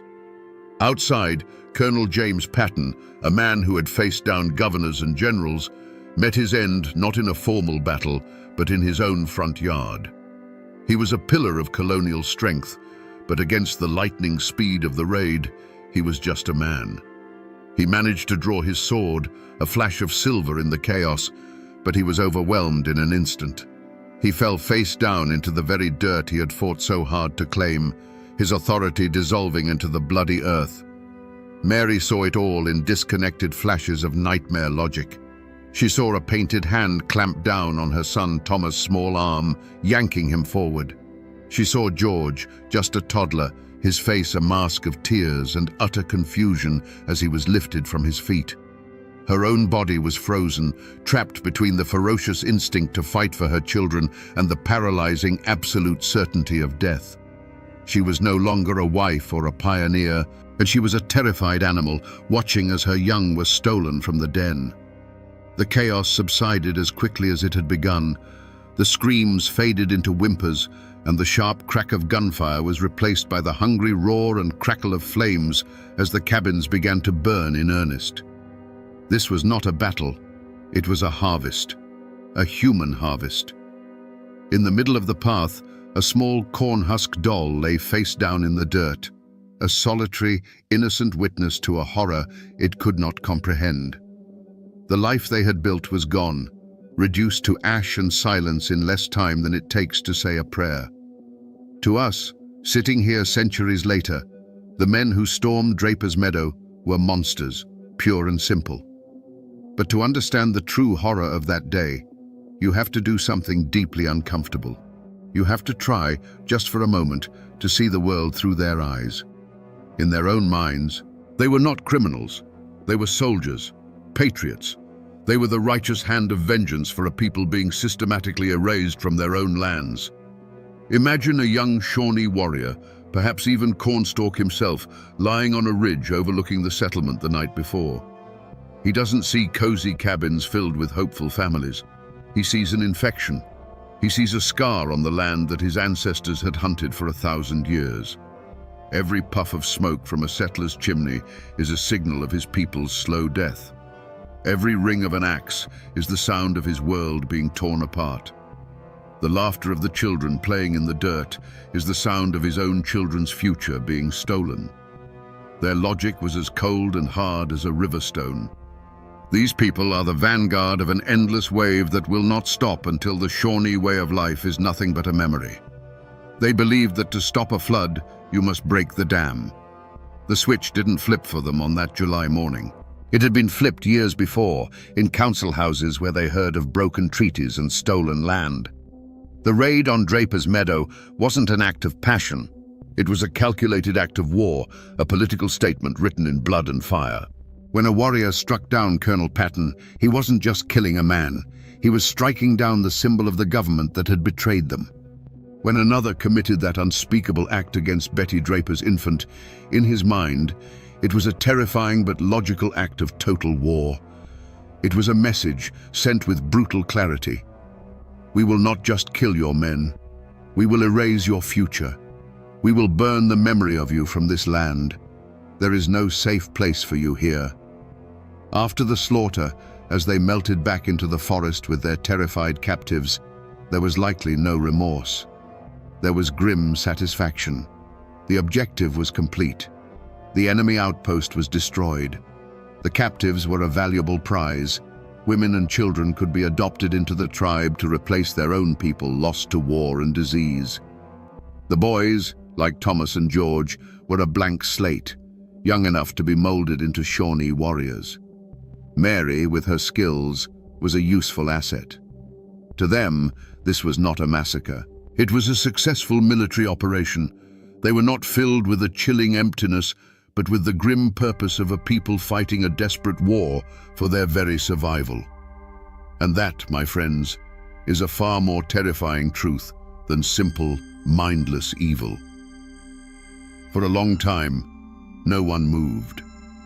The surviving men stood frozen at the edge of the tree line, watching the black smoke curl into the indifferent blue sky. The silence that fell over Draper's Meadow was louder than any scream. It was a dead, hollow quiet, punctuated only by the hungry crackle of the fires that were consuming their homes, their past, and their future.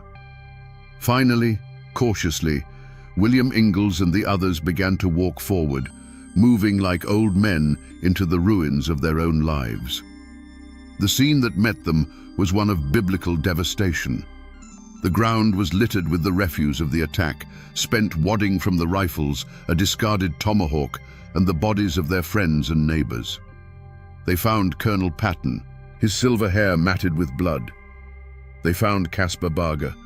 They found the others who hadn't been fast enough. Every step was a new horror, a new confirmation of the nightmare they had just witnessed. William's heart hammered in his chest as he searched for his family, a desperate, sickening prayer on his lips that he wouldn't find them here, among the dead. He reached the spot where his cabin had stood. It was now just a collapsing skeleton of burning logs. His wife and 2 sons were not there. A wave of something that was part relief and part a deeper, more profound terror washed over him. They weren't dead. They were taken. He sank to his knees in the dirt, the reality of it crashing down on him. Mary, 9 months pregnant, little Thomas and George, dragged into that endless, hostile wilderness. The image of their terrified faces was a brand on his soul. The other survivors gathered in the smoking clearing, a small, dazed band of broken men. Their shock was a physical thing, a heavy blanket that smothered thought. But as the sun began to dip toward the mountains, shock curdled into a white-hot rage. Philip Barger, seeing his brother's body, grabbed his rifle and swore an oath of vengeance. He wanted to go after them, right now, to plunge into the forest and hunt them down. For a moment, a wild, suicidal energy gripped them all. The primal need to do something was overwhelming. But William Ingalls, his heart shattered, forced himself to think. The Shawnee were expert woodsmen on their own ground. They had a massive head start. To charge blindly into the forest at dusk was not a rescue mission. It was suicide. They were farmers, not trackers. Their grief was a fire, but it would not light their way in the dark. A grim, terrible reason prevailed. They had to get help. As night fell on the smoldering remains of Draper's Meadow, one of the men mounted the least injured horse and galloped east, a messenger of horror, to raise the alarm and summon a posse. For William Ingalls, the hunt had already begun, but it would be a hunt of agonizing patience, of staring into the dark woods and praying for a miracle that felt impossible. The news of the Draper's Meadow massacre traveled faster than any horse. It was a poisoned arrow shot into the heart of the frontier, and it spread a sickness of fear through every isolated cabin and fortified settlement along the New River. The fragile illusion of safety that these pioneers clung to was shattered. If a community as established as Draper's Meadow could be wiped out in broad daylight, then no one was safe. Absolutely no one. In the days that followed, settlers from the surrounding area gathered at the small, palisaded fort that served as the local strongpoint. They came for safety, but they brought their terror with them, and it filled the cramped space like a thick smoke. The community, once a fortress built on mutual reliance, began to crack under the strain. You see, my friends, a tragedy like this doesn't just unite people. It can also tear them apart, exposing the fault lines of fear and self-preservation that run beneath every society. Lines were drawn in the dirt, right there in the muddy courtyard of the fort. On one side were men like Philip Barger, their eyes burning with grief and rage. They demanded immediate bloody retribution. They wanted to form a war party right then and there, ride into the Ohio country and burn every Shawnee village they found. To them, caution was just another word for cowardice. On the other side were the older, more pragmatic men. They understood the futility of such a plan. They argued that a small, vengeful posse charging into the wilderness would be an ant marching into a hornet's nest. It would only lead to more death and leave their own homes defenseless. They urged patience, waiting for the official colonial militia for a proper, organized campaign. And then there was the third group, the largest group of all, the silent. They didn't argue, they didn't make speeches, they just watched with hollow eyes. And at night, they would whisper to their wives about packing up and heading back east, back over the mountains where the hand of the law was stronger. The Shawnees' raid had been a brutal act of psychological warfare, and it was working perfectly. It had planted the seeds of terror, and now they were watching them grow, choking out the courage of an entire region. A conspiracy of silence began to take hold. Many knew the trails the Shawnee used. Some had even traded with them before the war. But to share that knowledge, to offer help to William Ingalls, was to mark your own family for the next attack. The fear was a physical presence. People who had been friends for years now avoided each other's gaze. They barred their doors earlier, shushed their children's play, and prayed that the trouble would pass them by. In a handful of cabins, there were small acts of quiet courage. A woman leaving a loaf of bread and a slab of bacon on the doorstep of a family who had lost everything. But these were flickering candles in a vast and encroaching darkness. For William Ingalls, this was a special kind of hell. He had lost his family, and now he was losing his community. He was a man crying for help in a room full of people who were pretending to be deaf. William Ingalls could not wait. The colonial militia was a slow, lumbering beast, and every hour that passed was an hour that took his family deeper into an enemy world.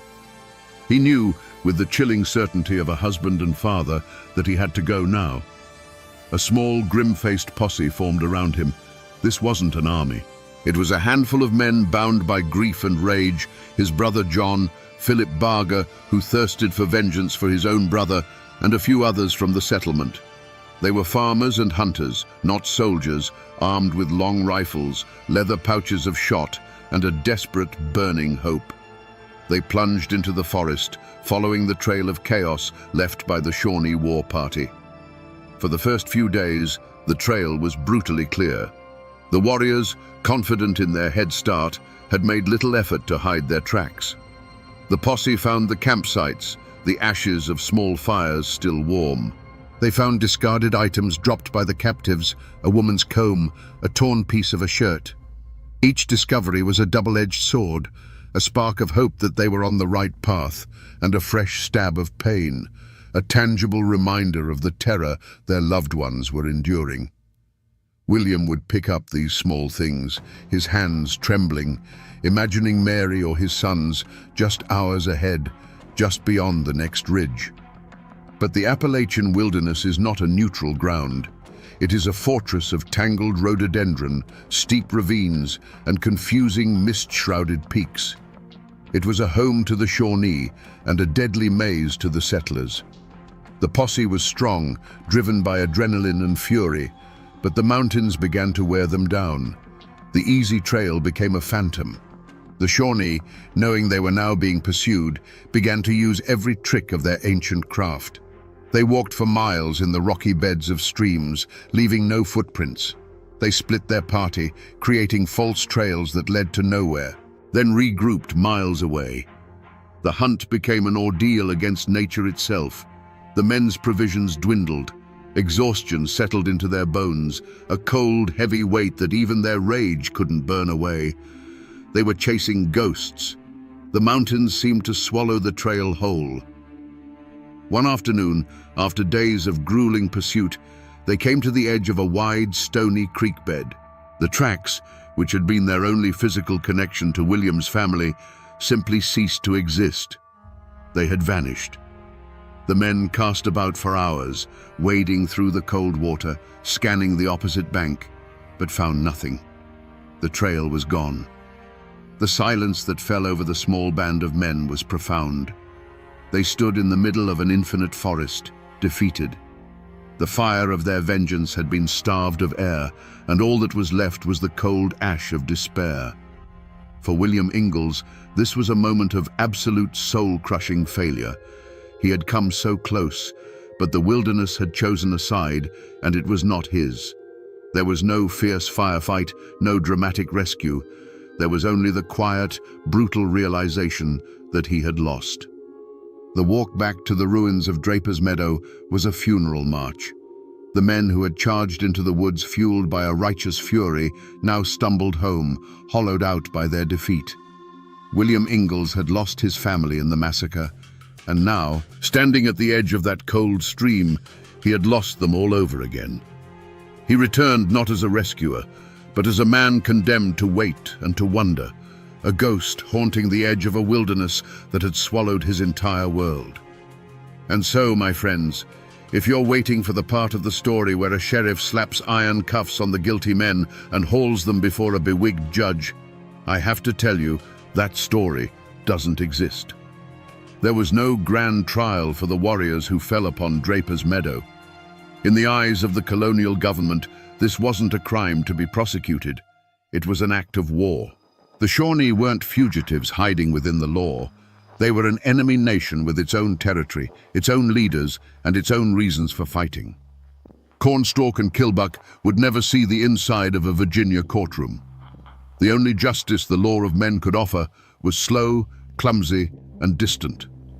A reward was eventually posted for the return of the captives, a piece of paper that was meaningless hundreds of miles away in the Ohio wilderness. The militia, when it finally mustered, was more concerned with defending against the next raid than avenging the last one.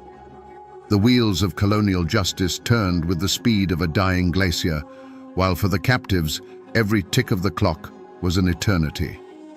For William Ingalls, the verdict was clear. The system had failed. The law was a distant abstraction, useless against the immediate brutal reality of his loss.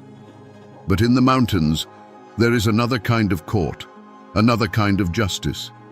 And in the fall of 1755, Mary Draper Ingalls found herself standing trial in it.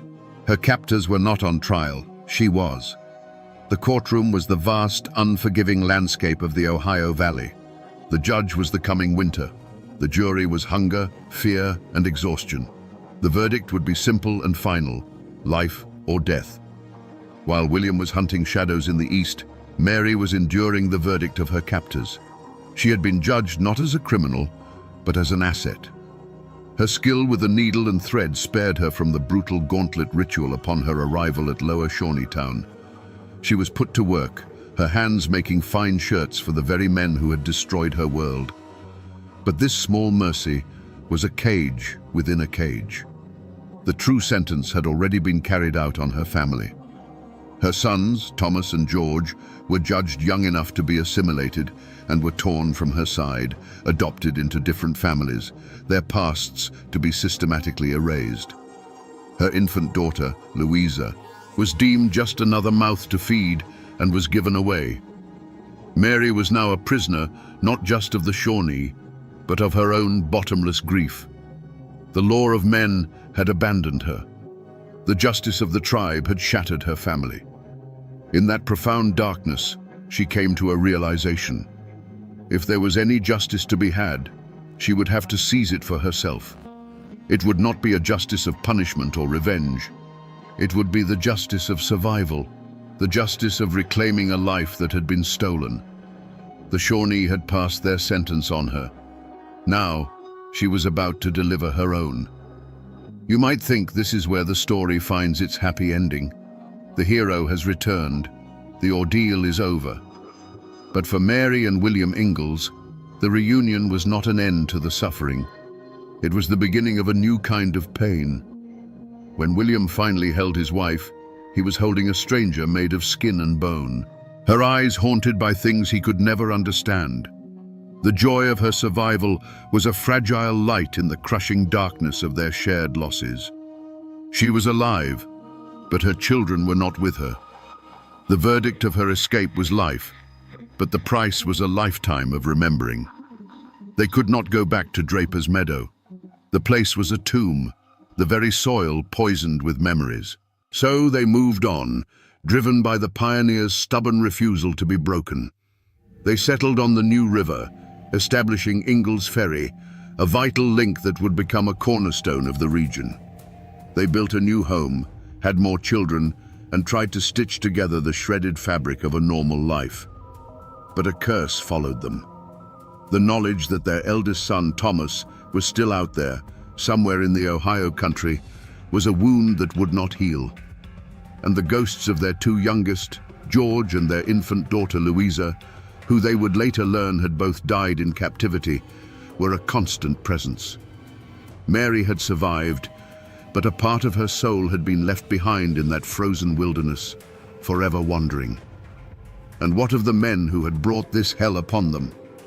The wheels of mountain justice turned slowly, but they grind exceedingly fine. The war raged on for years, a bloody, tangled ledger of raid and reprisal. The Shawnee leader, Cornstalk, would continue to be a formidable adversary to the colonists. But his fate would be a dark mirror of the violence he had unleashed. Years later, in 1777, he would go to an American fort on a mission of peace to warn them of an impending attack by other tribes. Instead of being treated as a diplomat, he was taken hostage. And when a settler was killed nearby, a vengeful mob stormed the fort and murdered the unarmed Cornstalk in cold blood. There was no trial, no judge. It was the same brutal, lawless justice of the frontier that had visited Draper's Meadow, coming full circle. The community itself tried to forget. The name Draper's Meadow was spoken in hushed tones, if at all. The site of the massacre was abandoned, the burned-out cabins slowly reclaimed by the forest, the graves of the dead sinking back into the earth. It became a haunted place, a scar that the land itself was trying to cover over. The survivors scattered, seeking new ground, trying to build lives far from the shadows of that terrible day. The story was not celebrated or memorialized. It was buried. It was a trauma so profound that the only way people knew how to deal with it was to turn their backs and walk away, hoping the silence would eventually smother the screams. But a story this powerful doesn't just fade away into the mist. It leaves echoes. It seeps into the soil and becomes part of the land itself. The most powerful echo, of course, was human. 13 years after the massacre, a treaty was signed and a teenage boy was returned to the Ingalls family. It was Thomas. But the joyful reunion was also a tragedy. He was a ghost from another world. He spoke Shawnee. He had forgotten English, forgotten his parents, forgotten the life he was born into. His reintegration was a long, painful struggle, a living testament to the chasm that had opened up between two worlds. Yet, he endured. The Ingalls family grew, and they never, ever forgot. The story of Mary's ordeal was their founding legend, passed down from parent to child, a sacred inheritance. It was preserved not in dusty history books, but in the living memory of a family, until Mary's own son, John, finally wrote it down, ensuring it would never be lost. And the physical traces are still there, hidden in plain sight. If you go to Blacksburg, Virginia today, you can find the site of Draper's Meadow. It's not a haunted ruin in the woods. It's the heart of the Virginia Tech campus. Thousands of students walk across that land every single day, their minds on exams and their futures.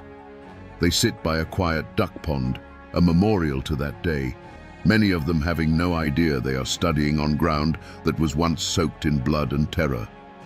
Travel a little further and you'll find the New River. This, to me, is the greatest monument of all. It is the silent, winding witness to her ordeal. It is the same river whose icy water she waded through, whose banks she crawled along in delirious agony. When you stand on its edge, you are standing in the exact footsteps of her 600-mile journey into hell. Its currents still whisper her name. You can even go and stand at her grave in Radford, Virginia, and touch the cold stone that bears her name. It's a tangible link, a direct connection to this woman of impossible courage. People build new lives. They pave roads and raise buildings and try to look forward. But they can never completely erase the past. It's always there, just beneath the surface. The highways and the college campuses can cover the scars, but they can't erase them. The mountains watched it all happen, and the mountains remember. So we come back to the question we asked at the very beginning around this digital campfire. What unspeakable things did Mary Draper Ingalls have to do to survive? The historical record, the official documents, will never tell you. They can only tell you the distance she walked and the date she returned. But the story she told her son, the story of the old Dutch woman and her descent into madness, that is the only answer we have. Did the woman truly try to kill and eat her? Or was it a terrifying hallucination brought on by starvation, Mary's own mind fracturing under the strain?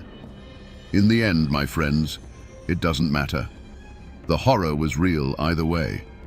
Mary walked to the absolute zero point of human experience, a place where civilization is stripped away and only the primal will to live remains. The unspeakable thing she did was look into that abyss and find the strength to crawl back out. This is not just a story of survival. It is a story about two kinds of strength. There is the strength of the warrior, the strength to conquer, to take, to destroy. We saw that in the brutal efficiency of the raid. But then there is another kind of strength, a quieter and perhaps more profound kind. It is the strength of the root that holds fast to the earth in a storm. It is the strength of a mother who, having lost everything, decides that her own life is still a testament to the family she loved. Mary Draper Ingalls had that strength. She refused to be erased. Her journey home was an act of defiance, a declaration that even after the fire, after the slaughter, after the loss of her children, she was still here.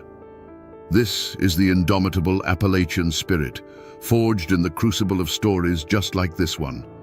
It's a story of heartbreak and endurance, of cruelty and unimaginable courage. It reminds us that the foundations of this country were not built on neat treaties and noble ideals alone. They were built on the suffering and the sacrifice of people like Mary, on ground consecrated by blood and tears. Her journey is seared into the very landscape, a lesson that must not be forgotten. And now, my friends, you know the rest of the story.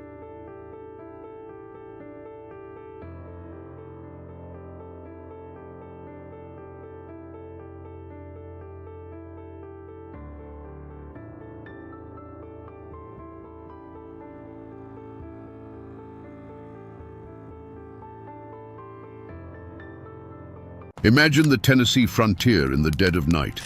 A settler family huddles in their small cabin, listening to every snap of a twig outside. Suddenly, the air explodes with the terrifying gobble of a Cherokee war cry. But amidst the chaos, another sound cuts through the fear, a sound so unnatural it freezes the blood. It's a voice, shouting orders to the painted warriors in perfect, unaccented English. This is a story whispered in terror around the campfires of the first American frontier. A story of a raid led not by a native, but by a man with white skin. How does a settler's son, born to fear and fight the Cherokee, become their most cunning and brutal war chief? What can happen to a man in the depths of the wilderness to turn his soul inside out, making him a monster to his own people and a legend to his sworn enemies? The newspapers called him a traitor, a turncoat. But the men and women who lived in these mountains knew the truth was something far darker, far more complex. Tonight, we will peel back the layers of rumor and time to find the real story of the man they called Nickety Jack. Before the legend of Nickety Jack was ever whispered, there was just a boy, and a world built on the knife's edge of hope and terror. To understand the man he became, you must first walk through the world he lost. This was late 18th century Appalachia, a labyrinth of misty hollows and shadow-choked forests that the settlers called Tennessee. The mountains themselves were the first great character in this story.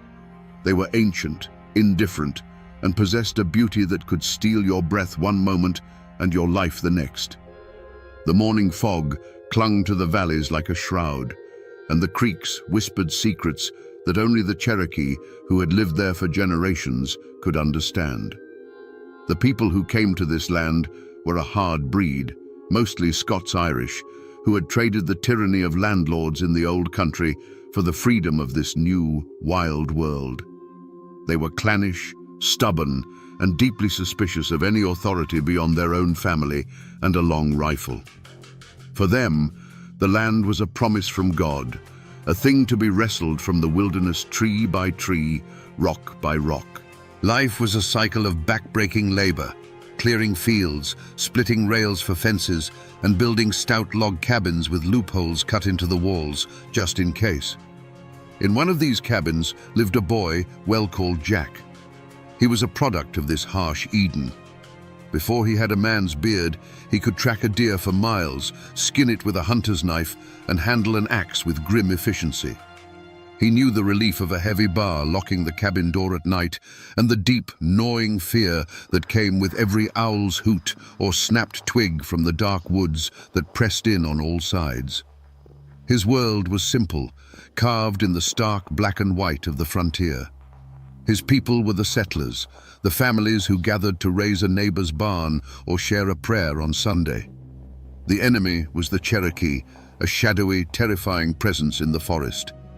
This was a life lived under a constant, low-burning siege. Peace was a fragile thing, an illusion that could be shattered in an instant. Every man who went to the fields carried his rifle. Every woman knew the quickest way to gather her children and bolt the door. The silence of the forest wasn't peaceful. It was watchful. It was a silence that held its breath, waiting for the single gunshot or the blood-chilling war whoop that would signal the end of everything. Yet, there were moments of grace. The scrape of a fiddle by the hearth on a cold winter night, the shared laughter over a successful harvest, the simple dream of a future where their children wouldn't have to live with a gun in their hands.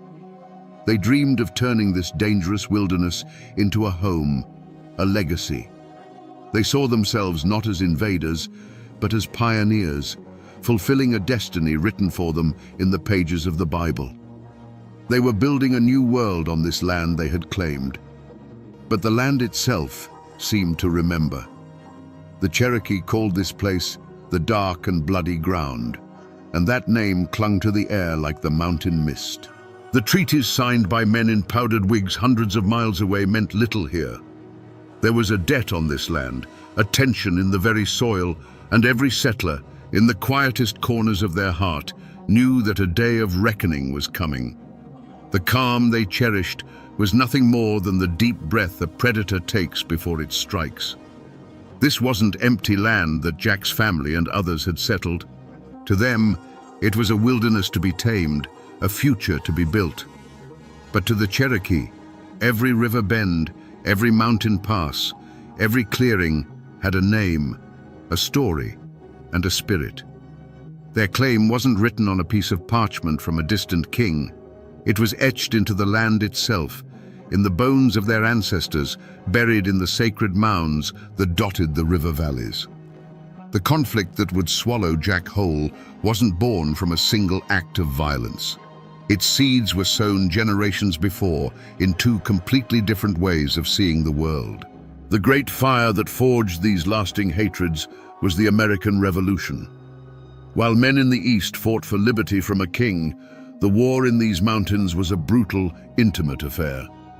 Most of the Cherokee, seeing the insatiable hunger of the American settlers, had sided with the British. It wasn't out of love for the crown, but from a cold, hard calculation. The British, for their own reasons, had tried to draw a line along the crest of the Appalachians, forbidding colonial expansion. To the Cherokee, the redcoats were the devil they knew. The land-hungry settlers were a plague that could never be stopped. When America won its independence, it was a death warrant for the Cherokee way of life. The line on the map was erased. The veterans of the Revolution, having bled for this new nation, felt they had earned this land as a spoil of war. They came flooding over the mountains, armed with land grants given in lieu of pay, a sense of righteous purpose, and a deep-seated hatred for the people who had sided with their former enemy. Every raid was seen as a continuation of that war. Every act of resistance by the Cherokee was seen as treachery. In these mountains, a family name was a heavy thing to carry, a story in itself. For the settlers, a name like Sevier or Shelby was a banner of leadership, of Indian fighting, of a divine mandate to push civilization westward. A boy like Jack grew up knowing these names, knowing that his own family name carried with it a duty to stand your ground, to protect your kin, and to never, ever yield to the wilderness or its people. But the Cherokee had names that carried an even older weight. Their great war chief, Tsiyugunsini, or Dragging Canoe, had a name that was a living promise. It was a vow of unending resistance, a declaration that the sale of their ancestral land was a crime that would be paid for in blood. To be a follower of Dragging Canoe meant you never forgot a broken treaty. It meant you fought until the last warrior fell. This was the world Jack was born into, a place where the lines weren't drawn in the dirt, but in the blood of a war that had never truly ended. In a world this isolated, news traveled on the wind, and it was almost always bad. The ground for the conflict that would claim Jack's identity was made fertile by a web of rumors and old, festering grudges that poisoned the very water in the creeks. The settlers were not one unified people. There were the hardliners, men who had lost family in previous raids, whose hearts were calcified with a hatred so pure they believed the only good Indian was a dead one. They were the first to grab a rifle and the last to ask questions. Then there were others, quieter families, who just wanted to farm their land in peace, who might even trade a bit of corn for a well-cured deer hide with a Cherokee hunter they knew. To the hardliners, this was treason. These small, personal interactions were a constant source of friction, but it was the bigger events that fanned the flames. Just a season before, after a few horses were stolen from a homestead, the local militia had formed up. Blind with rage, they bypassed the warrior towns of the Chickamauga and fell upon a small, peaceful Cherokee village known for trading with the whites. They burned the lodges and killed whoever they could catch, arguing later that any Cherokee was a potential enemy. To the settlers in their forts, it was a necessary act of frontier justice, but to the Cherokee, it was an unforgivable massacre of innocents. The story of that raid spread like a wildfire through the Cherokee nation.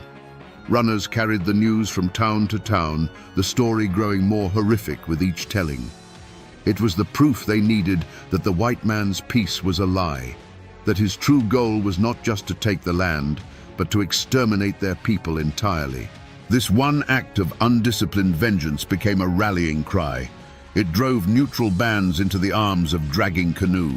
It turned young men who had never held a weapon into warriors screaming for revenge. Back in the settlements, the air grew thick with paranoia. The fear of retaliation was a physical presence, sitting at the dinner table with every family. Neighbors started looking at each other with suspicion. Who among them was trading with the enemy, giving them food, or worse, gunpowder?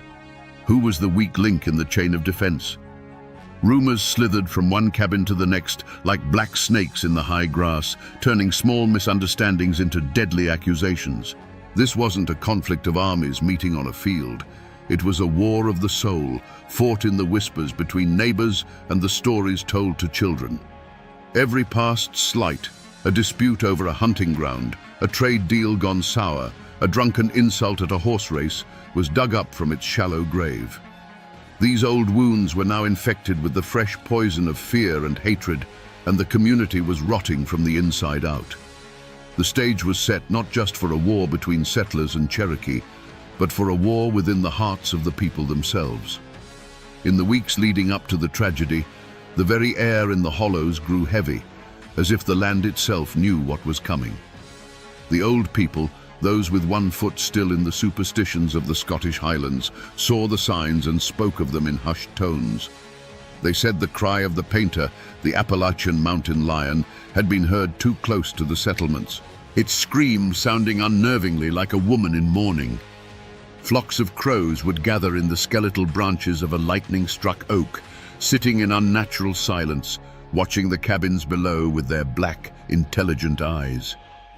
It was a bad luck moon, they whispered, a time when the veil between the world of the living and the world of spirits was thin and torn. Then came the human omen, not a single stranger, but the news he carried. A trapper, passing through on his way back east, brought a rumor that spread faster than fire. He spoke of new talks, of another treaty being planned by the far-off government, one that would demand the Cherokee give up all the hunting grounds between the Cumberland and Tennessee rivers. To the settlers, this news was a poison promise, a green light to push deeper, to stake claims on land that wasn't yet theirs. But to the Cherokee, and especially to the warriors of the Chickamauga, this rumor was the final insult. It was proof that every treaty was a lie, every promise a trap.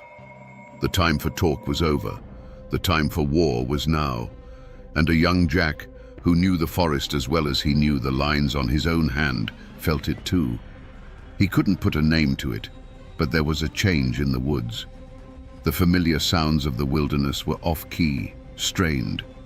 The deer were gone from their usual trails, and an eerie quiet had fallen over the paths he used to walk.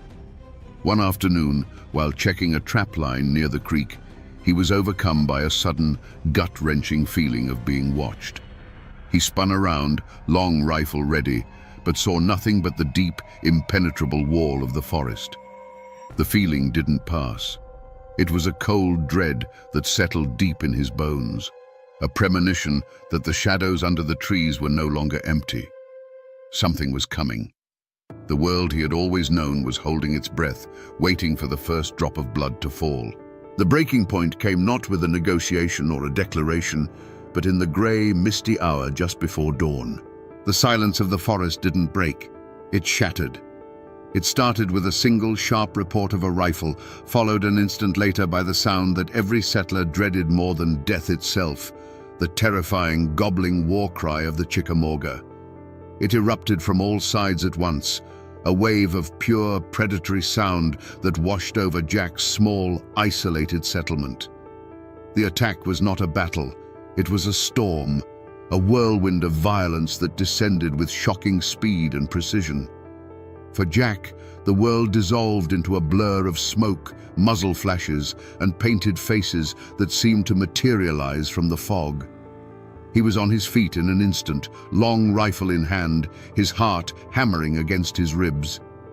The splintering crash of the cabin door being forced inward was followed by the acrid smell of gunpowder and burning pine as torches were thrown onto the roof.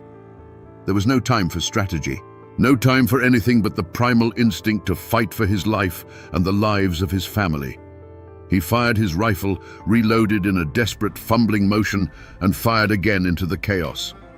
He was young, strong, and knew how to fight, but he was one man against a tide. He saw his world coming apart in flashes of horrific violence. He swung his rifle like a club, fighting with the ferocity of a cornered animal, but he was overwhelmed.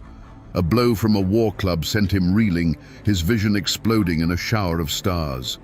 He was subdued, his arms wrenched behind his back and bound tightly with leather thongs. He was not killed. For reasons he couldn't comprehend in that moment, he was being kept alive. Forced to his knees in the dirt outside his burning home, Jack watched the end of his world. The raid was over as quickly as it had begun. The warriors, their work done, melted back into the forest, taking their captives and their spoils with them. The only sounds left were the crackle of the flames devouring his cabin and the terrible, unnatural silence that follows a slaughter. As he was hauled to his feet and dragged away into the dark woods, he took one last look back. He was leaving behind not just a smoking ruin, but the body of the boy he used to be.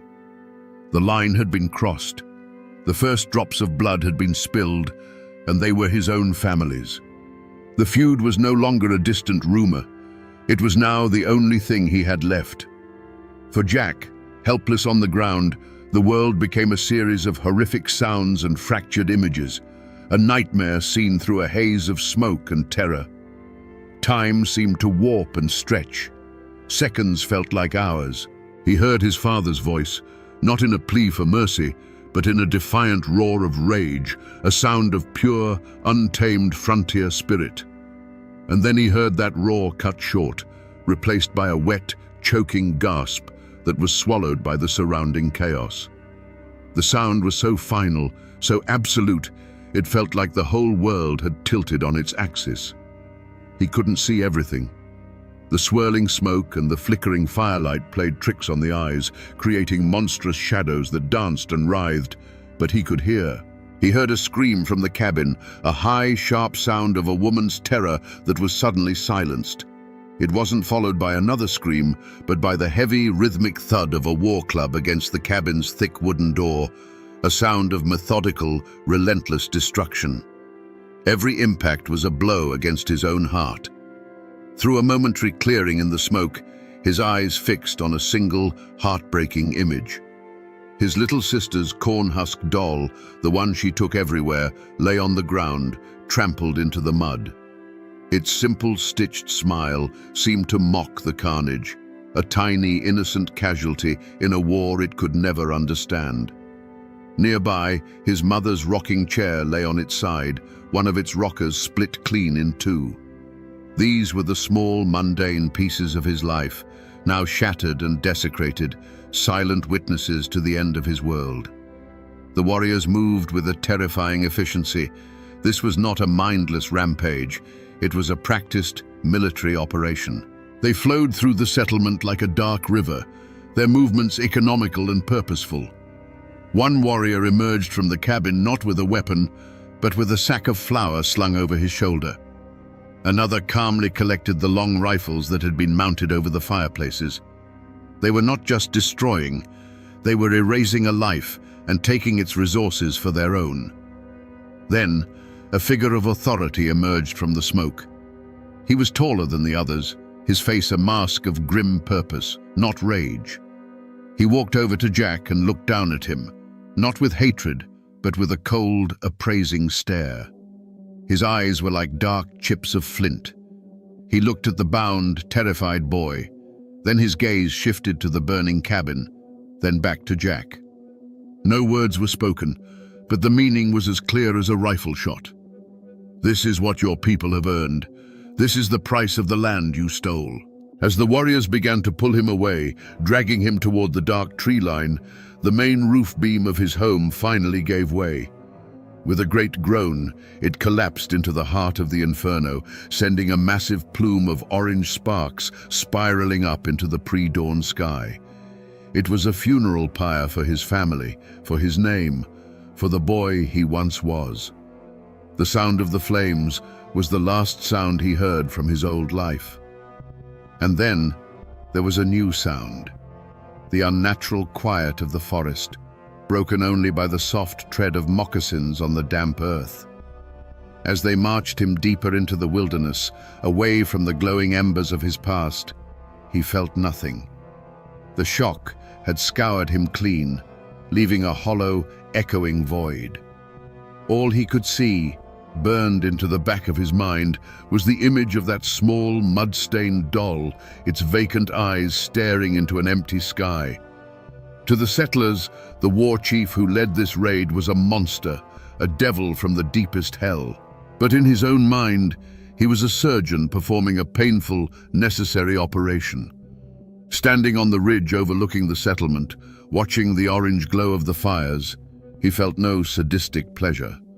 He felt the cold, heavy weight of a man trying to save his people from a plague. His logic was as sharp and brutal as the edge of his tomahawk.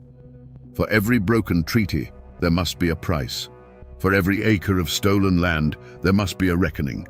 For the massacre of his people in the peaceful village just a season ago, there must be a response so terrible it would be spoken of in whispers for generations. This wasn't about hatred for the white man as a person. He had seen their courage and their stubbornness. He hated what they were collectively. A tide of locusts that consumed the forest, drove away the game, and plowed over the sacred bones of his ancestors. They did not understand the land. They only understood how to own it. To him, every new cabin was a tombstone for the Cherokee way of life. He was not the aggressor. He was the antibody, the fever that must burn the infection before it killed the host. His violence was a form of medicine, bitter and agonizing, but in his mind, it was the only cure. The moment that changed everything for Jack was a moment of cold calculation for the chief. He had seen the boy fighting. While others screamed or fled, this one fought back with a cornered wolf's fury. He saw past the pale skin and the settler's clothes and recognized a spirit that was worth more alive than dead. Killing another settler would send a message for a day. But turning one? That was a weapon that could last for years. In his mind, the switch flipped from destruction to opportunity. He saw the boy not as a victim, but as a piece of raw material, a lump of iron to be heated in the fires of their ways, hammered into the shape of a warrior, and quenched in the cold waters of their revenge. As he and his warriors melted back into the forest with their captive, there was no feeling of triumph. There was only a grim, chilling sense of balance restored. He had answered their violence with his own. He had shown them that the dark and bloody ground would live up to its name. The raid was a success, but the war was far from over.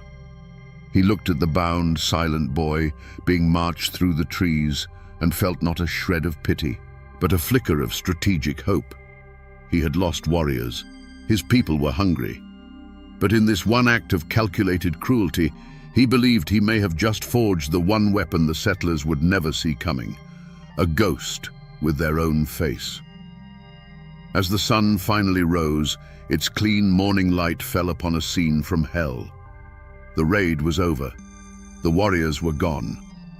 In their place, they left a profound, unnatural silence. The birds did not sing in the trees surrounding the clearing. The usual sounds of a frontier morning, the crow of a rooster, the lowing of a milk cow, the ring of an axe, were gone, replaced by the soft, hissing whisper of the smoldering cabin. A thick, greasy smoke, smelling of burnt pine and something else, something sickeningly sweet, hung heavy in the humid air, clinging to the valley floor. The cabin itself was no longer a home. It was a blackened skeleton, its chimney rising into the sky like a tombstone. The first to find it was a neighbor from the next ridge over, a man named Miller, who had come looking to borrow some shot. He approached cautiously, his long rifle held at the ready. He'd heard the faint echo of gunfire before dawn, but had prayed it was just a hunter. As he entered the clearing, he stopped dead. The scene before him was so absolute in its devastation that his mind couldn't immediately process it.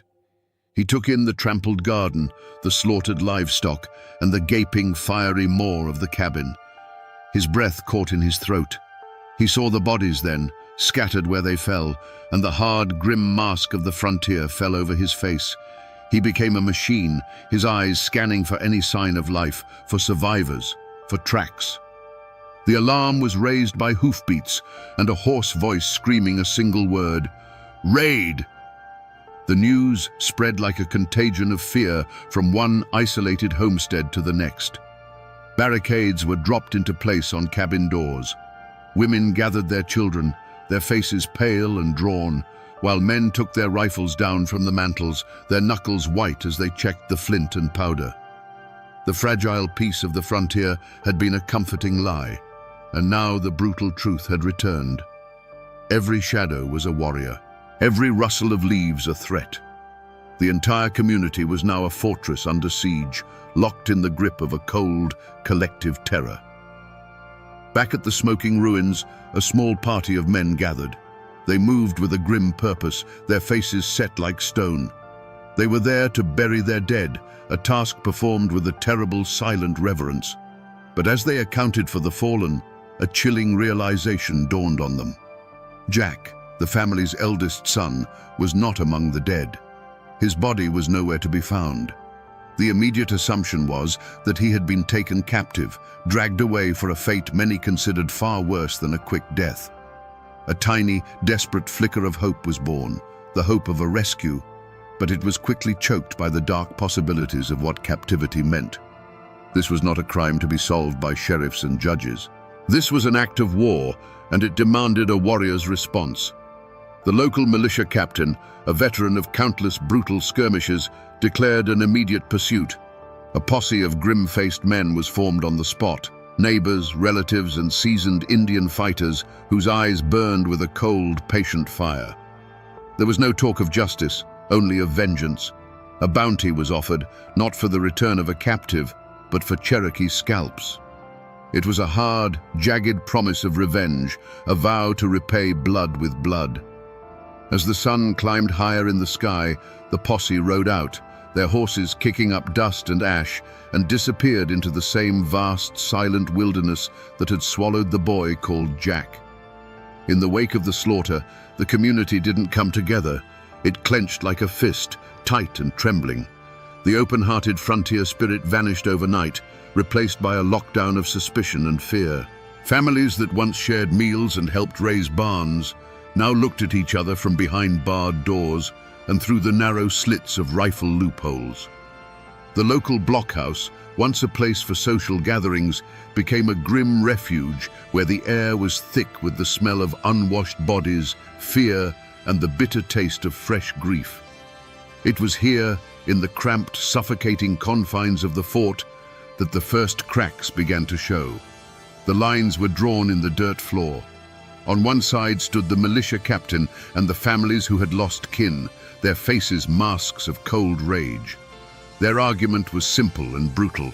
Every man who could hold a rifle needed to join the posse and ride until they had burned the Chickamauga towns to the ground.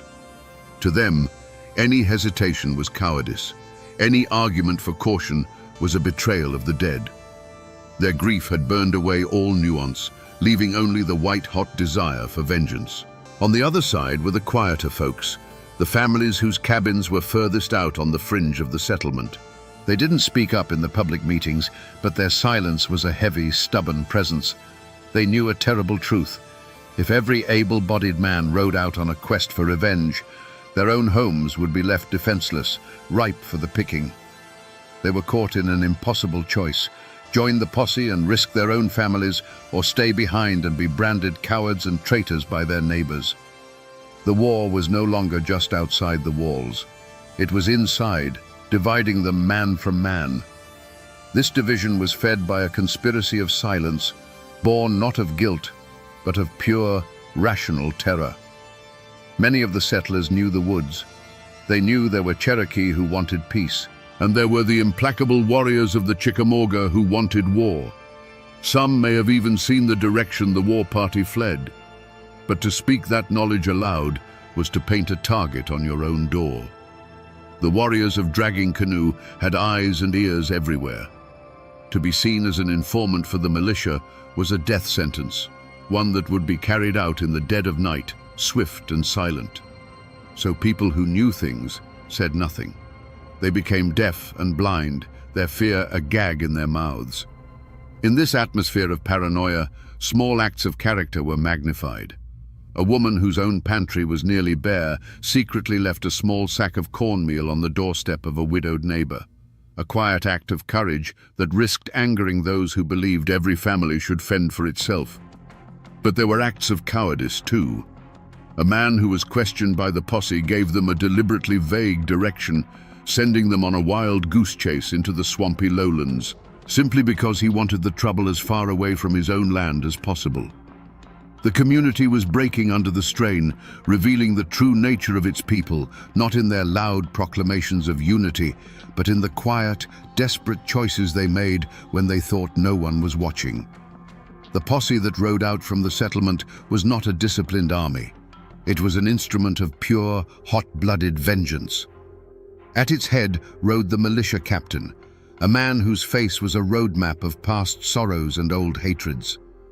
Beside him was a grizzled tracker named Elias, a man so thin he looked like he was made of sinew and wood smoke, a man who could read a broken twig the way a preacher read scripture. Behind them came the farmers and blacksmiths, their jaws set, their eyes scanning the tree line. They were not lawmen seeking justice, they were hunters, and their prey was human. For the first day, they made good time, following the clear, brutal trail of the war party through the lowlands. But as they climbed into the tangled green maze of the mountains, the world changed. The forest deepened, the air grew cooler, and the sun became a distant, mottled light through the thick canopy of leaves. They were entering the Cherokees' domain now, and the wilderness itself seemed to rise up to protect its own. The trail became a phantom, a whisper of a moccasin print here, a displaced stone there, signs only Elias could see. The pursuit slowed from a gallop to a grim, plodding walk. Days bled into a week. The hunt became an ordeal, a war not just against the Cherokee, but against the mountains themselves. They clawed their way through rhododendron thickets so dense they called them hells, their clothes and skin torn to ribbons. A sudden, violent thunderstorm turned the ravines into raging torrents, nearly sweeping away their horses. Rations dwindled, and the men's burning rage cooled into a sullen, gnawing exhaustion. The mountain was wearing them down, sanding away their resolve, and Elias grew quieter, his eyes darting nervously. He knew this feeling. They weren't just following a trail, they were being led. The trap was sprung at a place called Cutter's Gap, a narrow pass flanked by high, rocky cliffs. Elias found the sign they were meant to find, a single discarded feather from a warrior's headdress lying in the open. It was a taunt, a dare. As the posse filed into the gap, a sudden, chilling war cry echoed from the rocks above, and the air was instantly filled with a deadly swarm of arrows and rifle balls. Chaos erupted. One man fell from his saddle with a cry, an arrow buried in his chest. Another screamed as a ball shattered his arm. The posse was caught in a perfect crossfire, unable to charge and with no cover to speak of. They fired their rifles wildly at the cliffs, but they were shooting at ghosts. They could see nothing but puffs of smoke from behind the rocks. The militia captain, his face a mask of fury and desperation, saw the truth in an instant. This wasn't a fight, it was a slaughter. "Back!" he roared. "Fall back!" The retreat was a panicked, desperate scramble. They dragged their wounded with them, firing blindly over their shoulders as they fled the gap. As quickly as it began, the attack stopped. The forest fell silent once more, the only sound the ragged gasps of the retreating men and the moans of the injured. The posse limped back into the settlement days later, a beaten and broken thing. They returned with empty saddles and hollow eyes. They had not found the war party. They had not recovered the captive boy. All they had found was the chilling, undeniable proof that out here, in the heart of the shadows, they were not the hunters. They were the prey. The hunt was over. Jack was gone for good, swallowed by a wilderness that would not give him back. And so, my friends, there was no grand trial in a courthouse. There was no judge in a black robe, no jury of 12 good men and true. The Cherokee warriors who burned the settlement and stole the boy were ghosts. You cannot put a shadow in the dock, but a trial did happen nonetheless. It took place in the dusty, crowded courtyard of the blockhouse, under the harsh glare of the afternoon sun, and the verdict handed down would poison the community for years to come. The defendants were the returning members of the posse, hollow-eyed men who walked with the stoop of the defeated. The jury was the rest of the settlement, the women, the old men, the children, who stared at them with a mixture of pity and accusation. There were no lawyers, but there was a prosecutor. He was a raw-boned farmer whose younger brother had been one of the men left behind in Cutter's Gap. He stood before the militia captain, his face contorted with grief and rage, and spoke in a voice that trembled but did not break. He accused the captain of incompetence, of pride, of leading good men into a slaughterhouse just to satisfy his own hatred. "You didn't hunt them," he spat. "You fed them our kin." The militia captain stood and took it. He didn't offer excuses. He didn't smirk with defiance. He looked like a man who had aged a decade in a week, his shoulders slumped under an invisible weight. When the farmer was finished, the captain spoke, his voice low and gravelly. He described the impossibly rugged terrain, the cleverness of the trail, the perfect, deadly precision of the ambush. He spoke not of savages, but of a masterful enemy fighting a brilliant defensive war on their own ground. He admitted his failure, but his words carried a chilling undertone. They had not simply been beaten, they had been profoundly outclassed. He had brought the law of men into the mountains, and the mountains had laughed. There was no gavel to announce the verdict. It was written in the averted eyes and the hard, unforgiving set of the jaws of the other settlers. The farmer who had spoken the accusation turned his back on the captain and walked away. Others followed. The posse, the symbol of their collective strength and law, was broken. The captain was not formally stripped of his rank, but he might as well have been. He was a leader with no one left to follow him. The community had found him guilty, not of malice, but of something worse on the frontier: weakness. He had failed to provide the only kind of justice they understood, the justice of blood for blood. And so the central burning question remained unanswered, hanging in the air like smoke. Was this justice? The system of the settlers, their organized militia, their belief in their own strength, had failed completely. The raiders were free, roaming the mountains, perhaps even watching them from the ridges. The boy was gone. The dead were in the ground. The verdict of the blockhouse trial was clear. The law of men was useless here. The only thing left was the justice of the mountains, a bitter personal code of survival and revenge, where every man was his own law and every stranger was a potential enemy. The verdict of the community trial, delivered in silence and turned backs, settled over the settlement like a permanent winter fog. Life went on, but it was a stunted, withered version of what had come before. The militia captain, the man who had led the failed posse, became a ghost at his own hearth. He still worked his fields, but he moved with the heavy, shuffling gait of a man carrying a corpse on his back. His authority was gone, his name a quiet synonym for failure. The community didn't banish him, but they didn't have to. They simply looked through him, and in doing so, they erased him. This was his curse, to live out his days among his people, but to be utterly alone. But while the settlement was turning inward, licking its wounds and slowly burying the memory of its own failure 100 miles away in the deep green shadows of the mountains, Jack was being unmade. His life after the verdict was not a curse or an atonement, it was a crucible. He was not being punished in the way the settlers imagined. He was being systematically taken apart, piece by piece, and put back together in a new and terrifying shape. The Cherokee chief who had captured him was now his teacher. The boy's old life was burned away, not with cruelty, but with a relentless, immersive education. He was forced to learn the Salagi language until his English tongue grew thick and clumsy in his mouth. He was taught to hunt, not with the loud boom of a rifle, but with the silent flight of an arrow, to move through the forest without snapping a twig, to become another shadow among the trees. This was more than just learning new skills. It was a reprogramming of his very soul.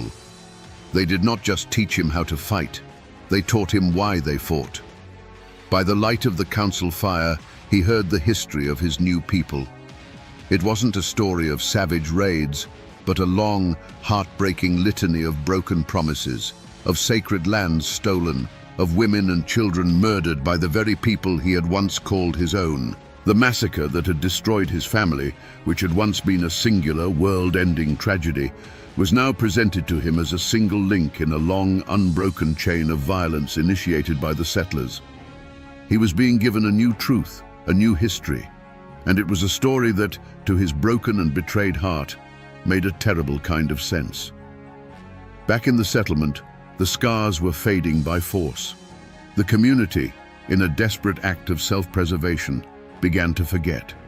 The burned-out ruins of Jack's cabin were slowly swallowed by the aggressive green of the wilderness, becoming a taboo place no one visited. The names of the men who died in Cutter's Gap were spoken less and less, and the name of the lost boy, Jack, was buried the deepest of all. It became a lesson whispered to children before bed, not a story of heroism, but a grim warning about the price of weakness, a ghost story to keep them close to home. They were trying to heal by cutting out the memory, but they had left the wound to fester in the dark. Years turn into decades, and decades into centuries. The official histories of Tennessee, written in neat ink in leather-bound books, rarely mention a boy named Jack or a warrior called Nicotee. The records of that time are a chaotic jumble of land deeds, militia muster rolls, and faded letters. A story this personal, this brutal, this shameful simply slips through the cracks. But it didn't vanish.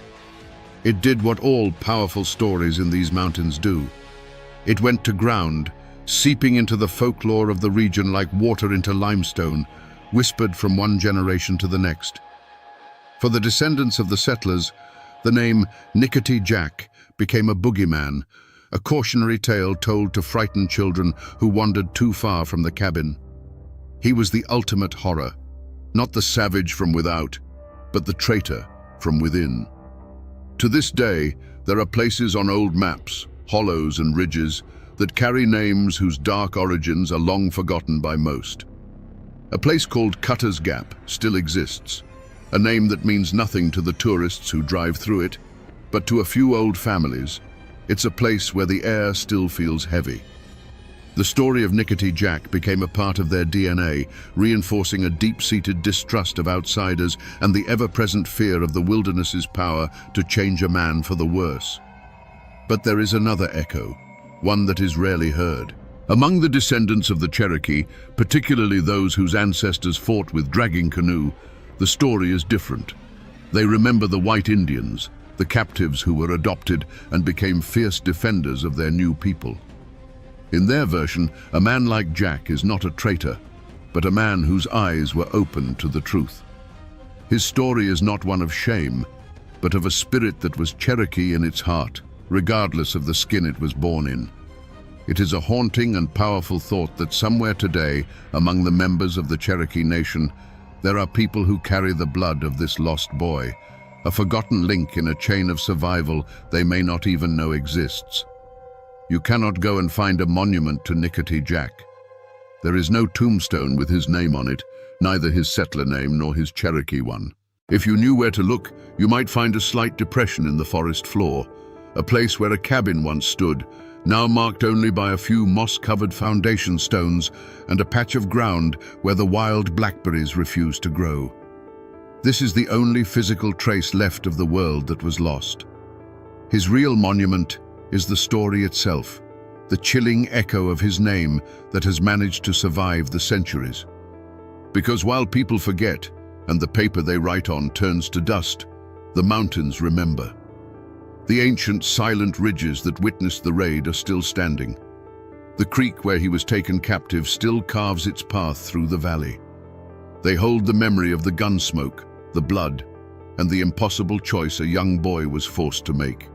The mountains saw it all, and in their deep, enduring silence, they keep the truth of the story safe, waiting for those who are quiet enough to listen.